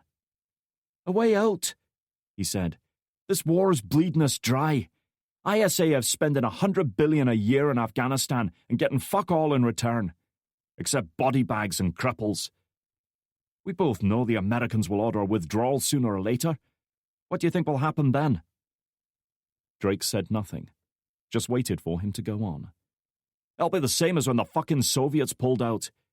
History repeating itself. It'll be civil war, torture, genocide, you name it. Tens of thousands will die, and all the sacrifices we made will be for nothing. I'm going to stop that. By killing the same soldiers you're supposed to be protecting, Drake demanded, bristling with cold anger at his friend's betrayal. By forcing a withdrawal now, and replacing them with something better, Cunningham retorted. The army wasn't made for this kind of war. We both know that. They can't take a shit without authorization from the UN. Horizon, on the other hand, they can fight this war the way it needs to be fought, for a fraction of the cost. Drake understood all too well. PMCs weren't compelled to report casualties, weren't duty-bound to fly flag-draped coffins back home in very public admissions of their losses. And most important, they weren't subject to the same oversight as the military, weren't held accountable for their actions. The war in Afghanistan could carry on just like before. The politicians in Washington could bask in the success of having brought their boys home, and meanwhile, people would carry on fighting and dying out here. It would become a quiet, dirty little war that the average American voter no longer had to concern himself with. And for men like Carpenter, the resulting contracts would be worth billions. War had become business, and business would be booming for years to come. Crawford's cell phone was ringing. Leaving Keegan to hunt for Drake's trail, he flipped the phone open to take the call. Yeah? Agent Crawford? This is Dan Franklin, Director of Special Activities Division. Do I have your attention? Crawford's heartbeat doubled within seconds, though he gave little outward sign of it. Yes, sir. Good. You're looking for Ryan Drake, correct? That's right. Well, you've found him, Franklin announced, and he needs your help. Barely 20 seconds later, the call was over. Flipping his phone closed, Crawford hurried over to Keegan. We've got him, he announced without preamble. Drake's cell phone just went active. NSA have locked down the location. Keegan's eyes opened wide in disbelief. Where? The safe house we were at yesterday. Without waiting for a response, he turned around. Faulkner, get over here.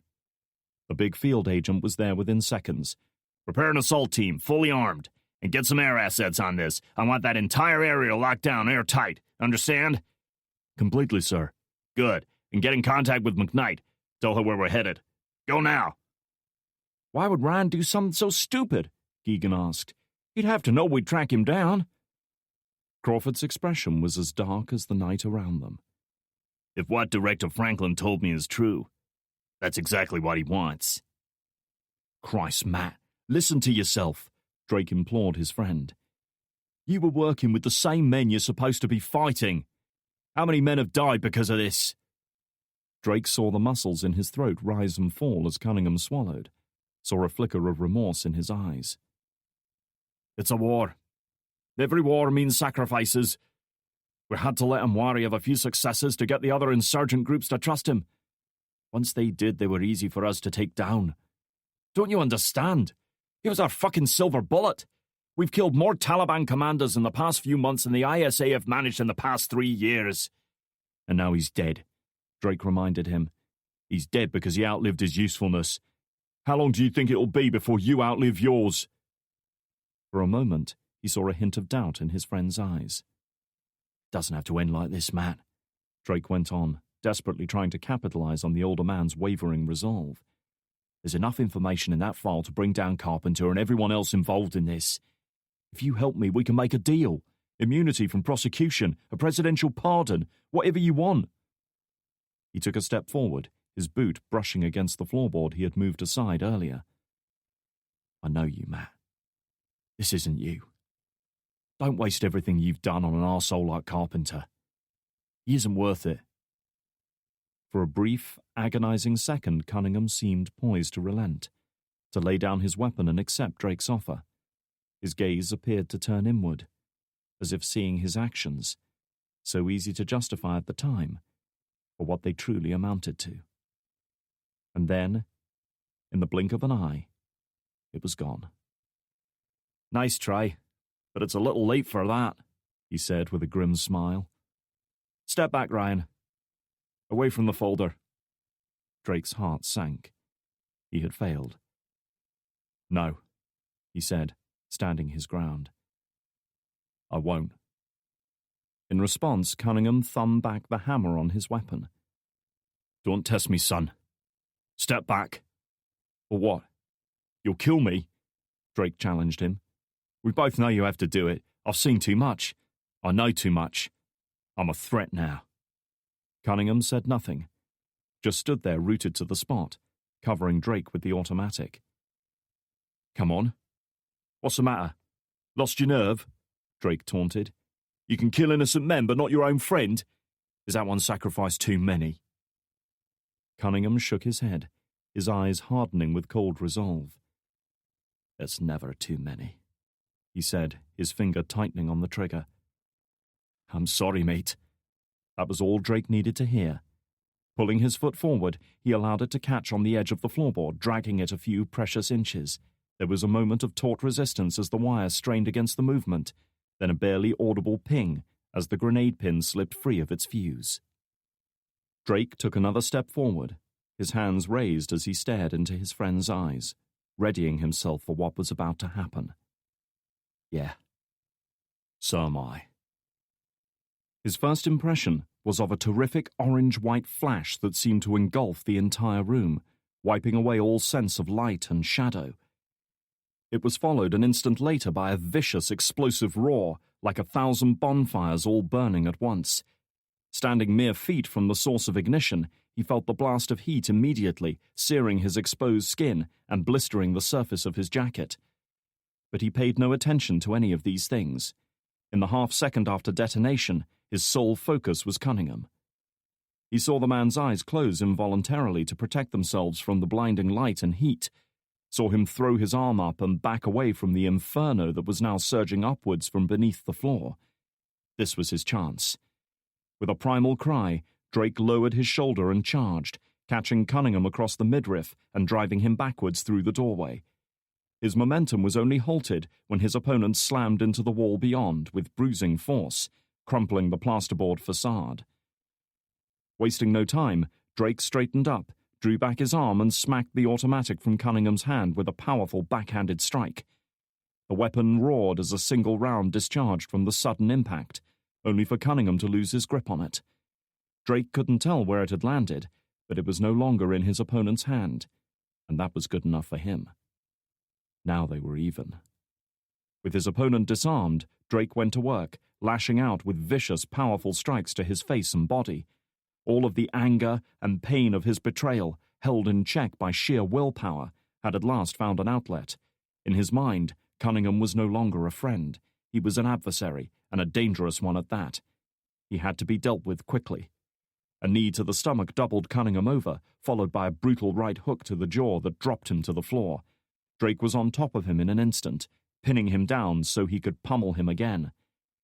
The air was rapidly filling with smoke and noxious fumes from the still burning grenade, stinging his eyes and choking his lungs with each breath.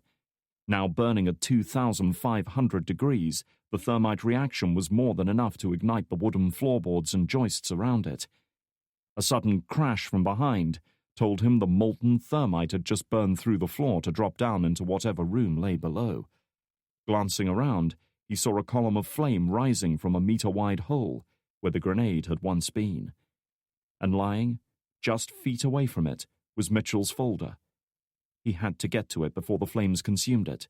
Surrounded by such heat, a paper folder would be incinerated within seconds. But first he had to finish his enemy. Glaring at Cunningham, he drew back his right arm to deliver a blow that would put him down for good.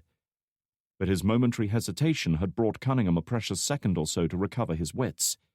Even as Drake swung for one last strike to put him down, Cunningham's arm swept upwards and parried the blow, deflecting it enough for him to twist aside and avoid it. Caught off balance, Drake could do nothing to defend himself as Cunningham's fist drove into his side. His friend knew his injury, knew exactly where to strike to inflict maximum damage, and didn't hesitate to exploit his advantage. There was a sickening crack as an already weakened rib gave way under the blow. Once a boxer, Drake knew as well as anyone that a single punch could turn a fight around. Many times he had seen dominant fighters felled by weaker opponents, brought down by one lucky strike that just happened to make contact in the right place, at the right moment. There was always that instant of hesitation, that fraction of a second when everything seemed to stop, when the two adversaries stood frozen in time, perfectly balanced. That was the turning point. He couldn't see it now, but he felt it. The world around him seemed to grow hazy as a tidal wave of pain exploded outwards from the point of impact, driving all before it. Drake felt as though he had been struck in the side with a sledgehammer, as if his entire ribcage had been caved in, crushing and tearing his internal organs.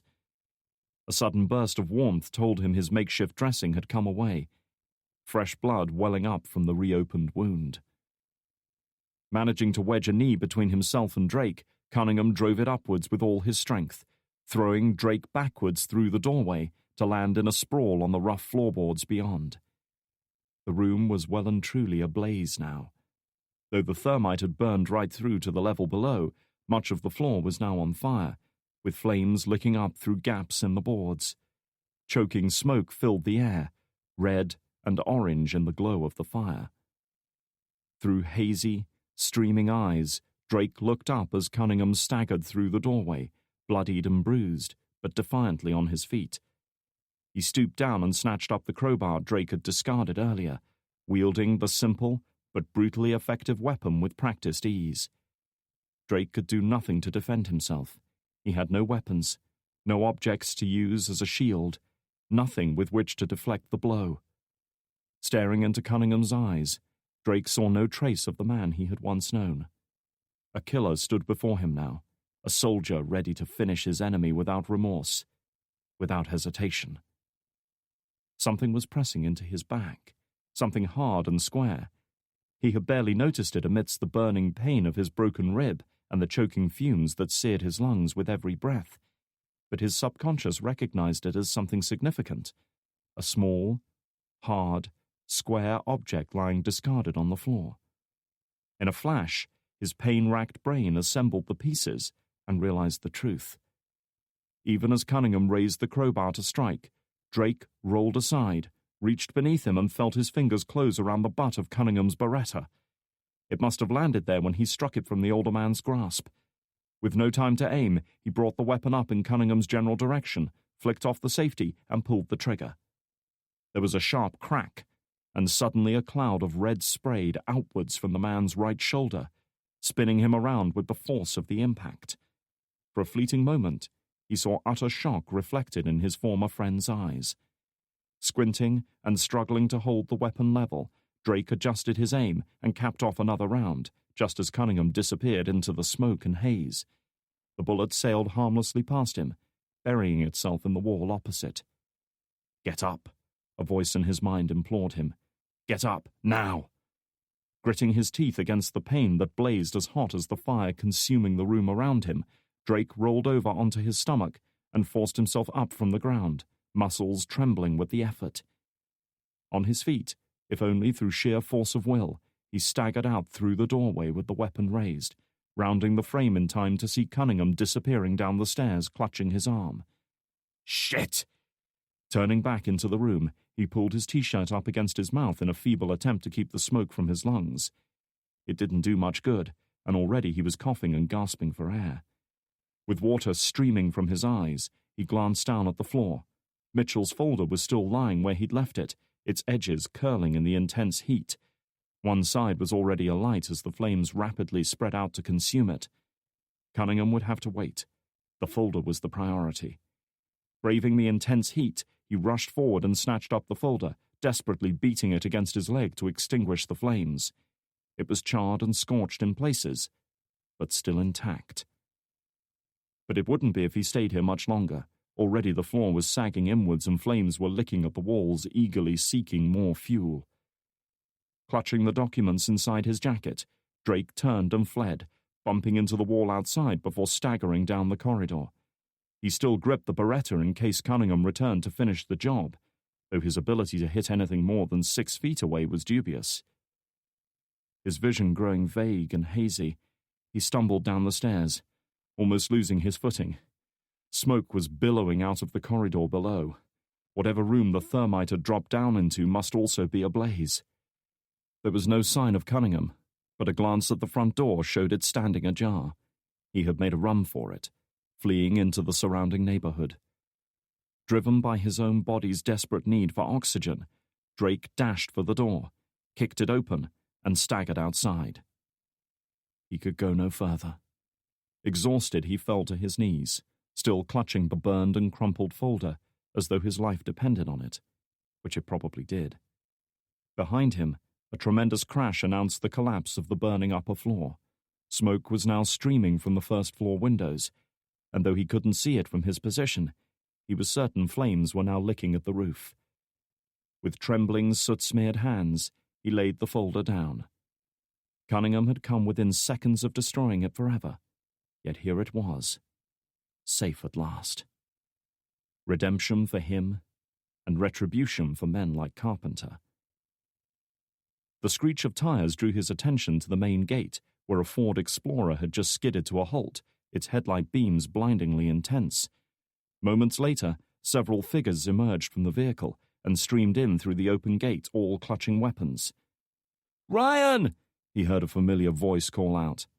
Sure enough, Samantha McKnight came rushing towards him, her eyes flitting between the dirty, injured, haggard-looking man who bore little resemblance to the Ryan Drake she knew, the damaged folder lying beside him, and the burning house behind. "Jesus! Are you all right?" she asked, kneeling down beside him. Despite everything, Drake managed a smile as he picked up the charred folder and held it out to her. "Never better, Sam." A few hundred yards away, Cunningham backed up against the rough brick wall of a block of flats, breathing hard and bleeding from the gunshot wound to his right arm. The injury was unlikely to prove life-threatening, but he could feel blood trickling down his arm, dripping from his fingertips. Pain burned through him. Drake had gotten the better of him, despite Cunningham's best efforts to mislead him, to stifle his investigation, to keep him safely ignorant. He had found Mitchell's evidence. He should have killed him outright, instead of trying to reason with him. Now there was no telling how far this would go. It was out of control. He had to report in. He hated the thought of admitting failure, especially when the stakes were as high as this. But there was no choice. His employer had to know what was going on. With his good arm, he reached for his cell phone and dialed a number from memory. It wasn't a number he'd had much occasion to call in the past, but he had committed it to memory nonetheless. "Is Drake taken care of?" a deep, authoritative voice asked as soon as the phone was answered. Cunningham gritted his teeth. "No," There was a pause on the other end. Not a long one, but long enough to assure him his news had not been met favorably. "What happened?" Carpenter asked, his voice cold and emotionless. He had commanded men in battle for decades, had sacrificed lives, and even risked his own on occasion. He wasn't about to break down in anger now. That would come later. "We found the safe house. Drake evaded me." "And Mitchell's files?" Cunningham sighed and looked down at the ground, hating every word he was about to say. "He has them." A steady, rhythmic thumping prompted him to glance up, just as a chopper roared overhead, skimming low over the rooftops. He couldn't make out what type it was, but there could be no doubt it was heading for the safe house. Nearby, a set of shutters flew open, and an elderly man leaned out to watch the spectacle. Cunningham backed up, merging with the deeper shadows at a corner of the wall. "The agency are here," he added, having to raise his voice to be heard above the din. "They've brought in air support." It took Carpenter only moments to reach a decision. "All right, get your ass out of there. We'll talk about this later." "My cover's blown," Cunningham said, knowing how feeble and pathetic he must have sounded. "Drake knows I was working for you." "You don't work for me, Cunningham. Not anymore," the older man coldly informed him. "If you're lucky, you might make it through tonight alive. After that, you're on your own. Now get the fuck out of there. I'll deal with Drake." With nothing more to say, he hung up. Chapter 49. "Jesus Christ!" McKnight gasped, eyes wide in disbelief as she skim-read Mitchell's report, carefully leafing through the charred pages. "It's incredible!" Beneath her, the cityscape of central Kabul flitted by at over 100 knots as their Black Hawk helicopter beat a path through the night air towards Bagram Air Base. The chopper had touched down in the waste ground behind the burning safe house a couple of minutes after McKnight's arrival, disgorging half a dozen agency security operatives who had quickly established a perimeter around the building. After explaining himself and the contents of the damaged folder, Drake had been bundled aboard the chopper along with McKnight, Keegan, and Crawford. "Carpenter arranged for Courage to escape from prison," Drake said, shifting position to get more comfortable on the hard bench. "He was using him this whole time, planning attacks against our people, earning the trust of Taliban commanders so he could take them out." In his torn, burned, and filthy clothes, his face smeared with soot, he was a pathetic sight. His ribs had been bandaged, and a fresh dressing applied to the bullet wound at his side, though further medical care would have to wait until they touched down. "And Horizon took all the credit," Crawford finished for him. Drake nodded. "They were trying to prove they could do the army's job. If they take over security in Afghanistan, Carpenter and his mates stand to make billions." "And your buddy Cunningham was in on it too," Keegan said, seated opposite. He could see the hurt and betrayal in Drake's eyes. "He did his best to steer us away from the truth. Made sure we failed when we tried to hack Horizon's computers." Drake swallowed a gulp of bottled water. His throat was still parched after inhaling several lungfuls of smoke. "He played us all. He played me." "What'll happen to him?" Drake paused. He didn't imagine his friend's future was looking good at that moment. "If he's got any sense, he'll disappear for good. If not—" He shrugged, feeling no need to finish that line of thought. "The first thing we need to do is to get people to Horizon headquarters. They took Kira. My guess is they're holding her there."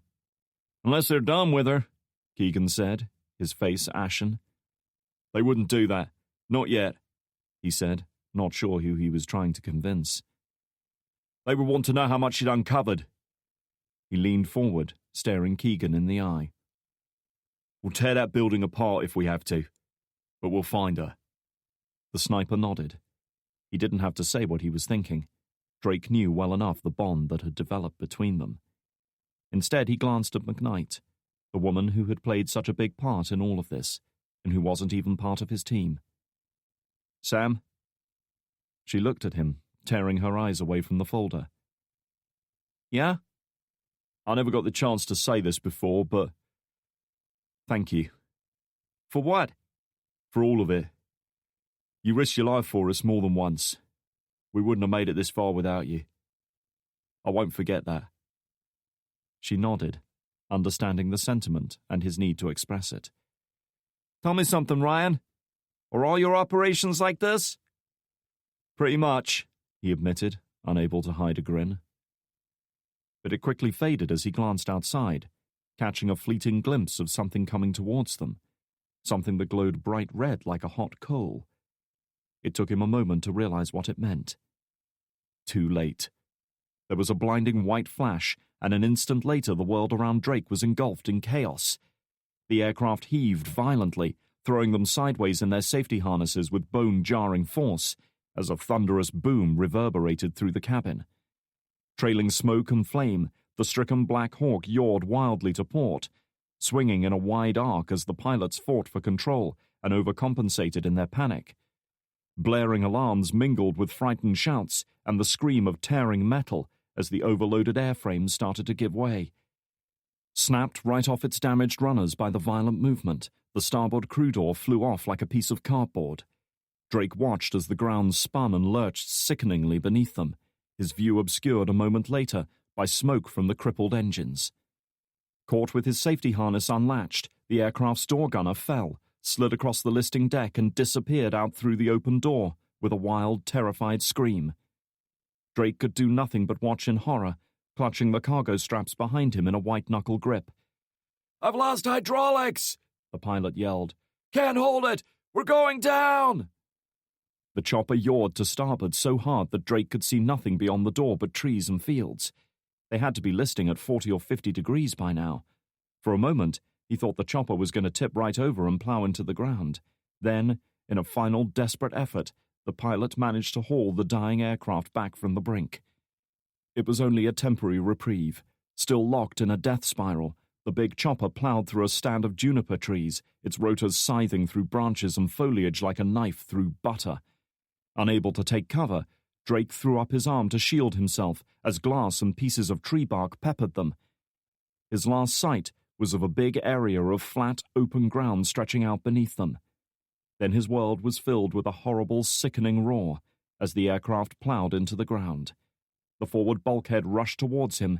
There was a flash, and then he knew no more. Vermax smiled as the wreckage of the stricken chopper came to rest amidst a cloud of smoke and dust.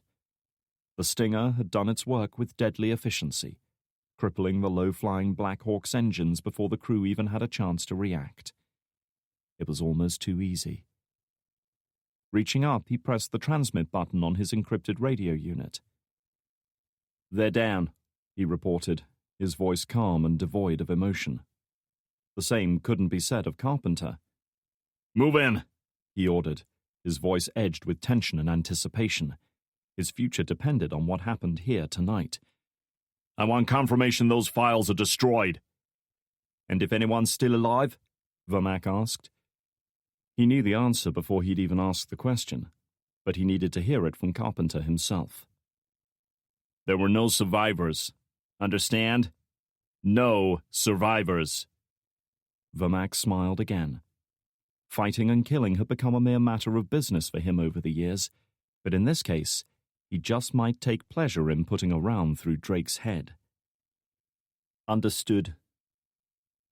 Drake's mind drifted on the verge of unconsciousness, random thoughts and memories coming and going as if his brain were a misfiring engine.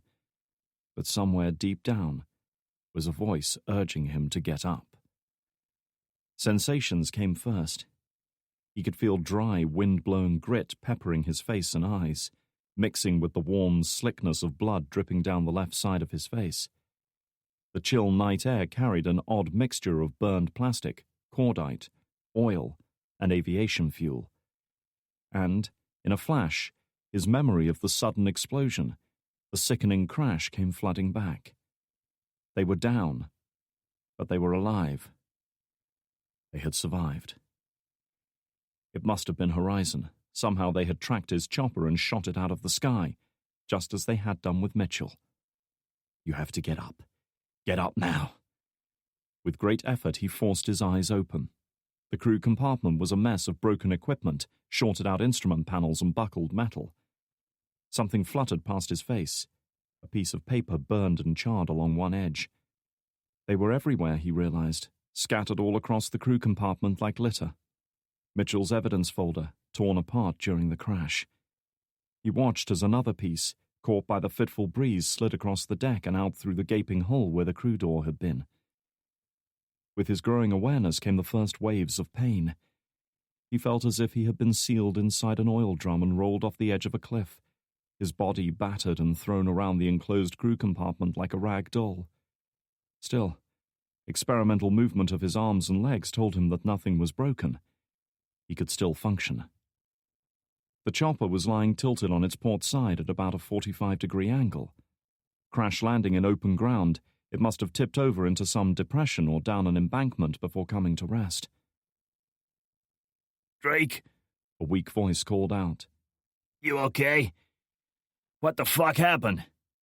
Looking over, he saw Crawford struggling to get up, his face tight with pain as he clutched his left arm. His harness must have come undone during the crash. We got hit by a missile. Crawford's eyes opened wider. Horizon? They'll be coming for us. They won't take any chances. He would have done the same thing in their position. He glanced left, seeing Samantha still strapped into the seat opposite, her eyes closed and her head lolling to the side. Is that arm broken? Crawford shook his head, flexing and tensing the limb experimentally a few times. Feels kind of weird, but I don't think so. Good. Check on the pilots. As Crawford clambered through into the cockpit, struggling to keep his balance on the listing deck, Drake looked over at Keegan, who was fighting to disengage himself from his harness. John? Yeah? You all right? At last his harness released, and he pitched sideways, slamming into the deformed airframe with a hollow clang. Is it a cliche to say I'm too old for this shit? He groaned. Only if you're a cop. Drake pointed to the starboard crew door, now raised up off the ground because of the helicopter's tilt. Get up on lookout. I'll get Sam. On it, buddy. As Keegan clambered to reach his improvised vantage point, Drake released his own harness and unstrapped himself. Bracing his boots against what had once been the port side airframe, he stumbled through the wrecked crew compartment to reach McKnight. A quick check of the pulse at her neck confirmed she was alive. She must have been knocked unconscious on impact. Sam, wake up, he hissed. There was no response. We got company, Keegan called from above. 3 vehicles inbound. Shit, Drake said under his breath. How far? 300 yards, maybe 350. It was them, he knew. A Horizon strike team were coming to finish them. Just as with Mitchell's chopper, a couple of thermite grenades tossed in through the open hatch would be enough to kill them all and incinerate whatever evidence had survived the crash. There was no time for gentle coaxing. If they didn't get moving, they were as good as dead. Turning his attention to McKnight, he drew back his arm and slapped her hard across the face. Come on, Sam, wake up! The blow snapped her head around, but slowly her eyes fluttered open as consciousness returned. She stared at him for a moment, struggling to focus. Ryan? Yeah, that's right. It's Ryan. What happened? She asked, looking around at the wrecked compartment. We took a stinger hit. We crash-landed. Hang on to me, he advised, unlatching her harness. He caught her as she fell forward, but was unable to keep from groaning in pain as his broken rib protested at his exertions. Are you hurt? He asked, hoping she hadn't noticed. I don't think so. She was well and truly conscious now.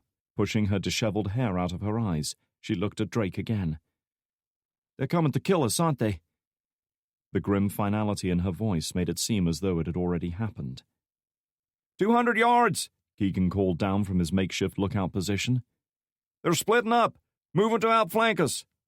Drake gripped McKnight by the shoulders, staring right into her eyes. We're not dying here. Not now. Not after all this. I'm getting us out. Understand? Before she could say anything further, Crawford stumbled through from the cockpit. The look in his eyes told them everything they needed to know. Both pilots are history. he confirmed, unwilling to go into more detail. Drake nodded. He had expected as much. A high-speed impact like that would have crumpled the cockpit like cardboard. If it's not too much trouble, I sure could use a weapon, Keegan called down. Drake looked around. Where's the weapons bin? Choppers like this always kept a stash of weapons on board in case they came down in hostile territory. The problem was, he had no idea where they were on Black Hawks. Crawford pointed to a storage locker fixed into the wall on the port side. There. Sliding down to it, Drake grabbed the release handle and pulled. It wouldn't budge. The crash must have buckled the hinges, but a couple of hard kicks were enough to dislodge it. Wrenching it open, he was met with a rack of 4 P-90 submachine guns. The P-90 was a compact, lightweight weapon, 2 characteristics that made it ideal for use in cramped spaces, like vehicle interiors. They looked futuristic and intimidating, but like most 9mm submachine guns, they were basically useless beyond 100 meters. An AK-47 was still lethal at more than 4 times that range. John, heads up, he called, tossing one up to him, followed by a couple of spare magazines. Thanks, pal, the older man replied, then added in a more urgent tone. Better hurry, they're closing in. Sure enough, Drake could see headlight beams reflecting off the ground outside. Rather than flickering up and down as the vehicle bumped over uneven terrain, the beams were burning steadily. At least one of the vehicles had stopped, while the others circled around behind their position. Any cover nearby? The sniper craned his neck around, doing his best to survey the landscape from his limited vantage point. We're pitched into a wadi or something. Can't tell how far it runs, but it should get pretty good. He was interrupted when a burst of automatic fire tore through the night air and instinctively dropped down inside the chopper just as several high-powered rounds slammed into the airframe. Most ricocheted off the armored skin, but 1 or 2 punched right through to bury themselves in the rotor column. Drake recognized the distinctive bark of AK-47s.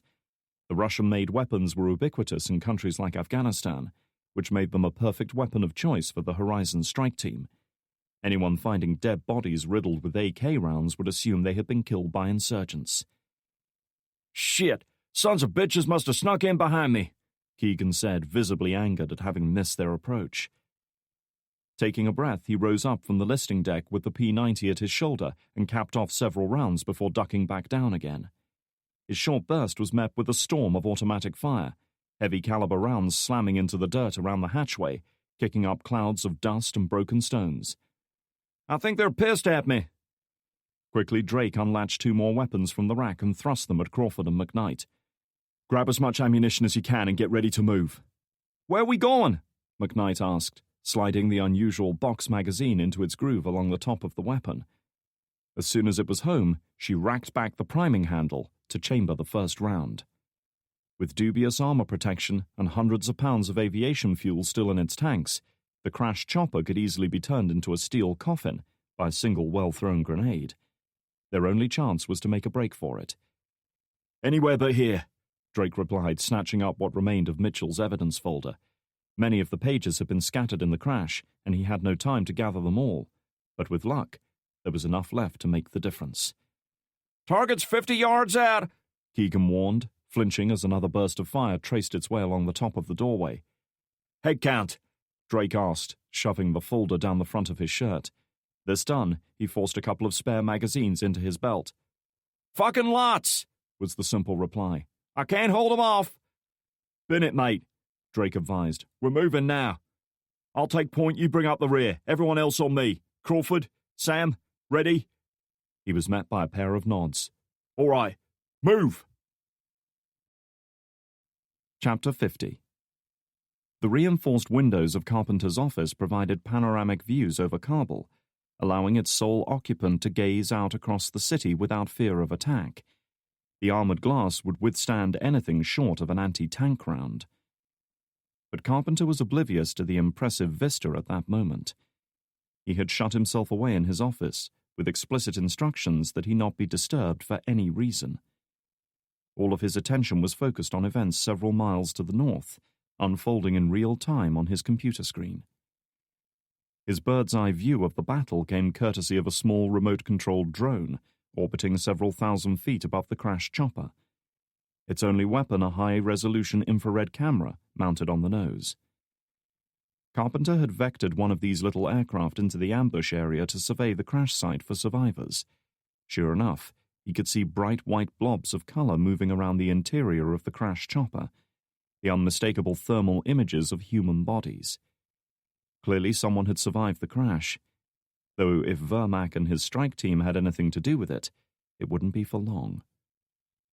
Already he could see men converging on the crash site from 3 separate directions, pausing occasionally to lay down covering fire while their comrades rushed forward.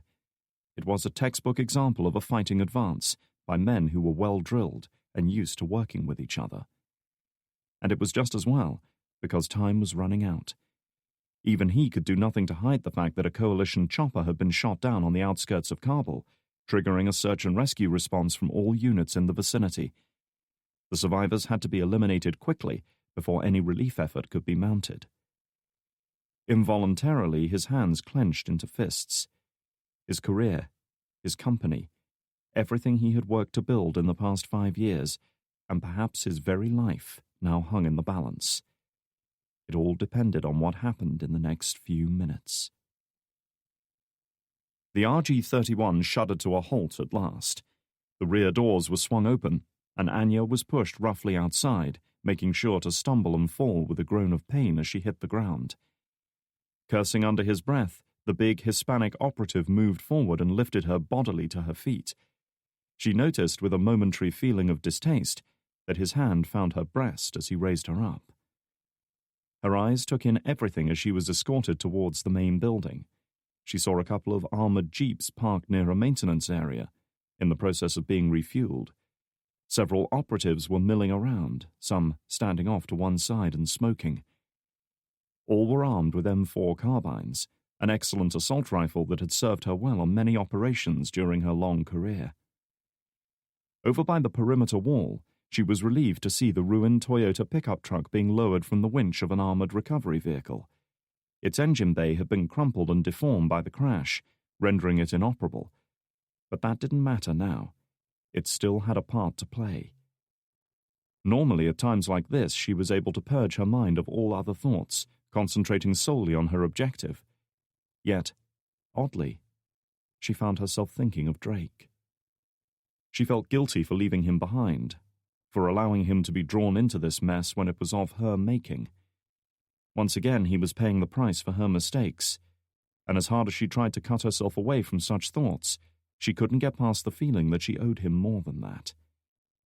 She shook her head to rid herself of such doubts as she was led inside the main building.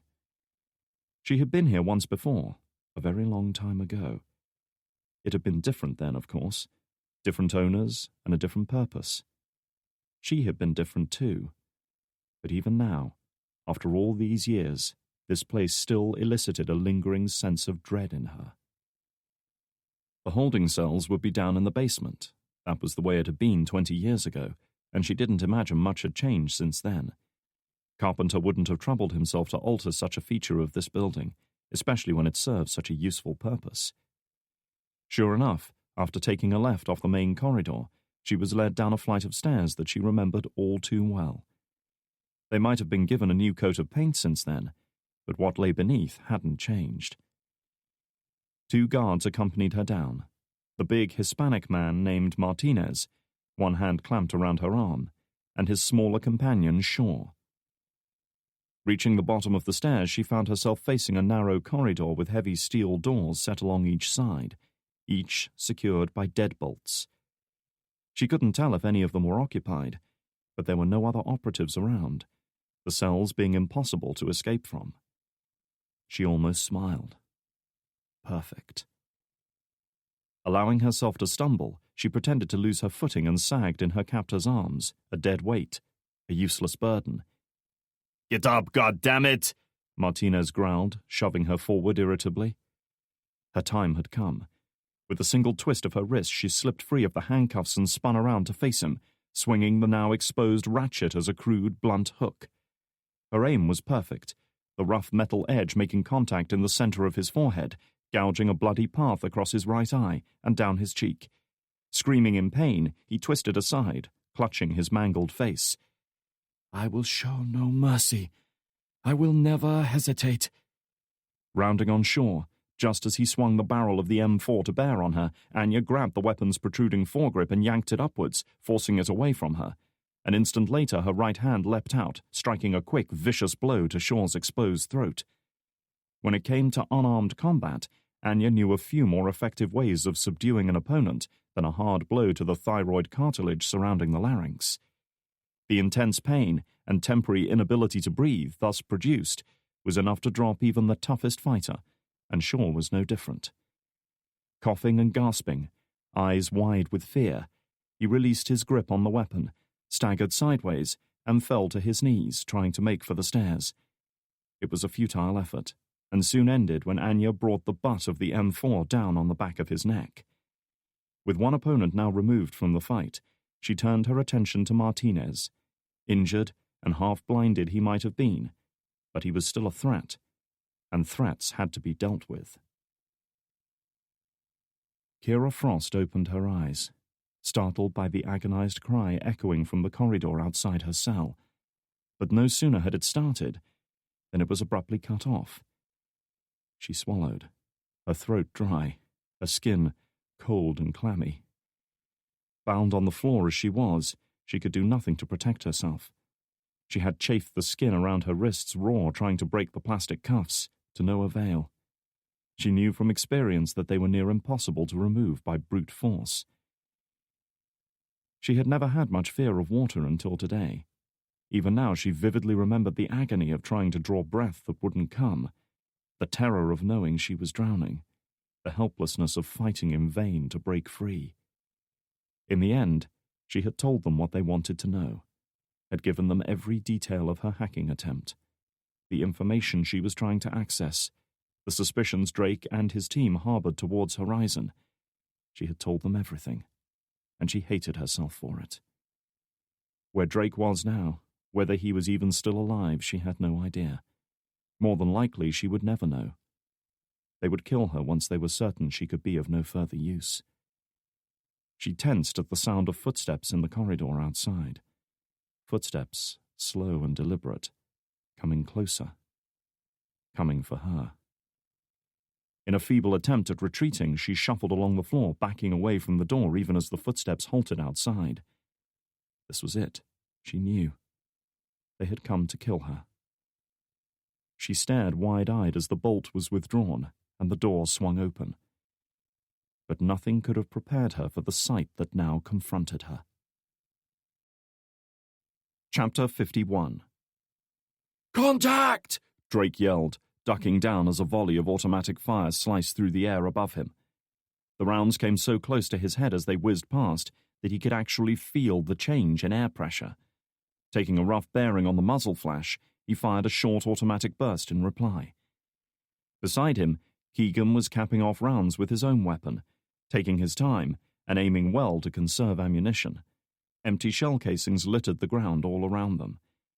Despite their grave situation, Keegan's face was a picture of calm, as it always was during contacts. Drake could have sworn he was humming a tune under his breath. As he'd thought, the chopper had come to rest in a dried-up river, its crumpled nose buried in the dust and rocks that had once formed the stream bed. He suspected this had once been an irrigation channel, part of a larger network used to supply farms in this region. Decades of fighting had destroyed many of these delicate water systems, consigning once lush farmland to drought and abandonment. "We're pinned down!" McKnight hissed. Sighting a target moving amongst the tangled scrub 50 yards away, she swung her weapon around and loosed a long, sustained burst. "We've got to find cover! We're sitting ducks out here!" "I hear you," Drake agreed. He glanced around, seeking anything that might provide more substantial protection. About 100 yards further along the riverbed lay the crumbling remains of a farm compound. Like most of the buildings in this region, the dwelling itself was surrounded by a high wall, either for protection from the elements or for keeping livestock penned in. It was a gamble, but anything was better than where they were. "That's our play," he said, pointing to it. "Can you make it that far?" "Only if you hold my hand," she quipped, flashing a wry smile. Ignoring her remark, Drake turned to the others. We make for that compound over there. 2-by-2 formation. John on me. Sam, Crawford, you follow. Copy that, Keegan replied without looking around. That's a lot of open ground to cover, Crawford warned him. It's all we've got. If we stay here, we're dead, Drake said bluntly. Now wasn't the time for gentle persuasion. He took a deep breath, rallying his flagging strength. Okay, go, go! You have got to be shitting me, Frost gasped, staring in disbelief at the woman now standing in the doorway. Cold, blue eyes stared back at her. It was Anya, the woman she had risked her life to rescue from a Siberian prison, the woman who had threatened to kill her on the flight home, who had dislocated her shoulder during a violent confrontation in Saudi Arabia, the woman who had shot Drake and left him to die. She was standing mere feet away, clutching an M4 assault rifle, watching her as a predator might regard its prey. A splash of blood coated her cheek. In her shock, Frost barely registered the fact that she now had dark hair, or that her eyes were a different color. Saying nothing, the older woman drew a knife from her belt and advanced on her, the blade gleaming in the electric lights. Frost was breathing harder, her heart hammering in her chest as she tried to back away. She could only imagine what Anya intended to do with that blade. Then, just like that, she spoke. "I'm not here to kill you," she said, kneeling down beside her, "unless you give me a reason to." Frost felt the blade against the skin of her wrist, but only for a moment. With a single firm slice, the plastic cuffs came away, releasing her hands. Wasting no time, Frost jumped to her feet and backed away, too shocked by this sudden turn of events to say anything for the next few seconds. What the fuck are you doing here?" she finally managed to stammer. "I did not come here to rescue you, if that's what you mean," Anya replied, quick to quash any such thoughts. "But if you want to get out, follow me, stay silent, and do as I say. Understand?" Still too shocked to give any other response, Frost merely nodded. Satisfied, Anya turned away, reached up and yanked the long brunette hairpiece free, throwing it aside to reveal a mane of short, disheveled blonde hair. And, with a little more care, she drew a fingertip across each eye to remove the contact lenses she'd been wearing. She would need unimpeded vision from now on. This done, she crept out into the corridor with the assault rifle up at her shoulder. Frost followed behind, noting the 2 Horizon operatives lying sprawled on the floor, one with blood pooling beneath his head. With the M4 covering the stairs leading upward, Anya knelt down beside one of the fallen men and patted down his pockets until she found what she was looking for. A cell phone. "What are you doing?" Frost asked as the woman dialed a number. "I presume you forgot what I just said about keeping quiet," Anya said without looking up. "Just be ready to move when I give the word, and stay close to me." With the number inputted, she gripped the assault rifle tight and hit the button to connect the call. In the walled marshalling area outside, Anya's rusty, battered Toyota pickup truck sat parked near the perimeter wall. With its paintwork faded to a dull, pale blue, bald tires, and an exhaust barely held together by increasingly futile spot welds, it was an unremarkable vehicle to say the least. Unremarkable, but for its cargo. Packed into a space between the fuel tank and the transmission was a metal box containing several pounds of Composition 4 plastic explosive. Inserted into it were several electric blasting caps wired into a battery, the firing switch controlled by a simple, commercially available cell phone. The instant Anya's call connected, the charge and the voltage was enough to trigger the switch, which in turn caused electricity to surge into the blasting caps. 5 seconds after dialing the number, her improvised bomb detonated with enough explosive force to crumple the pickup truck like a toy. The shockwave rushed outwards in all directions, reverberating against the concrete wall opposite with crushing power, while the contents of the fuel tank added to the destruction. Up in his office, Carpenter flinched at the bright flash off to his right, followed a moment later by a shockwave that seemed to reverberate up from the very core of the building. Rising from his desk, he watched in disbelief as a section of the perimeter wall appeared to lean precariously outwards, before collapsing in a cloud of smoke and broken masonry. Flames were roaring upwards from a ruptured fuel tank, with a pall of smoke and dust now hovering over the entire scene. What the fuck? Turning his attention back to his desk, he picked up his phone and hit the quick dial button for the building's security center. As always, the call was answered straight away. Wilson here, sir, the duty's security chief began. Wilson, what the hell is going on out there? We're working on it now, sir. Only a fool would try to storm the Horizon building. Even with the wall breached, every possible approach was covered with security cameras and in-place machine guns. Logically, he knew the Horizon compound was, to all intents and purposes, impregnable. But that didn't stop his gut telling him something wasn't right. Take every man you can spare and form a cordon around that breach, he ordered. Anyone comes within 50 yards of our wall, shoot to kill. Do you understand me? Yes, sir. One more thing, he added. Have a chopper fueled and standing by on the roof. I want to be airborne in 10 minutes. He was too close to this whole affair. It was time he distanced himself, perhaps left Afghanistan permanently. And if the shit hit the fan, he had no intention of waiting here for ISAF to come and arrest him. Copy that, sir. 10 minutes. Hanging up the phone, Carpenter turned his attention back to his computer screen and the real-time images of the battle unfolding around the ruined chopper. He could see figures moving near the wreck even as the bright blobs of tracer fire arced in around them. Vermac and his men were closing the noose. Chapter 52. With Crawford and McKnight covering them, Drake and Keegan rose up and charged along the shallow depression, hunched over to present smaller targets. The ground was rough and uneven, and covered with rocks that made their footing treacherous. Hidden explosives were a constant menace, but there was no time to check for them. Stopping after about 20 paces, both men dropped to their knees, weapons trained outwards, while Crawford and McKnight sprinted past. Nothing was said, because concealment was vital to their survival. Glancing over his shoulder, Drake saw Crawford and McKnight take up firing positions close to the compound. That was their signal to move. He looked at Keegan and gave a simple nod, pulling himself to his feet again. They had covered about 40 yards before they were spotted. Bullets whizzed past, slamming into the ground and showering them with dirt and fragments of rock. There was no way to avoid such things. They just had to keep running and hope that luck was with them. Sighting several muzzle flashes off to their left, Drake raised his P90, took aim, and put down half a dozen shots on their position. The kick of the weapon in his shoulder was a familiar sensation, and instinctively he adjusted his aim with each shot to allow for the recoil. At least one of his shots found its mark, and he heard an agonized scream as his target went down. Go! Get in there! Crawford yelled as both men rushed past and into the compound. You too, McKnight! He was about to fall back himself when something slammed into his left shoulder. It hit hard enough to spin him around. Caught off balance, he fell to his knees and looked down, noting with a kind of hazy detachment the bloody hole in his shoulder. Shit! Keegan was first through the door to the compound, sweeping his submachine gun from left to right in search of a target. The big open area, about 40 feet square, seemed to be deserted.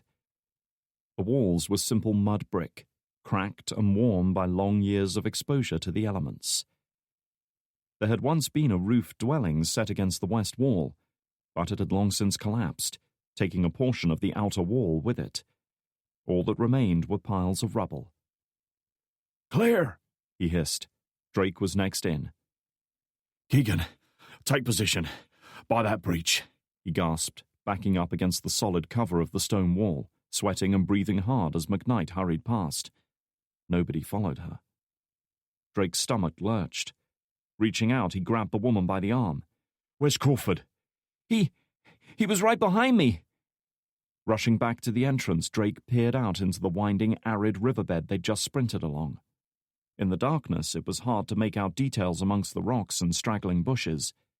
Then, at last, he saw what he was looking for, and felt his blood run cold. Encased within an armored panic room at the core of the Horizon building, with its own independent air supply, phone lines, and access strictly controlled by biometric safeguards, the security room was undoubtedly one of the safest places in Kabul, if not the entire country. No unauthorized personnel could get in or out. 3 operatives were manning the room, their eyes glued to the bank of monitors facing them.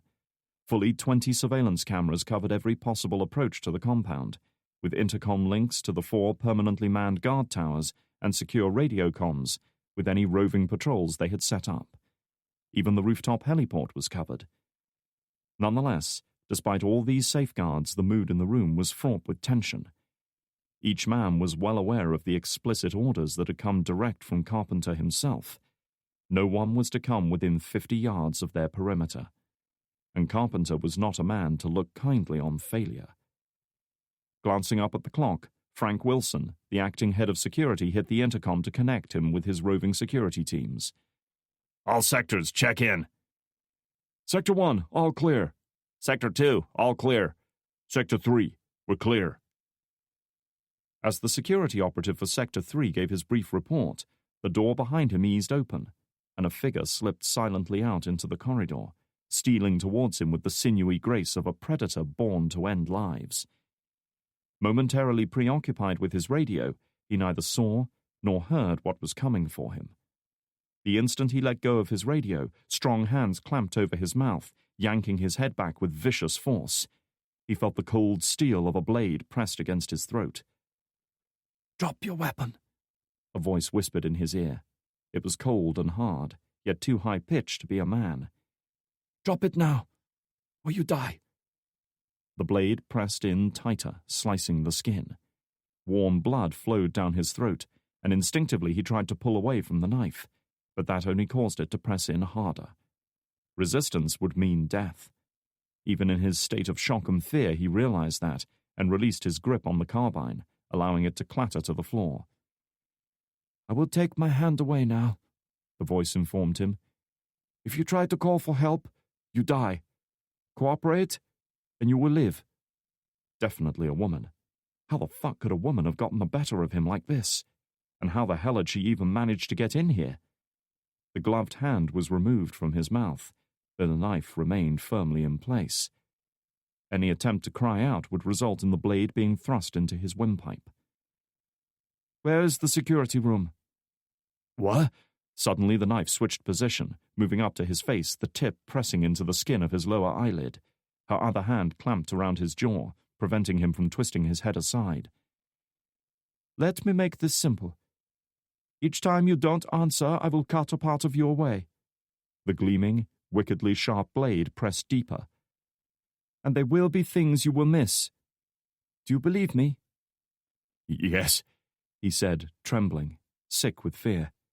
He didn't doubt for a second that she would carve out both of his eyes without hesitation. "Good. Where's the security room?" "1 floor up. Main corridor. On the left."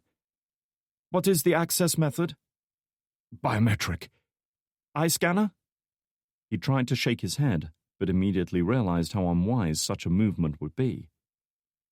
"Fingerprint." "Lucky for you." The next thing he knew, both the knife and the gloved hand were withdrawn. He started to turn, but before he could act, something struck him hard at the base of his skull. White light flashed across his vision, his legs buckled, and he went down. No sooner had he fallen than Anya hooked her hands beneath his armpits and dragged the unconscious man into the stairwell she had just emerged from. She was obliged to put the knife to work, though not to kill him. She had kept her promise on that account. Bound to a water pipe by the handcuffs she had escaped from earlier, the unconscious guard would live, though minus the thumb and forefinger of his right hand. Those she took with her. She didn't think he was lying about the biometric reader, but if so, she would know exactly where to find him. Raising her M4 once more, she hurried out into the corridor with Frost close by.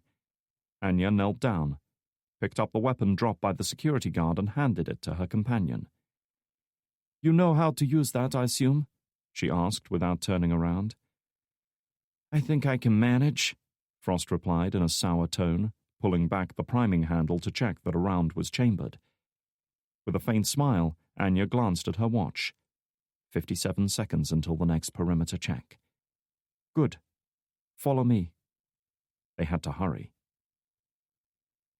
Crawford had often wondered what it would feel like to be shot. During his time in Afghanistan, he'd seen casualties brought in by evac chopper or Humvee, some moaning in pain, some crying and begging for help. others quiet and peaceful as if untroubled by their injuries. But in all his years in the service, he'd never experienced it himself. Now he had. It didn't hurt as much as he'd expected. He could feel the tingling warmth of blood on his skin, and he sensed the force of the impact as if someone had clouted him hard across the upper arm. But the pain hadn't found him yet. He could hear voices over near the lip of the wadi, and looked up just as 3 Horizon operatives appeared out of the darkness, weapons up at their shoulders. Gritting his teeth with the effort, he raised the P90 with his good arm and opened fire. His closest target jerked as rounds slammed into him, some stopped by his body armor, but others tearing through his flesh. Only when a round entered his skull just above his right eye did he fall back and collapse in a bloodied heap, while his companions threw themselves down to avoid a similar fate. It was just as well, because Crawford had expended the last of his ammunition. Dropping the useless weapon, he struggled to his feet and made a last desperate run for the compound.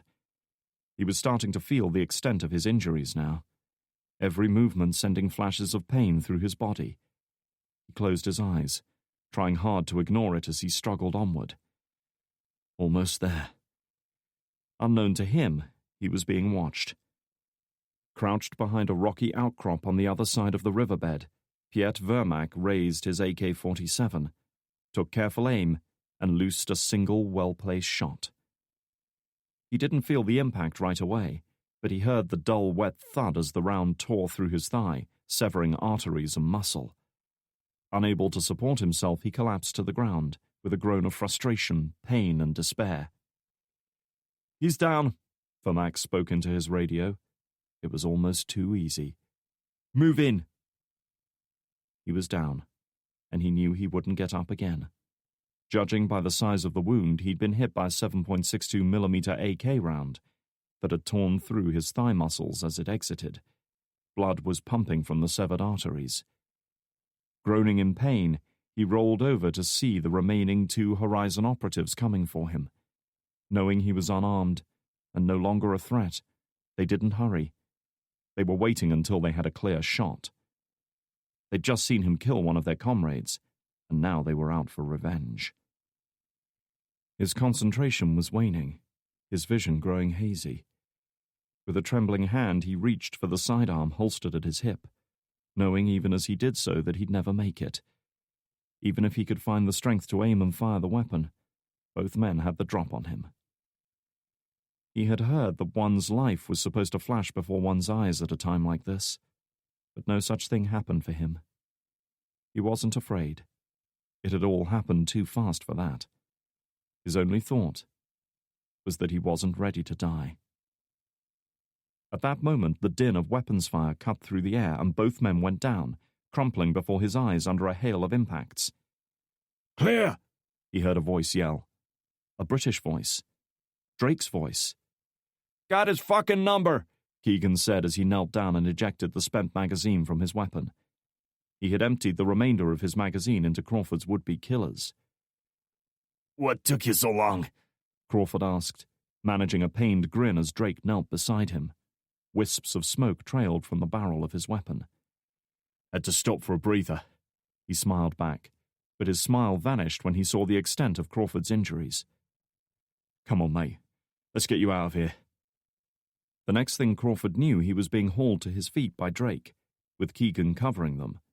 Pain lanced through him when he put weight on the injured leg. He stumbled, on the verge of blacking out, but Drake hauled him upright again. "Come on. You still have to kick my ass for going AWOL, remember?" "Don't tempt me," he replied, stifling another groan of pain. With Drake half dragging, half carrying him, they staggered into the compound and collapsed against the wall, breathing hard. Crawford was pale, his face tight with pain, drawing fast, shallow breaths through clenched teeth.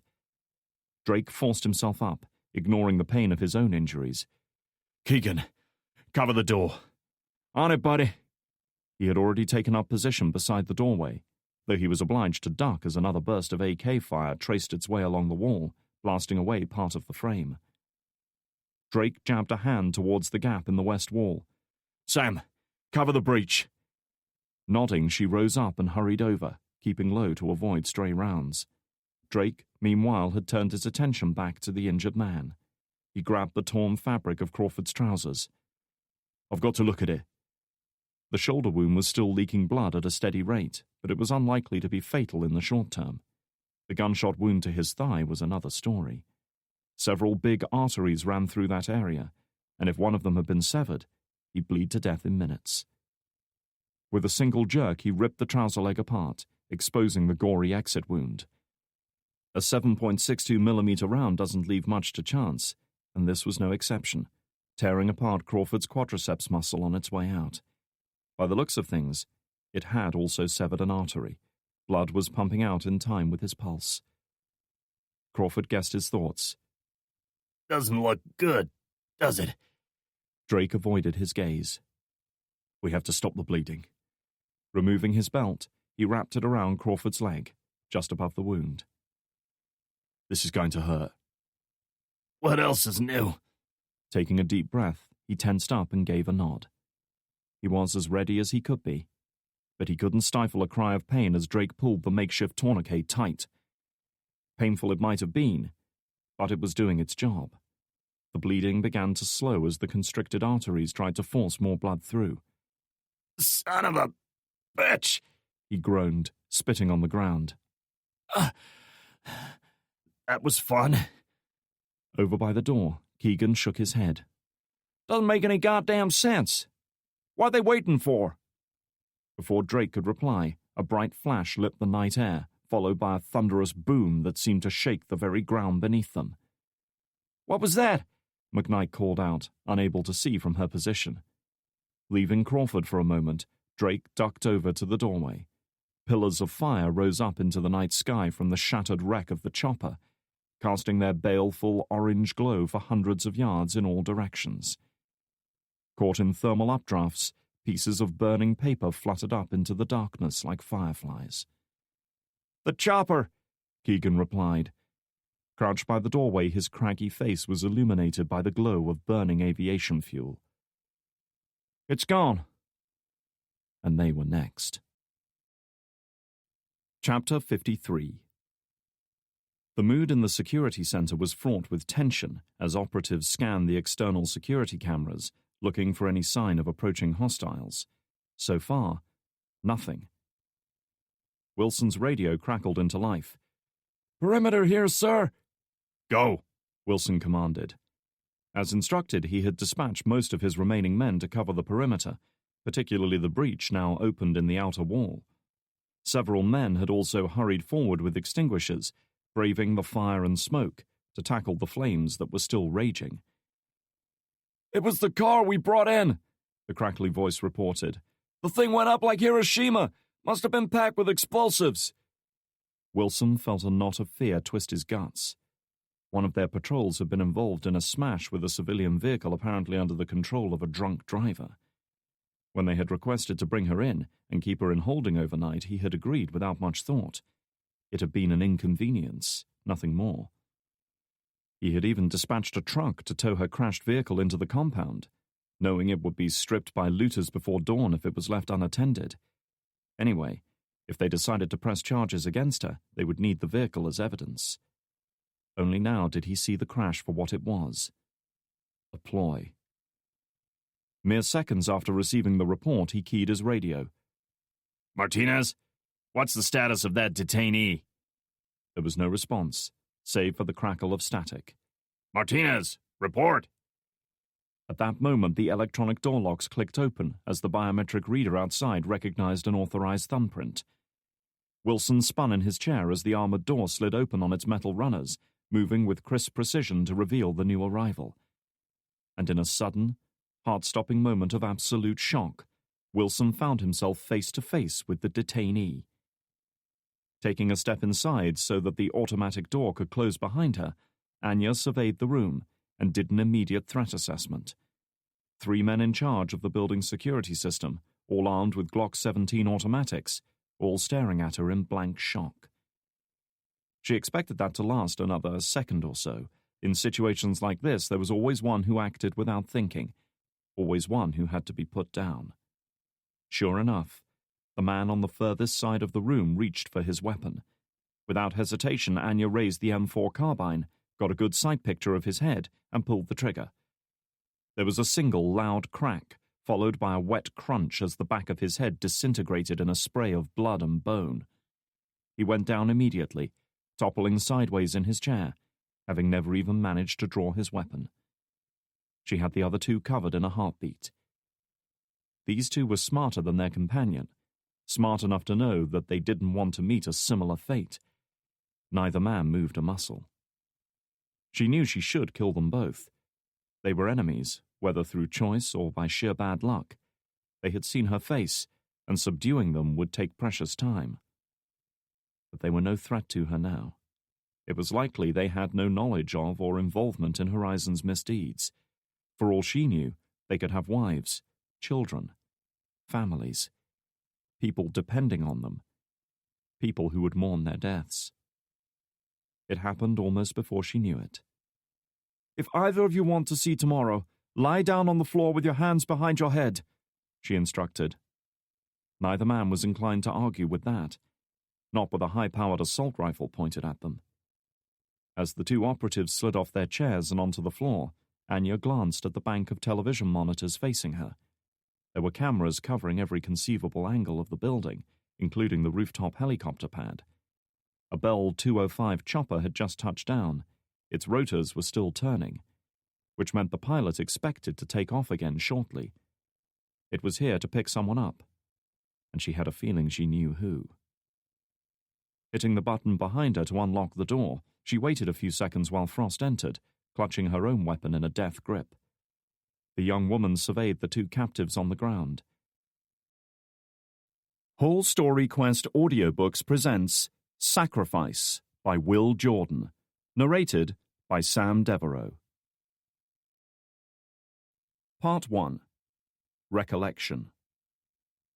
In 1839, British troops based in India invade Afghanistan, beginning the First Anglo-Afghan War. Despite their capturing key cities, a growing tide of rebellion forces the army to withdraw 2 years later. Subject to constant ambushes, the entire force is annihilated.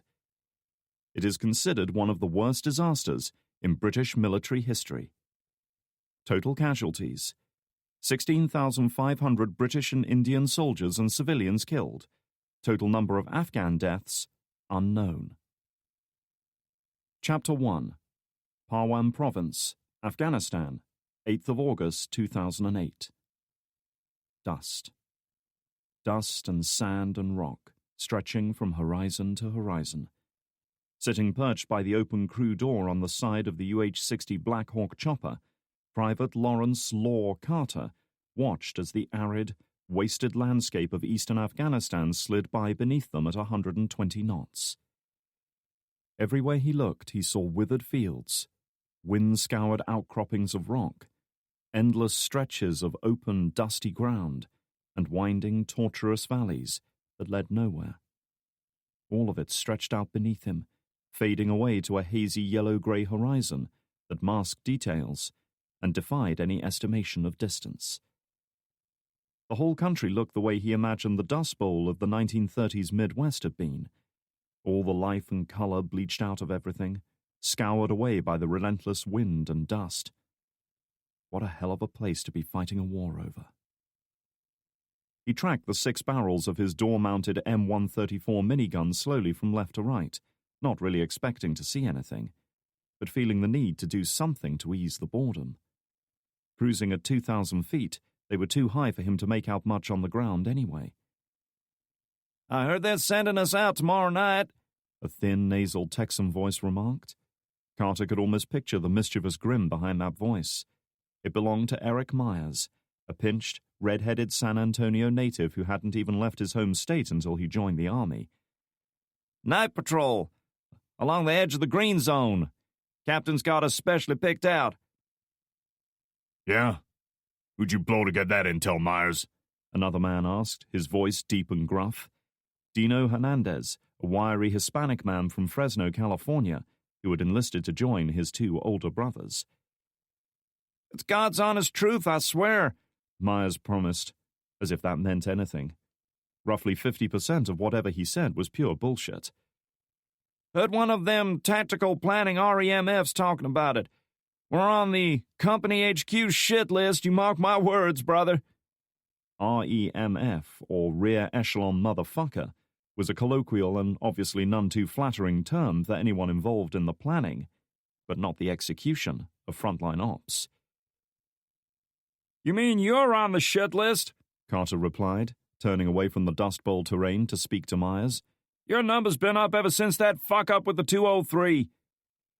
During a firefight with Taliban insurgents several months previously, Myers, fancying himself the hero, had crouched on the flat roof of a building, taken aim at his elusive target, and triggered off his M203 grenade launcher, only for the high-explosive round to slam into the stone parapet right in front of him.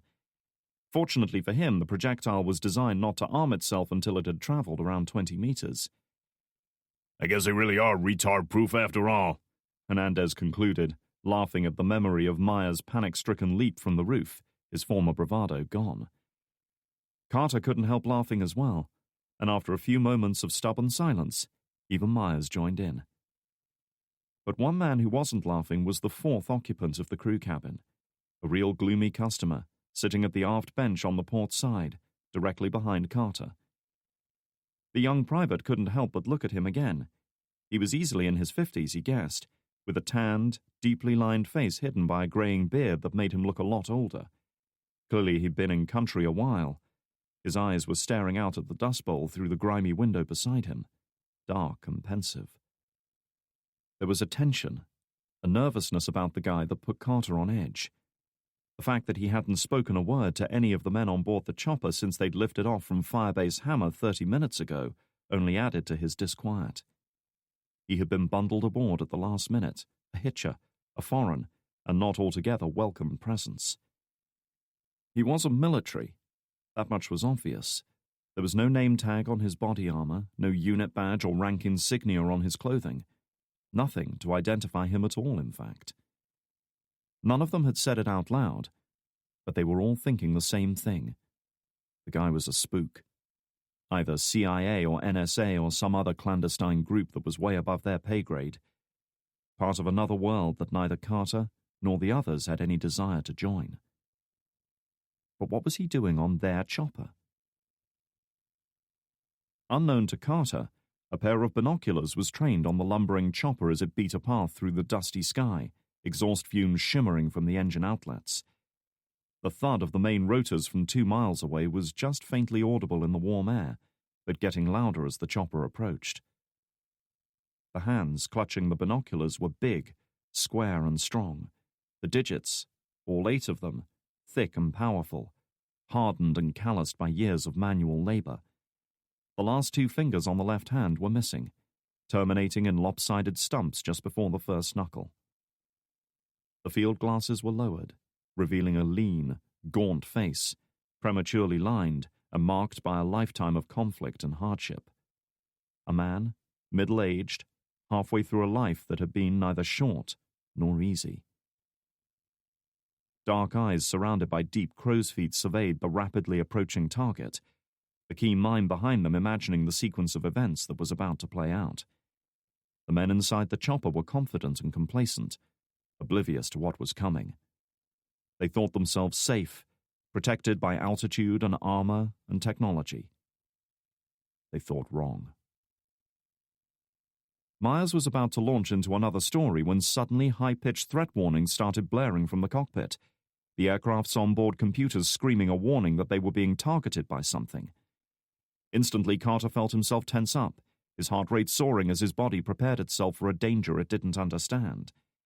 He was a gazelle on the African plains that had just spotted a lion stalking him in the long grass, death coming for him.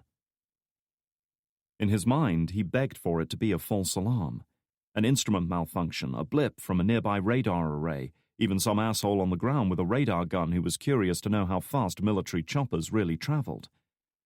"We're being lit up," the pilot warned. A moment later, the bleeping alarms changed to a constant high-pitched tone. "Shit!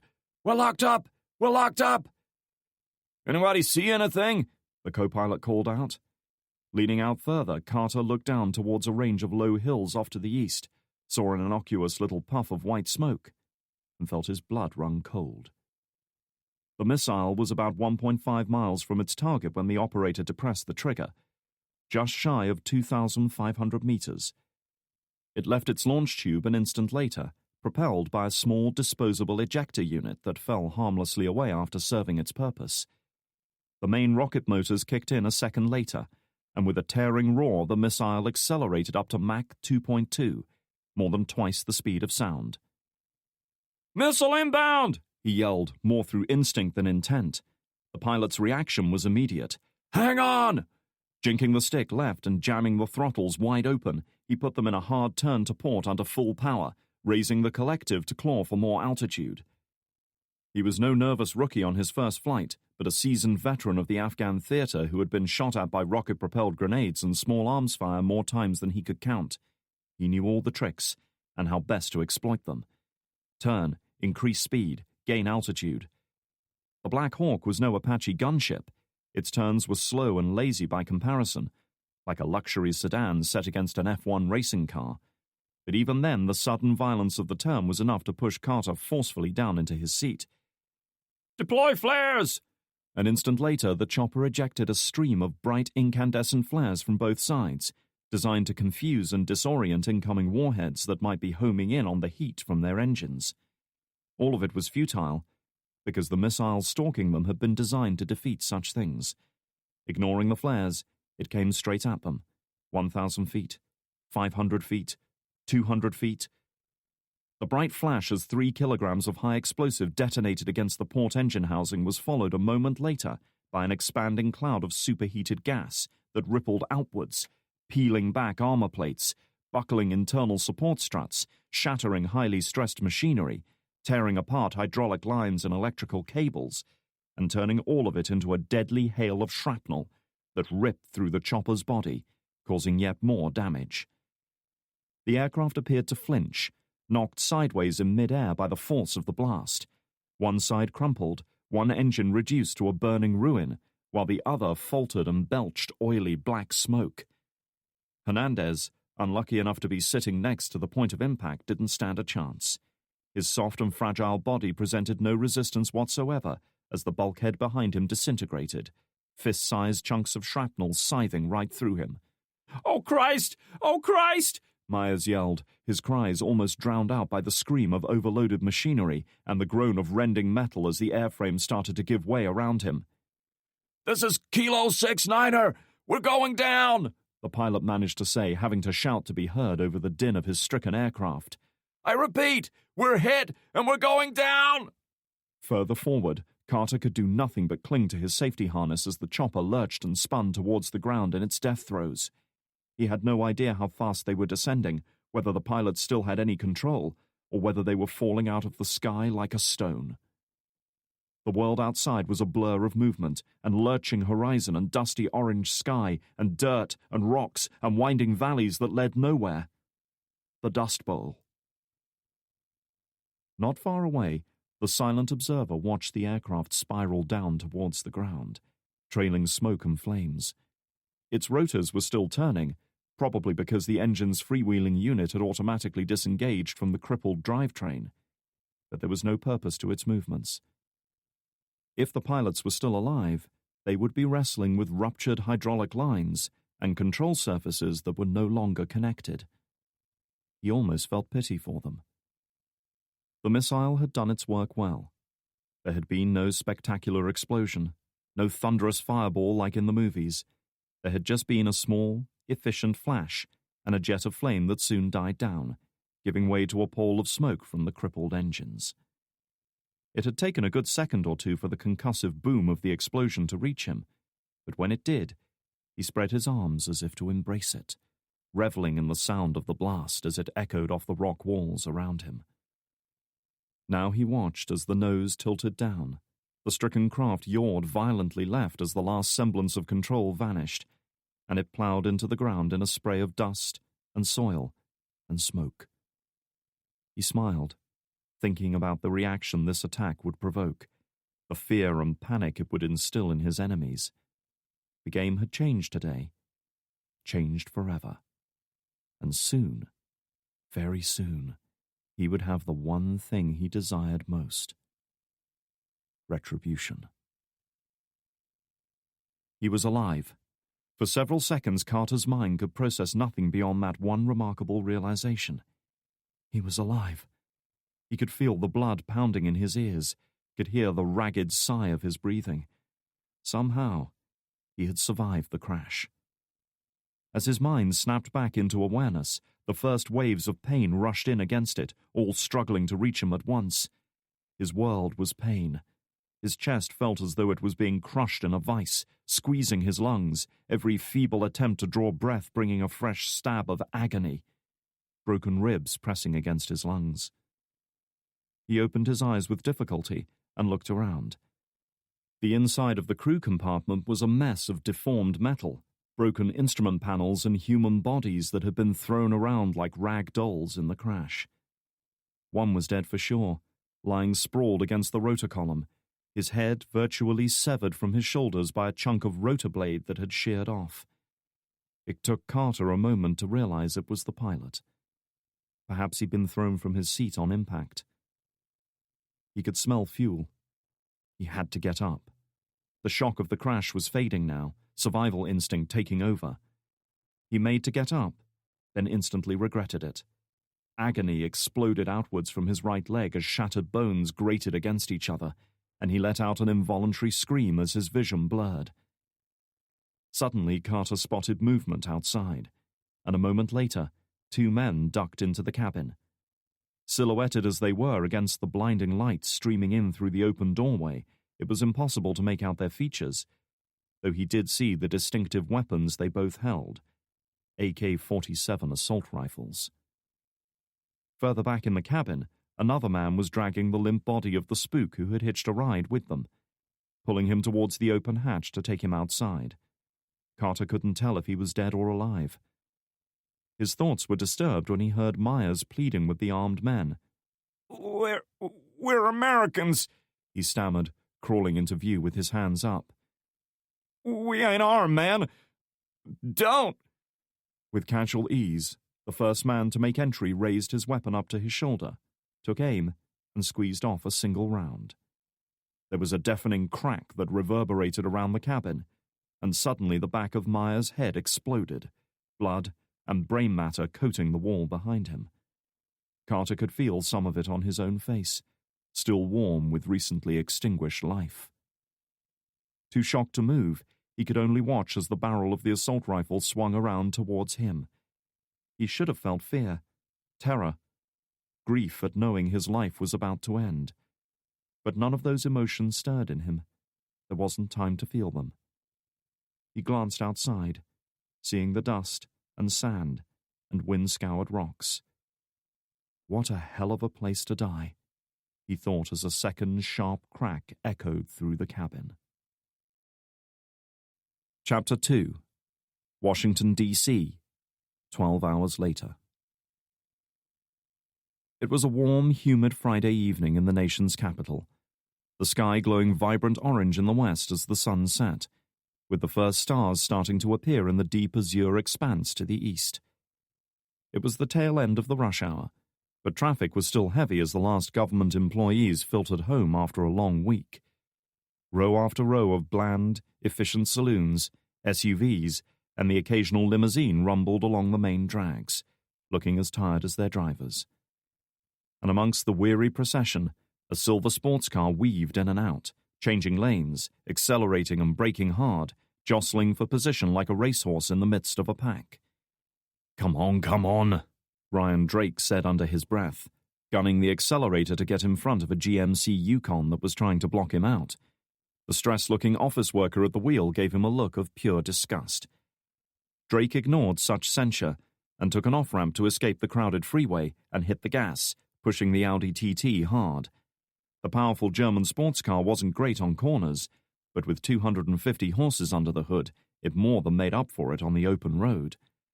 The 3.2-litre VR6 engine roared as he accelerated through a set of lights that had just changed to red. He glanced at his watch and swore under his breath. He was going to be late for his rendezvous, and this was one meeting at which tardiness would not be tolerated. She's going to kill me, or know it. Seeking to divert his thoughts from this unpleasant prospect, he switched the radio on. It was the financial roundup. The Dow Jones fell in afternoon trading again today, closing 215 points down, with analysts predicting another major slump in prices amidst growing concerns of insolvency in major investment banks. Overall, the Jones has fallen over 20% since this time last year, with further turmoil in European markets. There were a lot of reports like this nowadays, all using terms like subprime mortgage crisis and unsustainable debt burden. The truth was obvious even to those who didn't understand the finer details. The economy was rapidly going from bad to shit to worse, and nobody knew how to fix it. It was funny how much things could change in a year, Drake thought as he turned left at an intersection. He soon found himself in a world of plush suburban houses, vibrant green lawns, and immaculate SUVs. The whole place had the feel of a planned community, as if Walt Disney had designed it all. Every block or two he passed fashionable coffee houses with tinted glass windows and stainless steel tables, regular hangouts for people with thick-framed glasses and hair they'd spent half an hour styling for the just-out-of-bed look, pretending to be doing something important with their laptops as they sipped their mochachinos. But not now. Now the tables stood empty with scarcely a laptop or a pair of designer glasses in sight. One place even had its shutters pulled down, as if the world were bracing itself for a gathering storm. Pushing those thoughts aside, he made a hard right turn at the next junction, changed down into second gear, and stamped on the pedal. He arrived at his destination an hour and 15 minutes late. Not bad by his standards, but unacceptable for the people he was meeting. Killing the engine, Drake stepped out into the warm evening, the chirp of crickets and other night insects plainly audible. Tiny flies buzzed and flitted back and forth around him, circling each other in lazy arcs, like ancient biplanes locked in an endless fight for supremacy. A house on the opposite side of the road had the stars and stripes flying above their porch. It was that kind of neighborhood, but the flag barely moved in the still air. He inhaled, tasting the scent of freshly cut grass, the fragrant bloom of flowers, the sharp tang of newly sawn wood, and above all, the smoky aroma of meat cooking on a nearby grill. Or perhaps burning was the more accurate definition. Hoping his olfactory senses were mistaken, Drake jogged up the brick driveway to the front door and knocked. There was no reply. He knocked again, louder this time, only to meet with the same result. "Oi, John! Anyone alive in there?" he called out, backing up a little so his voice could be heard in the backyard. At last he was rewarded with a reply. "Round back, buddy! Gate's open!" Vaulting over a shrub at the edge of the porch, Drake headed for the side gate and let himself in. John Keegan's home, in stark contrast to his often disheveled personal appearance, was a neat, well-ordered suburban house in Brookville, a small town about 15 miles west of central D.C. Indeed, small town was the perfect description of this place.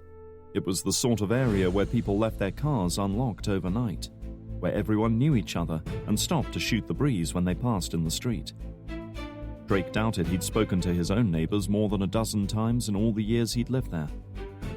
As he'd smugly admitted on more than one occasion, Keegan had picked up this place for a song, buying it at auction when the previous owner died.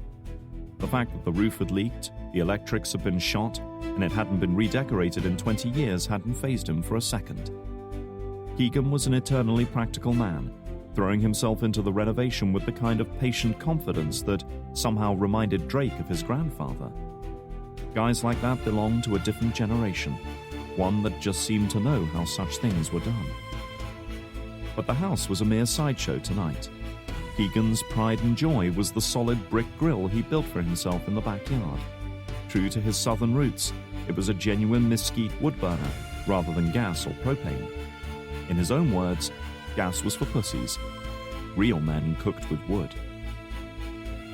It made little difference in Drake's opinion, but then he supposed his palate had been ruined by his days as an SAS operative. Their barbecues had consisted of an oil drum cut in half lengthwise and filled with just about anything that would burn. And if they'd been struggling on that score, there was usually a jerry can of gasoline on hand to help things along. Keegan grinned like a lunatic as he worked the barbecue, beer in one hand and spatula in the other. His scruffy mane of blonde hair was hidden beneath a frayed baseball cap, emblazoned with the Carolina Panthers team logo. Even his bushy mustache looked like it needed trimming. His DIY abilities were unfortunately not matched by his cooking skills, and he seemed to have an innate desire to cremate everything that had once been alive. "Nice of you to join us, mate," he remarked. For some reason, he seemed to find it amusing to say the word mate in his distinctive southern drawl. Kira Frost, standing a safe distance from the billowing smoke, wasn't quite so subtle. "Where the hell have you been, Ryan? You stopped for dinner on the way?" Drake forced a smile and nodded at the grill. Can you blame me? Of course, there was another reason he'd been late tonight. It was the same reason he was late for almost everything outside of work, even if he wasn't prepared to admit it. Burying himself in work helped him forget what had happened last year. And it helped him forget the woman behind it all. Frost didn't look convinced, and seemed on the verge of saying something else when Keegan, perceptive enough not to push the issue, nodded to the steel bucket off to his left. Beers of various brands floated in the icy water. "Well, you're here now. Grab yourself a beer, man. I'm almost done." Drake smiled and grabbed a Corona, wiping most of the water off before popping the lid open. He was more of a Peroni man, but when his throat was dry and the beer was plentiful, he wasn't complaining. "So what's the deal, John?" Frost asked, taking a pull from her own bottle. "Were you taking a shit when they taught us all how to cook or what?" The older man grinned. "Damn, you're on fire tonight, Frost. So are those burgers if you leave them any longer." Drake smiled at the banter between the two specialists. They had served together on a dozen operations over the past couple of years, and despite their differences, a certain grudging affection had developed between them. That was part of the reason Keegan had taken to hosting occasional barbecue evenings, particularly when the team had just finished their debriefings and wrapped up another operation. It was like a wrap party, something to bring an op to a definitive end. Or in Keegan's case, it was an excuse to open the tequila and put the world to rights. A slow smile spread across Keegan's face as he turned to look at Frost. "Hey, I meant to ask you, how's that car of yours?" Even in the dim evening light, Drake could see the color rise to Frost's face. The young woman had bought an old beat-up Ford Mustang at the start of the year, hoping to turn it into a restoration project. The last time Drake had had the heart to ask about it, the entire engine block had been lying in pieces in her garage. "Doing just fine," she replied, but there was no conviction in her voice. Keegan paused in his work, his expression pensive. "You know, my daddy once said never let women near guns, cars, or VCRs. Sometimes I think he was wiser than he knew." Frost wasn't rising to the bait. "Yeah? Well, I suppose that kind of attitude was common in the 1930s. You know, when you were a kid." Seated at the edge of the garden's decking area, another flawless creation built from scratch by Keegan, Drake took a pull on his beer, closed his eyes, and exhaled slowly.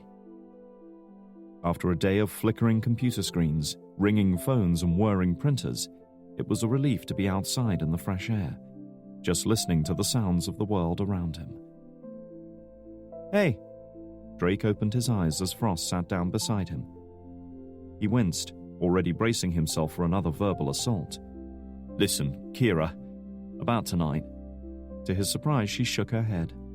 "Don't worry about it. You're here now, at least. That's the important thing." Drake raised an eyebrow. It wasn't like her to be so forgiving. Her unexpected conciliatory attitude had caught him off guard. He felt awkward, unsure of what to say, but he didn't want to let the conversation falter. He recalled something about her moving house, yet the details remained elusive, like a half-formed idea long since discarded. His mind was a jumble of reports and classified documents and deadlines and a dozen other work-related problems that seemed to swallow up everything else. "So, how are you doing with the new apartment?" he asked, deciding to chance his hand. "Moved your stuff in?" The flicker in her eyes told him he'd made a big mistake. "Ryan, that was 3 months ago. And it was my sister who was moving?" Drake's heart sank. He worked with these people almost every day, spent far more time with them than his own family. Yet at times like this, he felt he barely knew them. The only reason he was even here tonight was because Frost had parked herself in his office and refused to leave until he agreed to come. Her excuse had been that she didn't intend to suffer Keegan's food alone, but even then he'd sensed a deeper motivation. She'd wanted to keep him involved, to make him focus on something outside work. It was a valiant, but futile effort. "I'm sorry, Kira," he said, taking a pull on the beer to hide his embarrassment. "My mind's been all over the place lately." In truth, his mind had been in one place, and one place only: Iraq, last year. After being hunted as a fugitive by his own people and traveling halfway across the world, he had uncovered conspiracies and corruption that went almost to the very top of the agency. Then it had all unraveled. The one man who could help them had been executed, while those behind the entire thing had not only survived, but prospered. Drake himself was only alive because of a deal struck by his friend Dan Franklin, buying his security in exchange for silence. Drake's life was now in limbo. He was unable to leave the agency, yet knew that one day his luck would run out. He understood how Damocles must have felt at that banquet table, trying to enjoy his roast beef with a bloody great sword hanging over him. Easy mistake to make. Frost was silent for a few moments, contemplating something, or maybe weighing up whether the time was right to say what she wanted to. "Mind if I ask you something?" He looked at her, wondering what was coming. "You've never let it stop you before." "Why do you push yourself so hard?" she asked, dead serious. Drake hesitated. Kira Frost was a straight talker who wasn't afraid to voice her opinions, but it wasn't like her to get into this deep and meaningful stuff. "You're in that office working until Christ knows when," she went on. "You barely do anything in the real world. I mean, shit, I had to practically hold a gun to your head to get you here tonight. My company that bad?" "I'll take the fifth on that one," he said, hoping to lighten the mood, but soon realizing it was a wasted effort. She wasn't about to let this one go. "Look, it's just the way things are with work. Ryan, there's always going to be too much work if you want there to be." Drake was careful to avoid her gaze. "I imagine you're going somewhere with this," he prompted, wishing he didn't sound so defensive. "You're burning yourself out," she said simply. "It's like you're trying to punish yourself or prove something. Either way, it's not good." "For who?" "For anyone," she answered. "If you're exhausted and strung out, you're not thinking straight, which means you put all our lives at risk next time we're in the field." She fixed him with a searching look. "And as much as I'll hate myself for saying this, I'm worried about you. I don't want to see you burn out. You don't deserve it." At last, Drake turned to look at her, his vivid green eyes shimmering in the glow of electric lights nearby. But before he could reply, he felt his phone buzz in his pocket. Out of habit, he fished it out and checked the caller ID. It was George Breckenridge, the officer in charge of the CIA's Shepherd program and Drake's immediate superior. A man who'd previously held that post, Dan Franklin, had been promoted to Director of Special Activities Division last year, leaving a power vacuum that had to be filled. Drake had little contact with his former friend now. There was little choice but to take the call. In the agency, if one's boss called outside work hours on a Friday night, chances were the news wasn't good. And yet, for once, he welcomed the distraction. "Yeah, George," Drake said. Breckenridge was, as always, brisk and to the point. He had little time for grunts like Drake, and made no attempt to hide that fact. "We need you to come in. Where are you?" "Brookville, Keegan's place. Why? What's going on?" "We got a situation here. We want your input." Which told him nothing at all. Not that he was surprised. This was an open line, and while Drake doubted the Russians or Chinese were listening in on his every phone call, there were still rules. More than one op had been compromised in the CIA's history by casual conversations on unsecured lines. "How urgent is it?" "I'm sorry. Did I give the impression this was a dinner invitation?" Breckenridge asked. employing his most patronizing tone. We want you and your team here 5 minutes ago. Exactly what part of that is unclear. Not for the first time, Drake found himself seriously questioning Franklin's choice of successor. Whatever the vetting process for that position, it clearly wasn't designed to filter out arseholes. Abundantly. Good. I'll see you in conference room 1 in 30 minutes. He hung up without saying anything further. Prick, Drake said under his breath as he closed down his phone. Frost regarded him suspiciously. Trouble in paradise? Snafu, as your marine cousins are fond of saying. She nodded sagely. Snafu? Situation normal? All fucked up. What does he want? Drake tipped back his beer and downed it in one gulp. Well, the good news is you've escaped Keegan's food tonight. Chapter 3. CIA Headquarters, Langley, Virginia. One thing Drake had to commend the agency on was their sense of irony. The George Bush Center for Intelligence, itself a contradiction in terms, was where some of the most important decisions in the world of espionage, counterterrorism, clandestine operations, and global politics were made. Yet the place reminded him more of a garden center than an intelligence-gathering hub. Set within acres of well-maintained parkland, there were trees and flower beds and neatly trimmed lawns everywhere. The main entrance was even a long, glass-covered archway with plants and expensive decor. All they needed to complete the look was a koi pond and a cafe selling overpriced coffee and pastries. There were two main elements to the CIA's headquarters: the old headquarters building, OHB, and the imaginatively named New Headquarters Building, NHB. The OHB was a double H-block arrangement that dated back to the agency's beginnings in the 1950s, while the NHB consisted of a pair of 6-story office towers that dominated the landscape like a pair of modern-day castles. Drake and his two companions were headed for the northernmost of the two towers. After passing through the main security checkpoint and traversing the length of the glass tunnel, they took a left at the T-junction. "This'd better be fucking good," Frost hissed, striding along beside her two companions with a look in her eye that would give most guard dogs pause for thought. "I'm talking alien invasion or presidential kidnapping here." "That's how you define good, huh?" Keegan quipped. "Big words, John," she bit back. "Thought you rednecks were still learning how to read and write." The older man flashed a grin. "Must have been a child prodigy." Their route took them past an outdoor seating area overlooking the infamous Kryptos sculpture. Appearing as 4 large metal plates engraved with a seemingly meaningless stream of letters, Kryptos had been an object of fascination for codebreakers and conspiracy theorists since it was unveiled nearly 20 years earlier.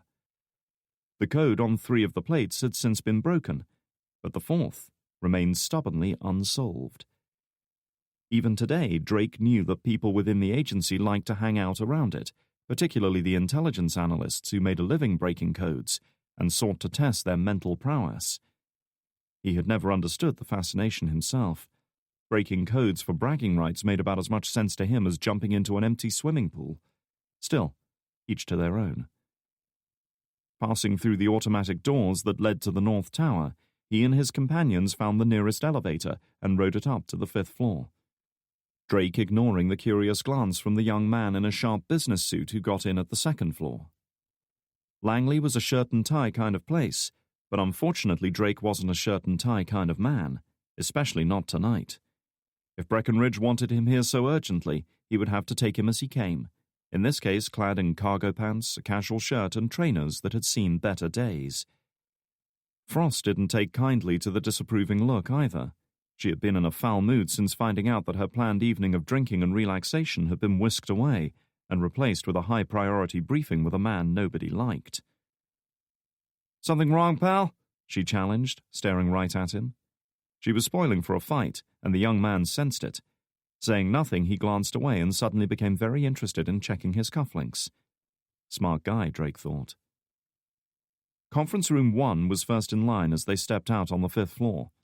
It was a big, plush room reserved for top brass and high-level briefings, partly because it looked impressive, but mostly because it was totally secure from any form of surveillance. The fact that the meeting was being held there told Drake a lot more than Breckenridge's ambiguous phone call. It was in this very room, over a year ago, that he had first been handed the mission to break into a Siberian prison and rescue a woman identified only by her code name, Maras. It had seemed like a simple objective at the time. Only later had he discovered how wrong he'd been. Drake hadn't been back here since. Normally his orders and debriefings were handled in one of the many smaller, more utilitarian rooms downstairs, which were more suited to the unobtrusive nature of his work. Access to the room was controlled by a swipe card terminal next to the door. Drake's personal access card would have been cleared in advance, so all he had to do was swipe it through the reader, punch in his PIN, and he was good to go.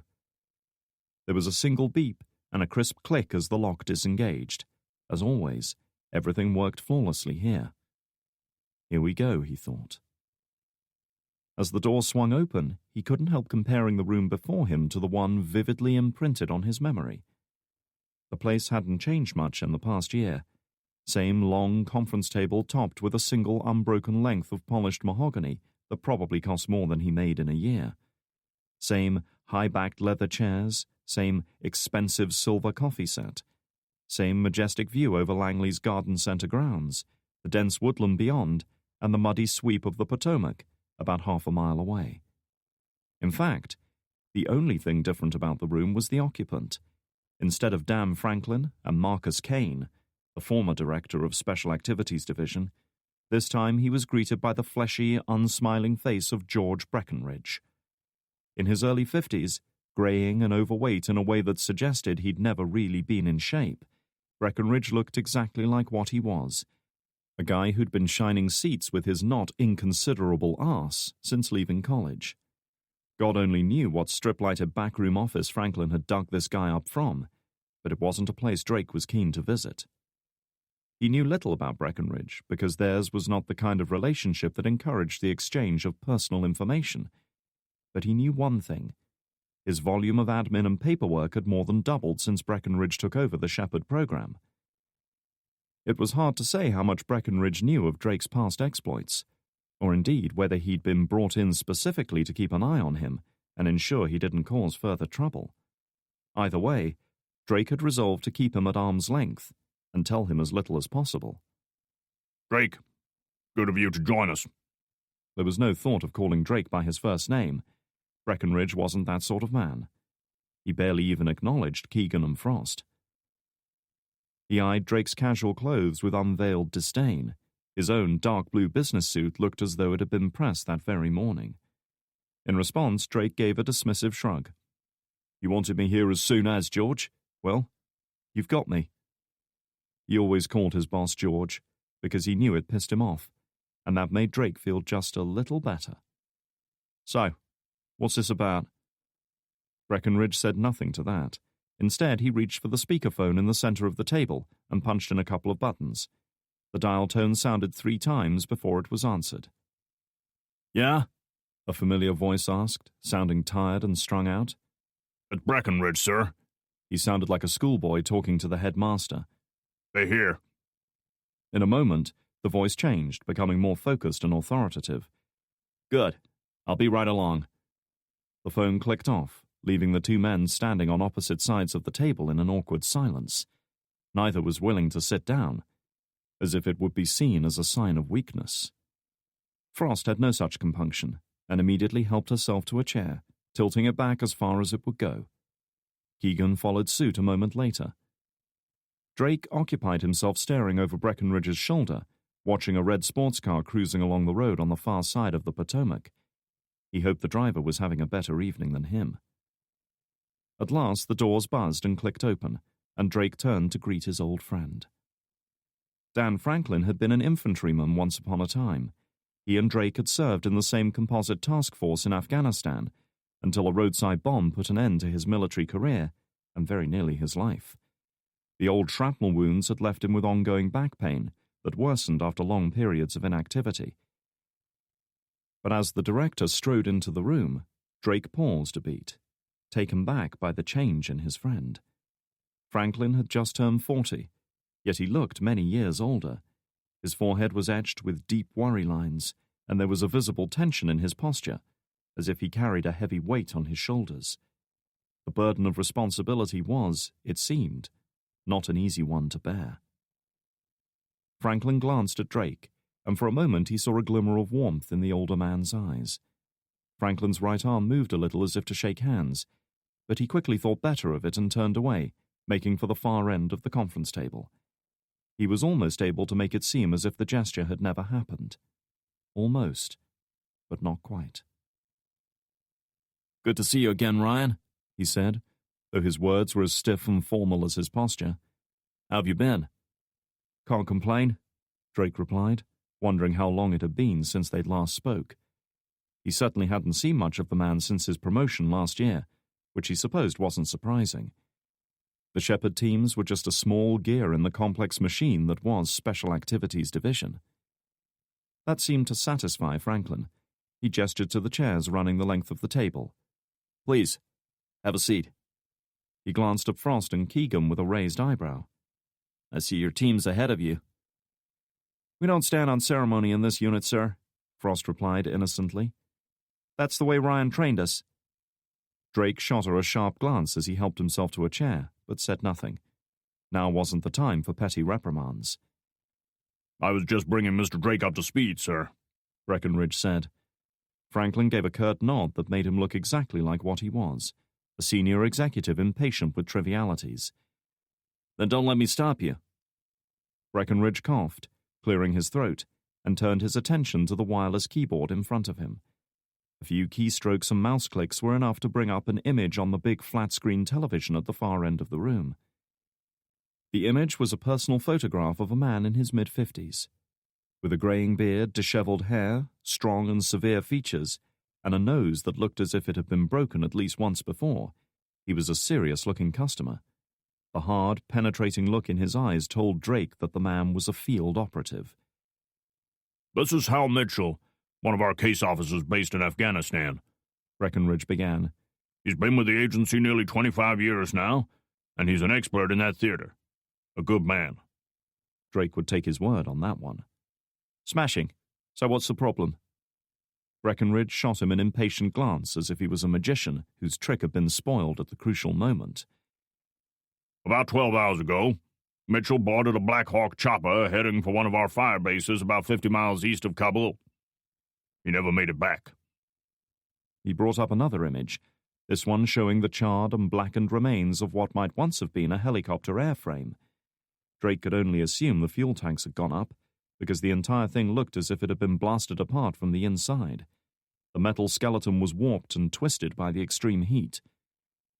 "His chopper was brought down by some kind of surface-to-air missile while en route to Bagram," Breckenridge went on.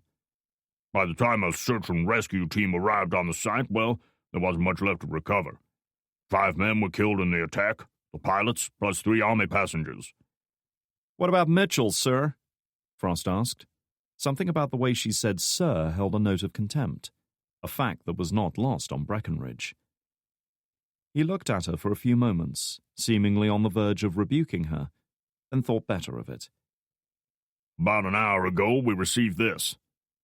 A couple of mouse clicks and the display changed as a video file started to play. Drake once again found himself looking at Hal Mitchell, only this time he was looking very different from his file photo.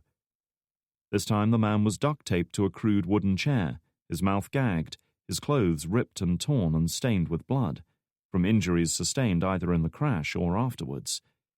His head lolled to one side, his eyes barely open, one of them blackened and swelling shut. Drake felt his stomach churn. He had seen videos like this before, and could guess where this one was heading. The camera, shaky and clearly manipulated by an amateur, zoomed out a little to show Mitchell's surroundings. He was in a room of some kind. There was a bare brick wall behind him, the mortar crumbling, the stones cracked and stained in places by yellow mold.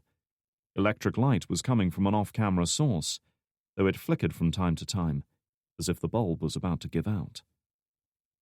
Another man walked into view. Dressed in loose flowing trousers, a heavy, worn-looking camouflage jacket, and ancient webbing that looked as if it had been pilfered from a dead Russian 20 years earlier, it didn't take a genius to work out that he was an insurgent. He was tall and lean, and even the thick jacket couldn't mask his spare frame. He was an older man, his skin leathery and lined from years of sun and wind, his heavy brows and thick beard graying. Drake could have sworn he recognized him, but immediately discounted the possibility. There was no way the man he was thinking of could be on this video. "You know what we can do," he began, his voice deep and heavily accented. "None of your men are safe from us. Not on the ground, not in the cities, and not in the air. We can strike anywhere we wish at any time. Nothing can stop us, because we are Allah's holy warriors. Everywhere we go, we will root out traitors, unbelievers, and spies." At this, he gestured to Mitchell. "You send men like this to our country, to turn our own people against us, to ask the faithful to betray their brothers, and you dare to call us terrorists." Reaching into his heavy camouflage jacket, he withdrew an automatic pistol. Drake couldn't be sure, but it looked like a Browning 9mm, a reliable old semi-automatic that had been around since the 1930s.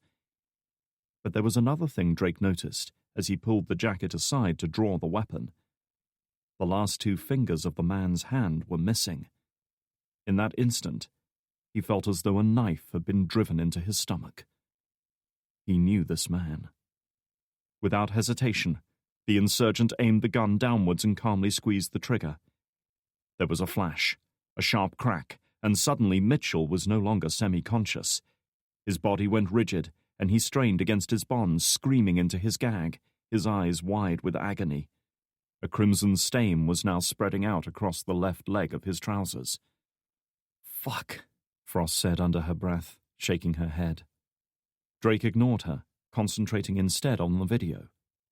The gag muffled Mitchell's cries, but the gunman was forced to raise his voice to be heard when he spoke again. "You are illegally holding dozens of our brothers captive inside the Parwan detention facility. You will release these prisoners, make a public statement condemning the illegal torture and interrogation of innocent men, and shut down the facility forever. If you do this, your man will be returned to you unharmed. Well, more or less." With malicious glee, he pressed the barrel of his pistol into the bullet wound on Mitchell's leg, prompting another agonized groan. "If you do not comply, by midday on August 14th, we will execute this spy and shoot down more of your aircraft. And believe me when I say our next target will be bigger." A moment later, the screen was replaced by a blur of movement as the camera operator turned the device on its side to power it down. Then at last, the feed went blank. Silence reigned for several seconds as each of them digested what they had seen and heard, though Drake was quick to break it. "Tell me this isn't who I think it is, Dan." The initial shock of his discovery was rapidly giving way to anger. Franklin shook his head. "Facial recognition confirmed it. It's him, Ryan." Frost glanced at the two men. "What's the deal here? Who is this asshole?" "His name's Korash Emwari. We believe he's former Mujahideen," Franklin explained. "He fought against the Soviets back in the 80s, then formed his own militia group during the civil war that followed. Mercenaries, basically. They pretty much dropped off our radar once the Taliban came to power. It was only after we invaded in 2001 that he appeared again, this time working for the insurgents." "The Taliban hiring mercs now?" Keegan asked. "We do. Why shouldn't they?" Franklin shrugged. "It's a case of supply and demand, really. Now that Al-Qaeda's on the ropes, there's a big market for trained men ready to fight." The CIA, along with various other military and intelligence agencies, had been quietly eliminating many of Al-Qaeda's senior leaders over the past 7 years, more or less crippling their higher command structure. As a result, Al-Qaeda had, to all intents and purposes, ceased to exist as a coherent organization. These days, it was a fictitious blanket term used only by the news media. The reality was far more complex and ever-changing. Factions and splinter groups were on the rise, made up either of lower-level al-Qaeda commanders, former mujahideen who had once fought alongside the West against the Soviets, or new groups eager to join the global jihad. Freed from any form of centralized command or control, and able to indulge their wildest excesses, these groups were rapidly becoming a nightmare for Western intelligence agencies. We eventually caught up with him near the Pakistan border. We sent in a strike team to take him down. Franklin glanced over at Drake, who had remained silent throughout this discussion.